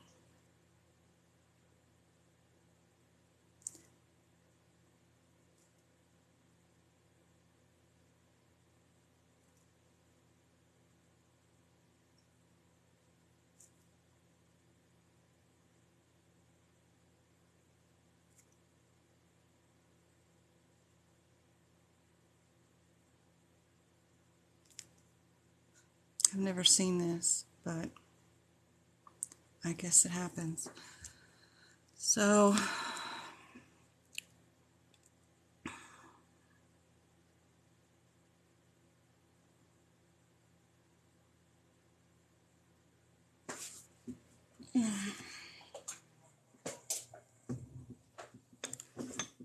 turn that off.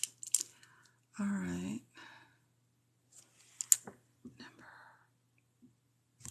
This one is fluid draining with the ultrasound guidance.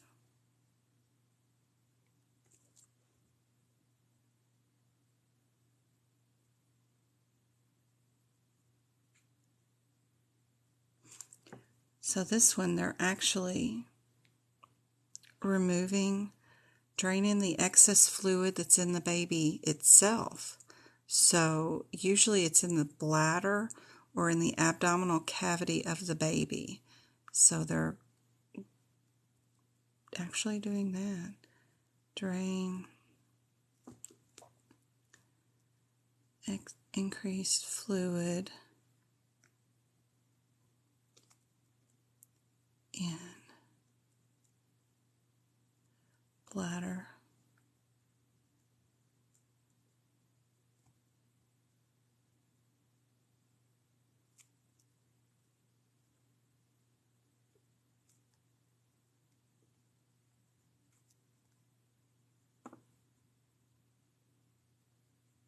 Of the baby while it's in the mama. Twin mom here. Oh my goodness. That's awesome. This twin's procedure will make that one twin lives only and the other one doesn't. So that's a permanent transfusion that will automatically terminate the one that's expected not to survive. So that's a sad procedure right there, number 72.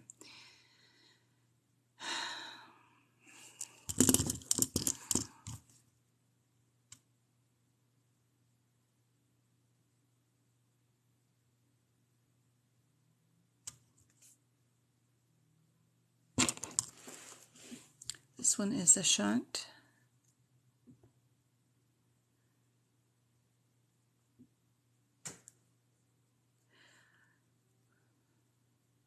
My 12-year-old and 13-year-old are 6 months apart.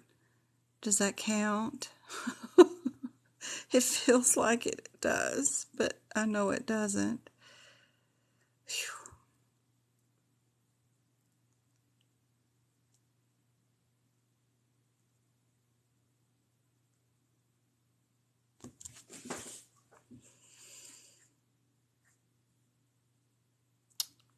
Oh, that's wrong. Hold on.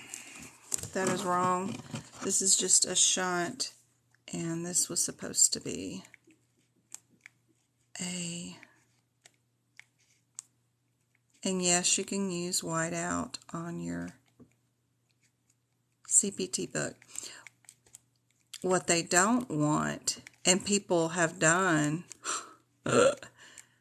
is you take this whiteout tape. You can correct your own mistakes, absolutely, with your whiteout. Now, they don't want you using whiteout to go and do an entire page and white out everything that AMA wrote on the page and use that page as notes. So some of the pages in the front of the book are like, who wrote the book, copyright crap from New York City or whatever. They're just boring pages, or even the pages that list what page has what on the front of the book. They're just pages that you never use anyway because they're useless. So people used to take a whiteout thing and just white out the entire page, because there's not a lot of pages in here for notes, right? And then they whited out the entire page and then wrote an entire page of notes. That's what they mean by you can't have whiteout on your book. But if you make a mistake of your own writing, of your own notes, then absolutely use whiteout on your little word that you need to white out. That's not the issue. The issue is something totally different. And then word of mouth gets around, oh, you can't use whiteout in your book. Well, not the way that some folks thought to do things. This is ultrasound guidance. I was getting ahead of myself.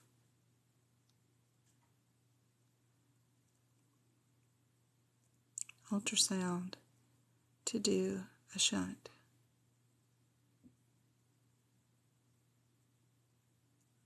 Ultrasound guide. Okay.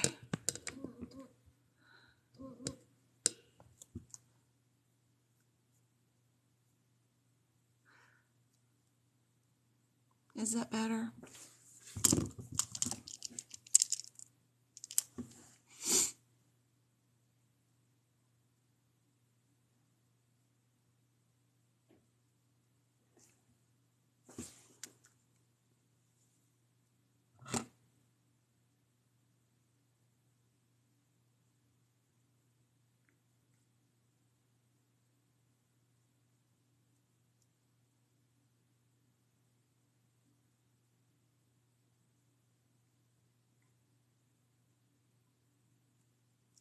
Amniotic.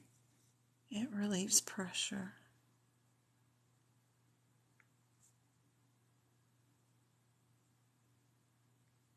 Too much water, you got too much pressure. Just like if you're under the ocean and you go too far under the water, then you collapse your lungs. Babies are that way too. Too much water is not good. Not enough water is not good. So these excisions that are coming up next equal the types of C-sections to remove baby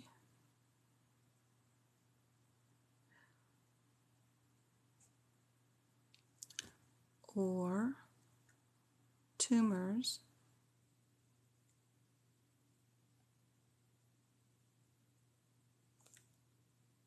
meaning benign ones,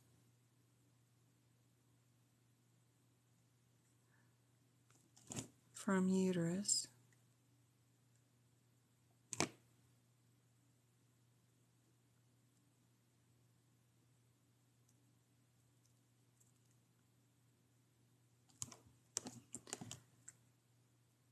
this is prior to 20 weeks gestation.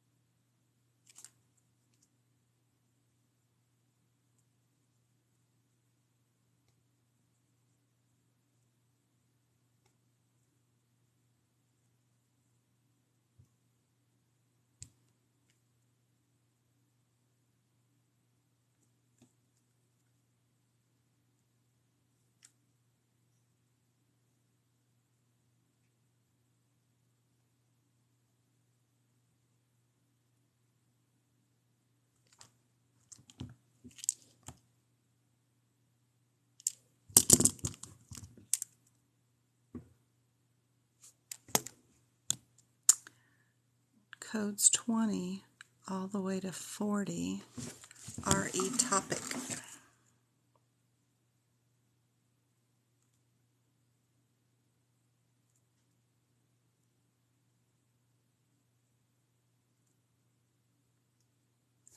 Atopic, whatever they say.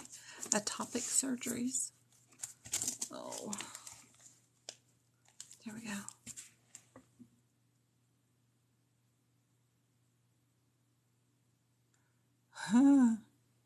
Miss Scorpio, just ignore the course. Give it back to them and try to get your money back, especially if you just now bought it.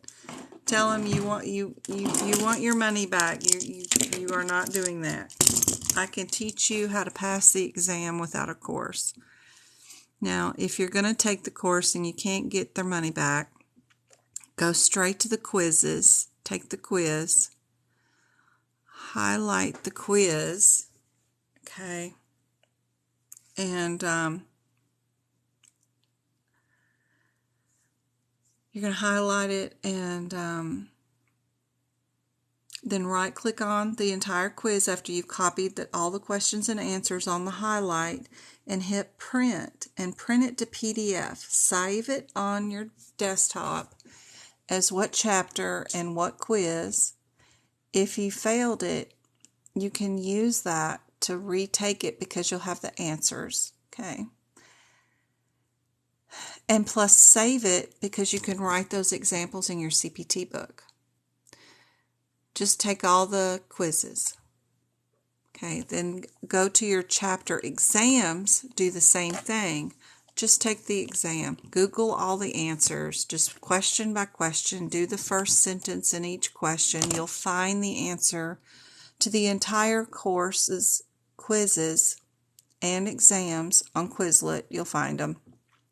Even if you have one or two you can't find, just do the process of elimination. Try to answer them. When you get your answers and it grades your exam for each chapter, again, take your mouse, run it over every question with the answer, and hit P and right-click and hit P to print. Save it as a PDF in your file. If you didn't pass that exam, do the same thing. Highlight and print. Then bring it up on one side of your computer screen. Then retake your exam.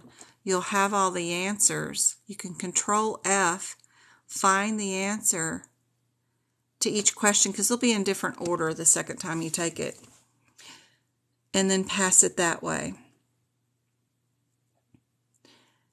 Save all those exams with the answers for examples for your course you can do just the 2 exams each day. Do all 10 chapters or all 20 chapters or whatever course you bought.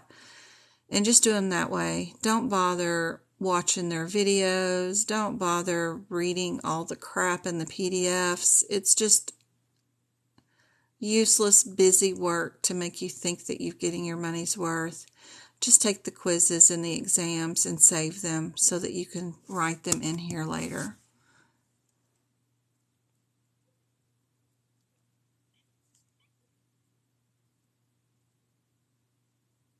I'm on chapter 20, poop. You're on chapter 20. Oh, yeah, you've already done 20 chapters of this crap. Oh my God, I'm so sorry.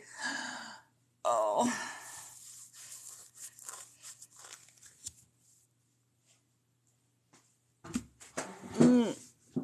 So, let's see. Where's my thing? Where's my thing? Where's my thing? Where's my thing? Oh, yeah. Let me go to my drive. My drive. My drive.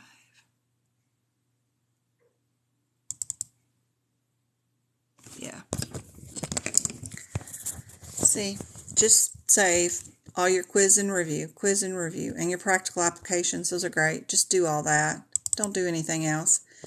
But just highlight them and save them. You can bring them up and then retake your quiz or exam. If you didn't pass it, you got all the answers, whether it was right or wrong, it'll tell you. And then you can take these exam questions and add them to your books afterwards. But that's all I would do, is just to save those. And then use them as practical crap for later. There's your applications. Yeah. You can Google, copy, and Google any of these. You'll be able to find the answers. They're all online. No one's taken a course and not put the course questions online. Everything's online nowadays. So they even have those things. They're all there. Yep. But they're all online. But I would save them so you can write them in your book later. But that's how I would do their course. Just skip all the videos. Skip all the PDFs. They're, ugh.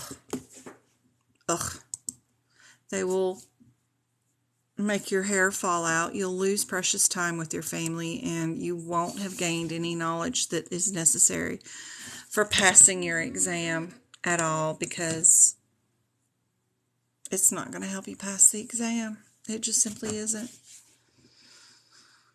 Oh, I'm sorry. You're so helpful. I wish I could be more helpful, for sure.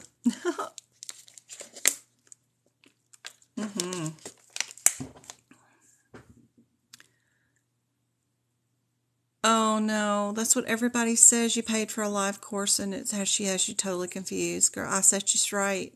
You come hang with me Monday, Wednesdays, and Friday nights from 6:30 to 8:30.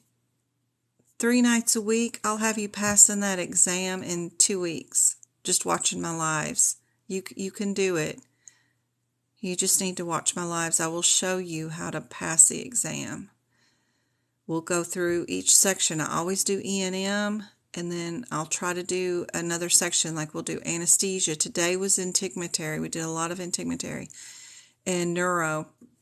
So, but I always do E&M every live. So you'll eventually see every section in a few weeks, and you'll be able to just do these questions. That's all you need to do, is learn how to pass the exam from the exam's point of view. Learning an entire career's worth of coding isn't going to be helpful to pass the exam. Plus, the way they're teaching you how to do the coding isn't how real life coding is doing. That's not anywhere near. You're not indexing anything. Heck, you're not even using these books to code anymore. Everything's in the EHR. And the doctor codes everything for you because he has to click a diagnosis when he's seeing the patient in the room. You see your doctors. Everybody goes to the doctor nowadays. You see what he's doing. He's got his back to you, his face in a computer, and he's asking you symptoms and crap. And then he'll get up and do your blood pressure and listen to your heart or your lungs or look in your ears, and then he's gone, or she. So they're doing the coding because of the EHRs. You're going to get it, and you're going to make sure, okay, he said diabetes, nonspecific, but the patient has kidney disease. Well, that's stupid. He's supposed to be coding it kidney disease, diabetes with kidney disease or something. But anyway, you'll have policies and procedures in place. The patients would have been billed before you even got there. You can do a search history on how the patient was coded the last time they were being seen. Take you 2 seconds to verify it's right and send it on. You'll be trained. You'll be trained on the job. It's not going to be like whatever they're teaching you in class. It's useless. You just need to pass the exam to get the job, or to get the raise. So I can teach you how to do that. Yep. I'm being honest. I'm telling you the truth. You don't need to know none of this crap. You need to know the lingo, like what is a CPT and what's an ICD-10. That's all you need to know. And I can teach you the guidelines to go along with it that will help you in your career along the way. Absolutely. But yeah, the doctors do all that stuff. Yep. You don't need to code anything. They even have to pick out what CPT code they're using for whatever procedure they're doing in the office. They have to pick it out, not you. It's okay.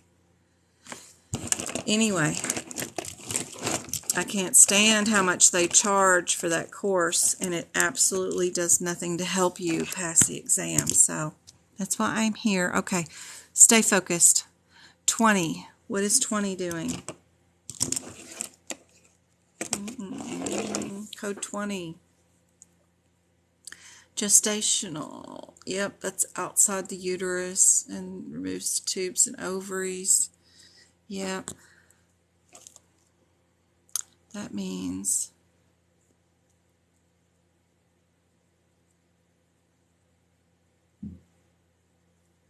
I'll do more for teaching you a course than your paid teachers are teaching you. I am really good at breaking it down into layman's terms to tell you exactly what's going on, guys.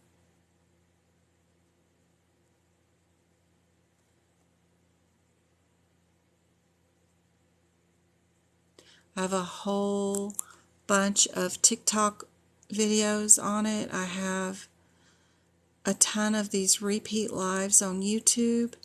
And if you want a copy of my notes that will tell you what word, and that's what I'm writing underneath here, that you will search the exam question for to know whether it's this code or that code. And that's all you got to do instead of reading the exam questions, because I do not want you reading exam questions. I want you doing a word search. My notes are available on Etsy if you need them. But I'll teach you and show you how to do this all by yourself without even needing anything on Etsy too. Y'all have spent enough money. But if you're in a hurry,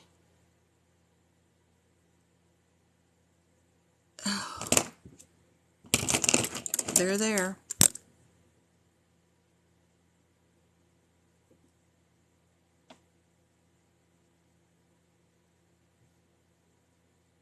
Chapter 20. Bless your heart.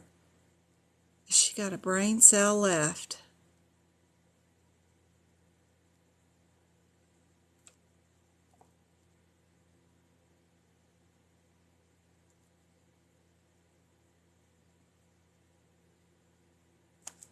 I can show you how to answer CPC exam questions without even reading a question too. Not even looking at it. Let's see. Number. Yeah, that's just abdomen. Abdomen. This one is fallopian tubes. And number 36. Dum-de-dum-de-dum. 35 was deleted. If you're in the 2021 book, the code for 35 has been deleted. So 59135 has been deleted. So put one line through that one. So there it is. It's been deleted. So just draw one line through it. That way you can still see it just in case it comes up on the CPC exam and they missed one. But it has been deleted, guys. A Valentine's Day sale. That's a really good idea. But yes, I have a coupon. Hold on. I think it's 30 something gin for 30% off. But yeah, a Valentine's Day. Yeah, I could start one for Valentine's Day. That's a really good idea. Let me see what that coupon code is. I always forget it.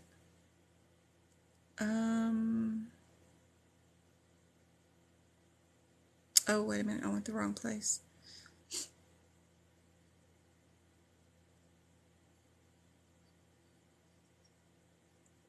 Oh my gosh. Let's see.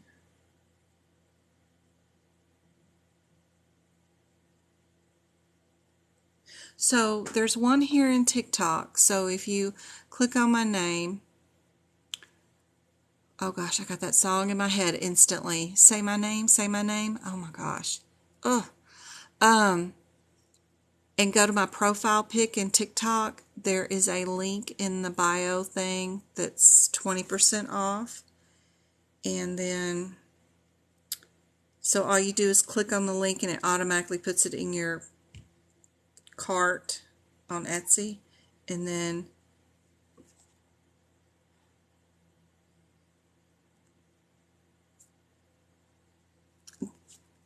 that word right there. So if you write 30% gin, you got to buy 2 items though, but that'll take 30% off of whatever you have in the cart. Ah, good. That's the one you used today. That was great. Good. All right, good. All right, and let's see.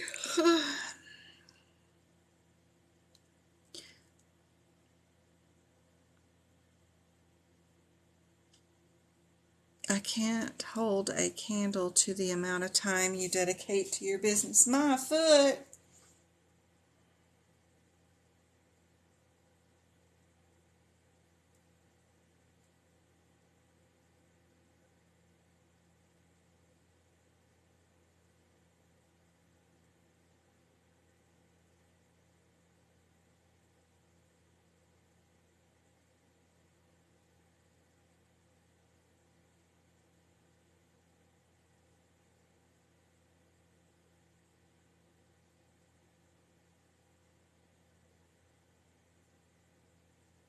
Sorry, just texting.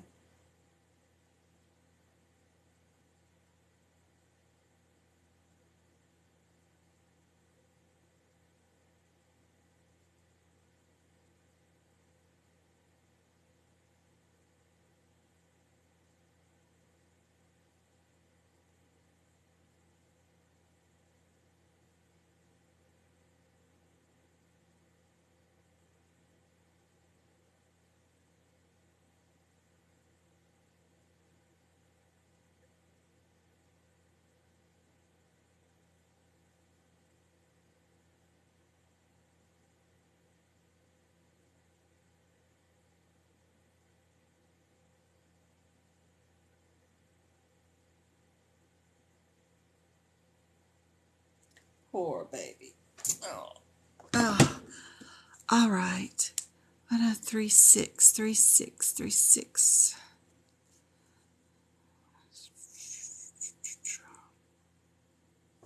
Cervical evacuation just means exactly what it says. It's lodged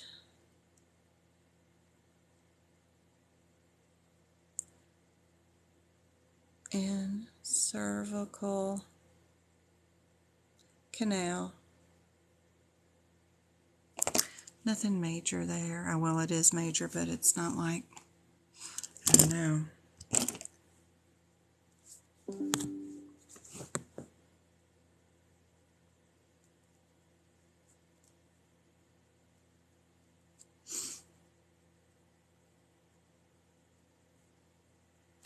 It's more atopic.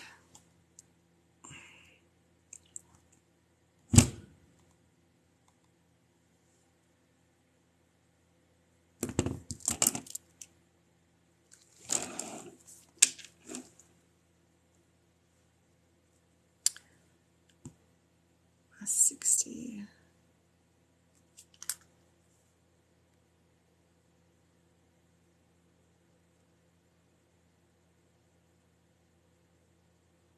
This one, I'm on the 60 code, 160, removes remaining pieces of placenta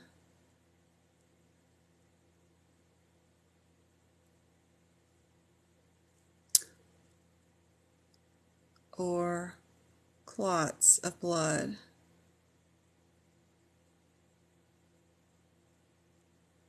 Is what this procedure does. I got some 4s.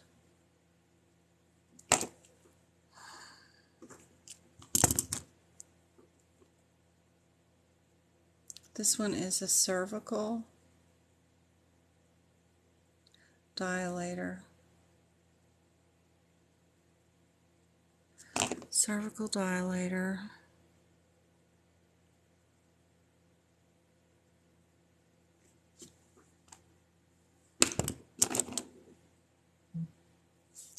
These are only repairs during pregnancy.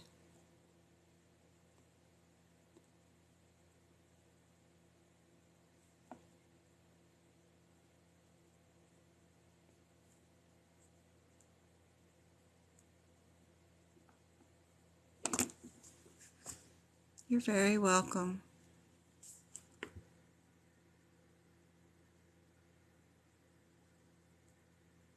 There you go, guys. Thanks, Tiny. Oh, I'm sorry. Thank you, guys, for giving that out to her. Ooh, I got 10 people back on again. I went down to 2, and now I'm back up to 10. What is everybody up doing on a Saturday morning? Working yourself to the bone trying to get this certification, right? I'm right here with you guys, trying to make sure y'all pass. I had 2 passes today, guys. I didn't tell y'all. Where is my pictures? Messenger.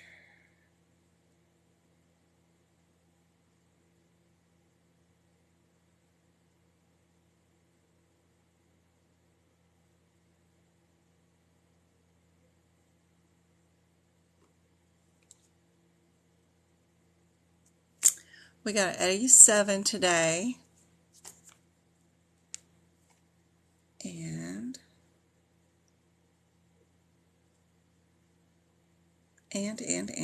And who else?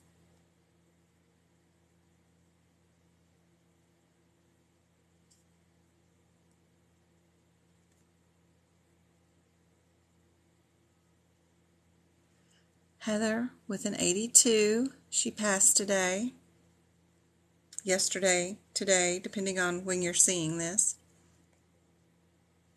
And Juliana, she passed today. She got 86.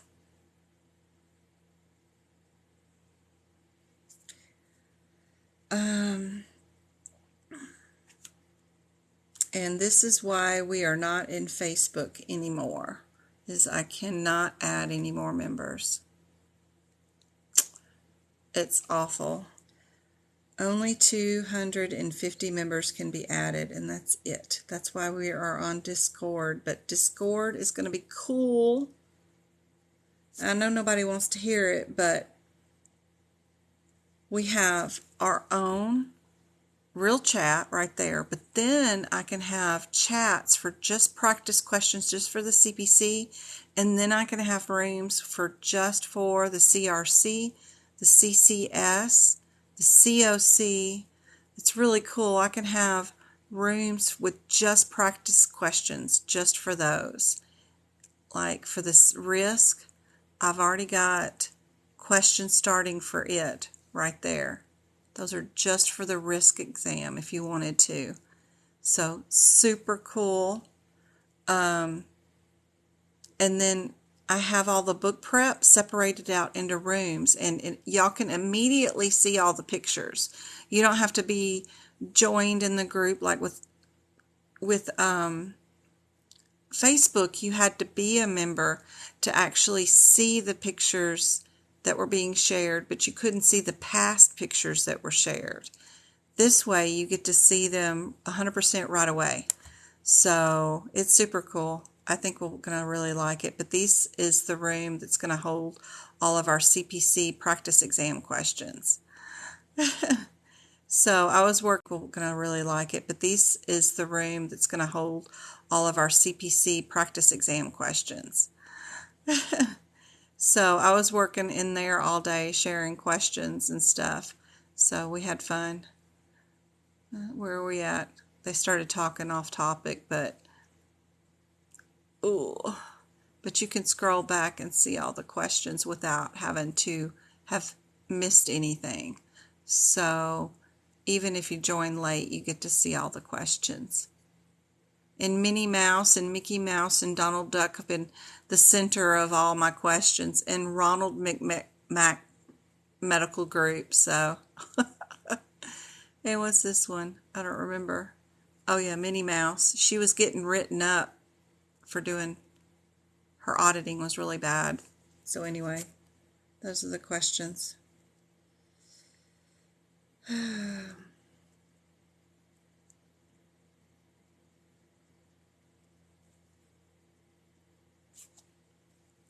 Watched about half of your 124 live. God, this live is going to be huge. Yeah, what is that she shared? Somebody shared something. Oh, the chapters. Something. Very neat. That's a cool resource.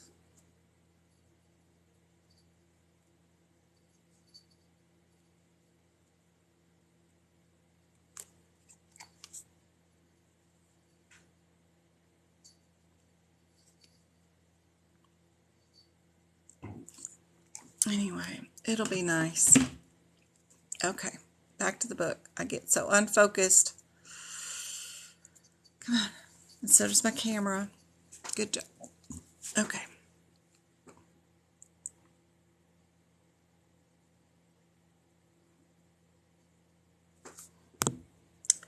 So our 20 and 25 will be bundled together.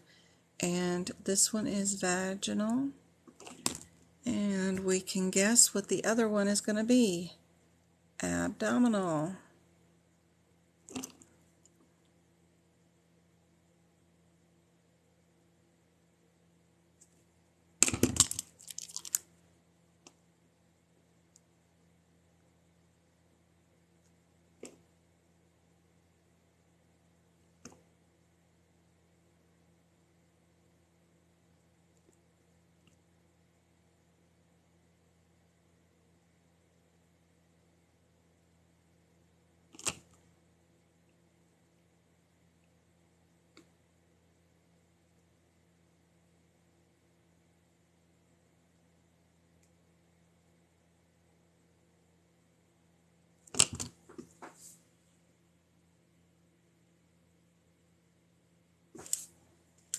This is a cerclage.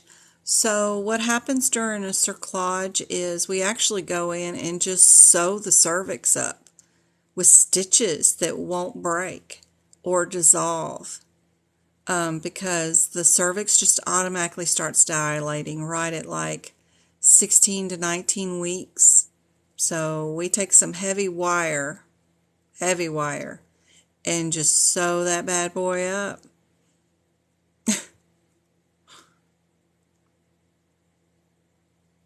Medieval style. It's like carpet stitching or something. It's crazy. Ugh.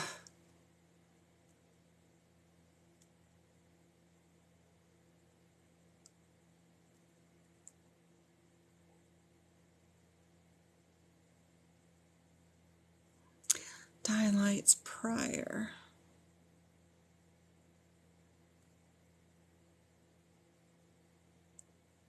Some women have it done every pregnancy. They just know, and because of the first pregnancy, and they'll come in every time in around 14 to 16 weeks, and we stitch them up.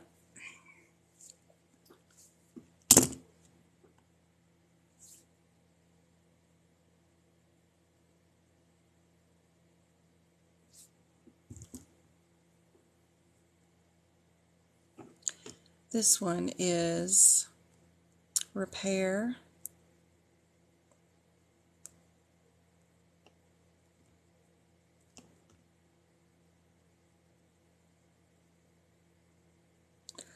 Repair lacerated or ruptured.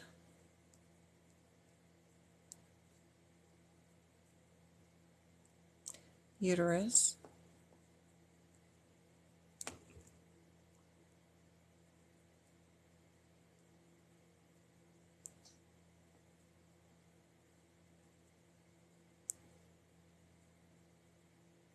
Oh, there's no E in there. Develops during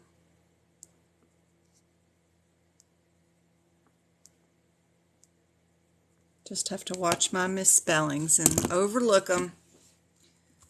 All right. That's our last one. Hey, Mad Cuz. Thank you for the A+.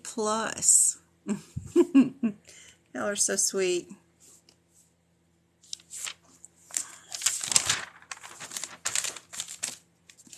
Goodness. It seems like I've been looking at these forever. Okay.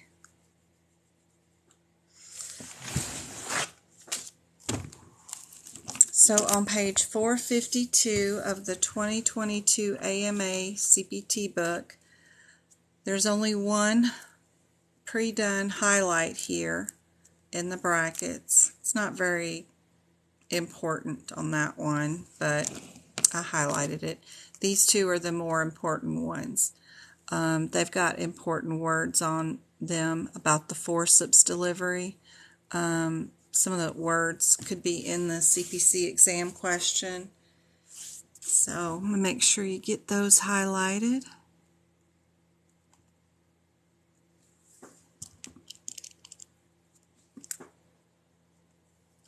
This is our vaginal package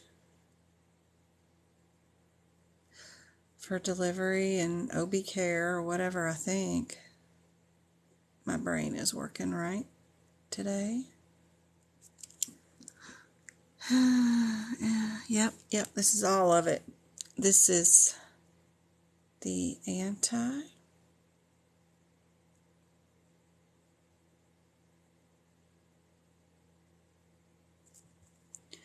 This is the delivery.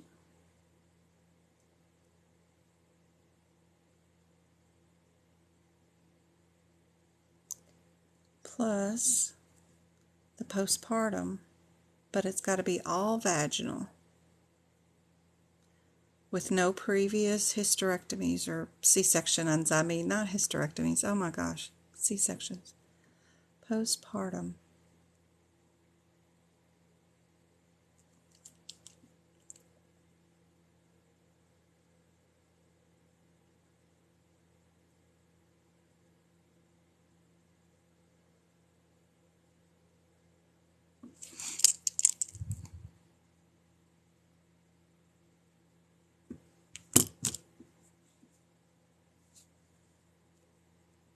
This one is just the delivery. Doctor comes in, doesn't know who the patient is. He's just there or she's just there to catch.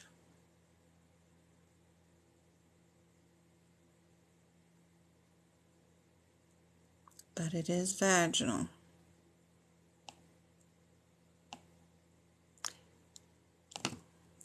This one does include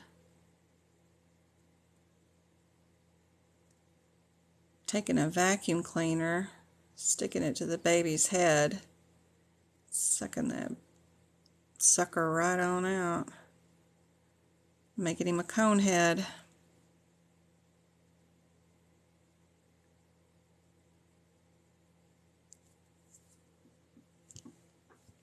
So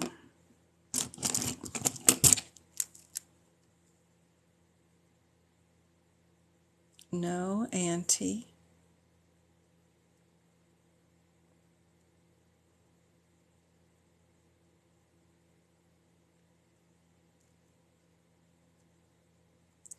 No postpartum.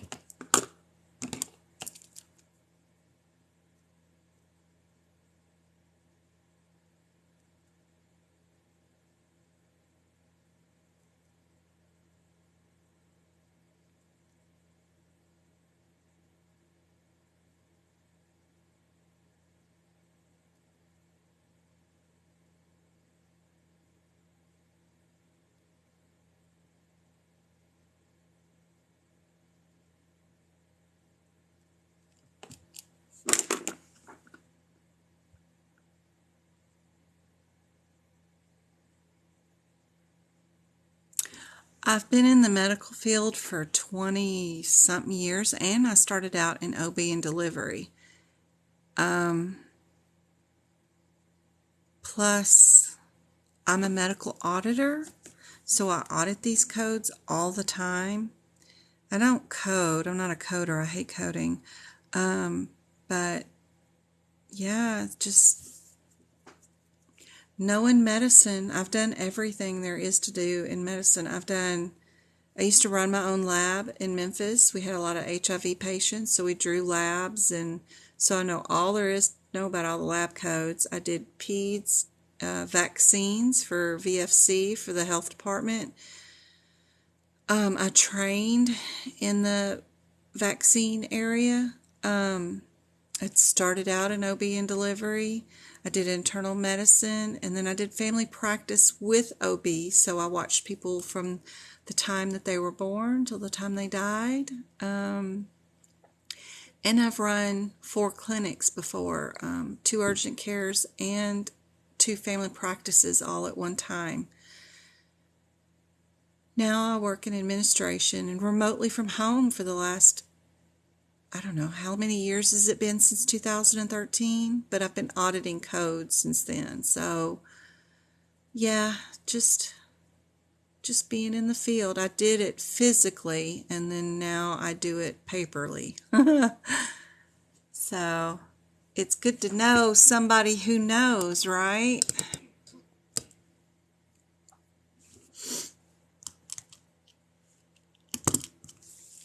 So what happens if you have twins,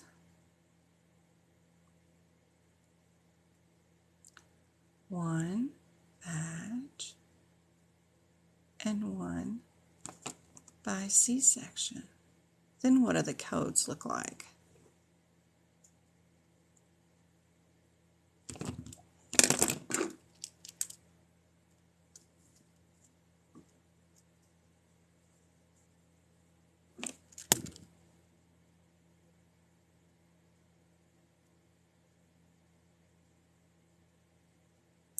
Plus, I know like the definitions of some of these words, like cerclage. I've done it so many times. Plus, I've seen it done. I just know what the definitions are of the words. I may not know the codes, but I know the definitions, so I know what's going on in the procedure. Yeah, just been in medicine a long time. I graduated college in 1996, so been in medicine, and I had A&P and all that stuff in 95 and 94 when I was in college, so been studying it a long time, plus been in the field working.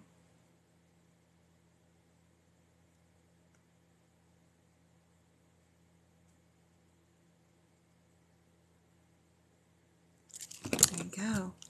If you have twins born, one vaginal, one C-section, there's your answer to that one. All right.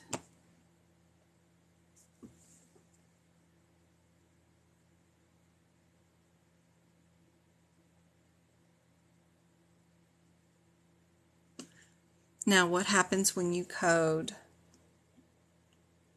twins?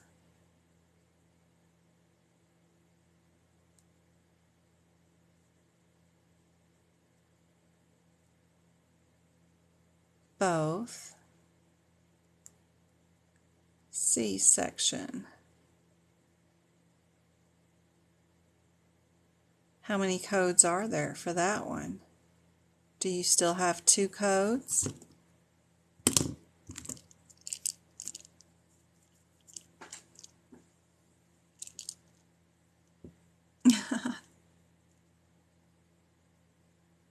Thank you, Tricia. I even used to shoot x-rays. No lie. I got out of college in 1996, and back then you really just did anything. You walked into the hospital. If they needed somebody to shoot an x-ray, you shot an x-ray. If you needed somebody to draw labs, you drew labs. If you needed to go deliver a baby, you went and delivered a baby. We did everything. There wasn't specialties and licenses to do anything. I walked into the x-ray machine at the hospital and just shot x-rays. So I've done it all. I've done it all. I've done it all. So for twin, both C-sections, you're going to code 5, 9, 5, 1, 0. And that's it. It's just you're making one incision and you're just getting 2 babies out. It could be whatever, but yep, it's only one code for that.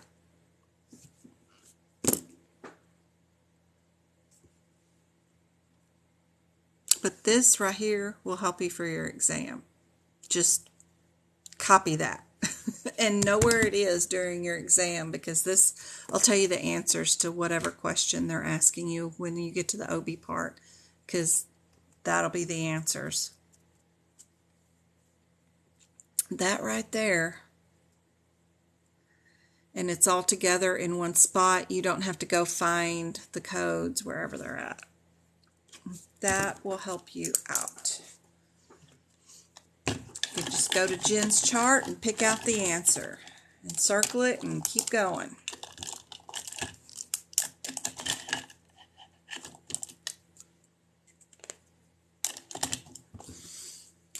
I have MK, that is not you. It's mean. Mean, she is in here. Yay, what are you doing up? You were up early this morning with me.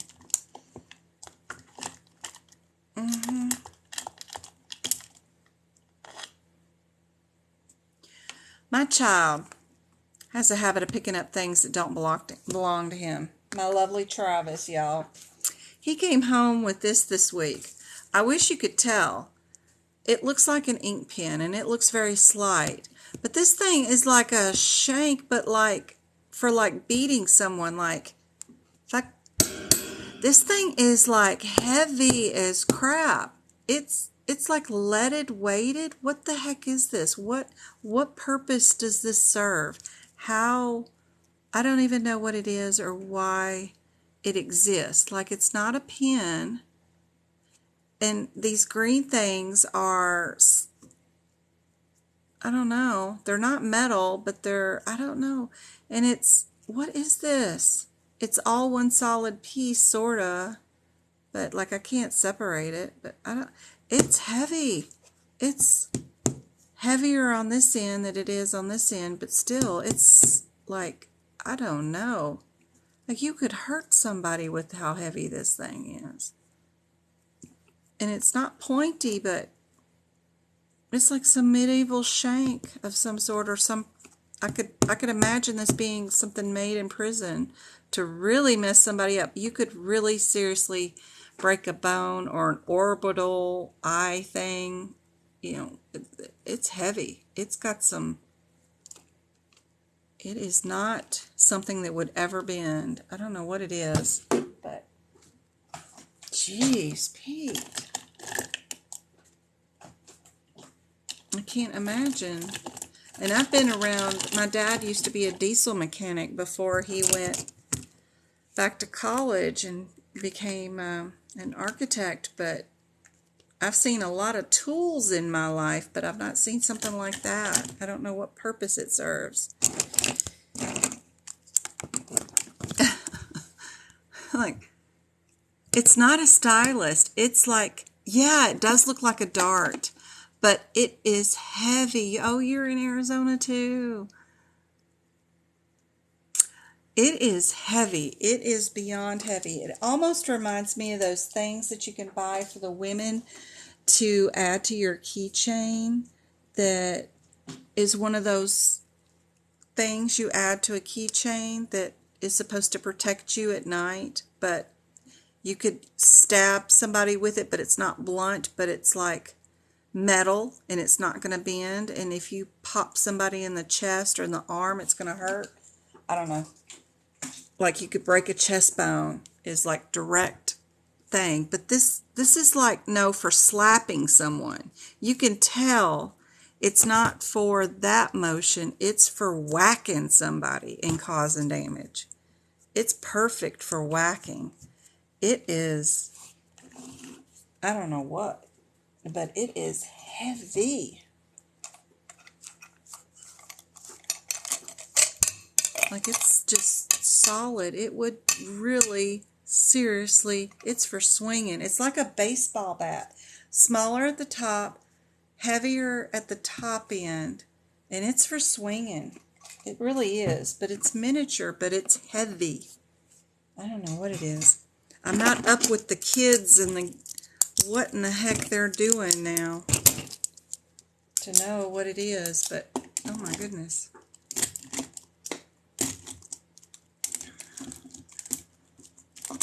All right, I promised myself I would stop at midnight every night, which it is, finally. I have literally been on just this live for 5.5 hours. And I tutored for 7 today, 5 with one person. So, yeah, it's midnight here, 12:02. I am going to stop and try to get my brain to stop thinking and maybe be asleep within an hour or two. So I'm going to go brush the teeth and put the dishes in the dishwasher and start everything. I appreciate everybody hanging out, and I hope y'all learned a lot. We will do some more of this tomorrow. Like, I'm not going to do practice questions probably. Y'all might sweet talk me into doing some, but I'll definitely be back on the live tomorrow to finish up these codes if you want to know what these are, and finish up OB, and then I'm going to do lab and path and get that going, which is going to be, I've got a lot of cool information. Last year all I did was box them suckers and tell you if it was amino acid. Now I'm going to tell you exactly what that word means in lab and path that you can go search the question for. That will be your AKA term. That will be cool, but I'll be doing it tomorrow too. So it's boring behind the scenes stuff, but if you want it without having to pay for the printouts on Etsy, come back and we'll finish OB and then we'll do that. But I will see y'all tomorrow, guys. I hope this has been helpful. Oh, I got 8 messages. Let me check. So these codes on delivery, placenta included. As far as I know, yep, these. Yep, this is just a delivery of everything. And the baby. You're very welcome. You're very welcome. Very welcome. All right, I'll see y'all tomorrow. Good night.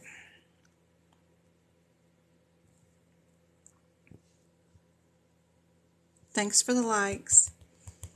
I like y'all right back. How many? Oh, I got 1,000 likes. That is so cool for this live. I've never seen that many likes. Almost 2,000. 1,700, I guess. That's really cool. Yeah, tomorrow I'm going to do more of just this, the book stuff. It's showing off the codes and telling you what the codes mean. I don't know what time. I'm sorry. I know it ain't going to be 8 o'clock in the morning, I can tell you that. You know, when I get up, fix me some scrambled eggs, and Travis too. Travis want his eggs. Look at you, noon. And fix him some scrambled eggs, and then get over here in my seat. So, probably, you know, 11, 10, 11, somewhere around there in the morning. But Arizona time zone. Anyway, I'll see y'all tomorrow.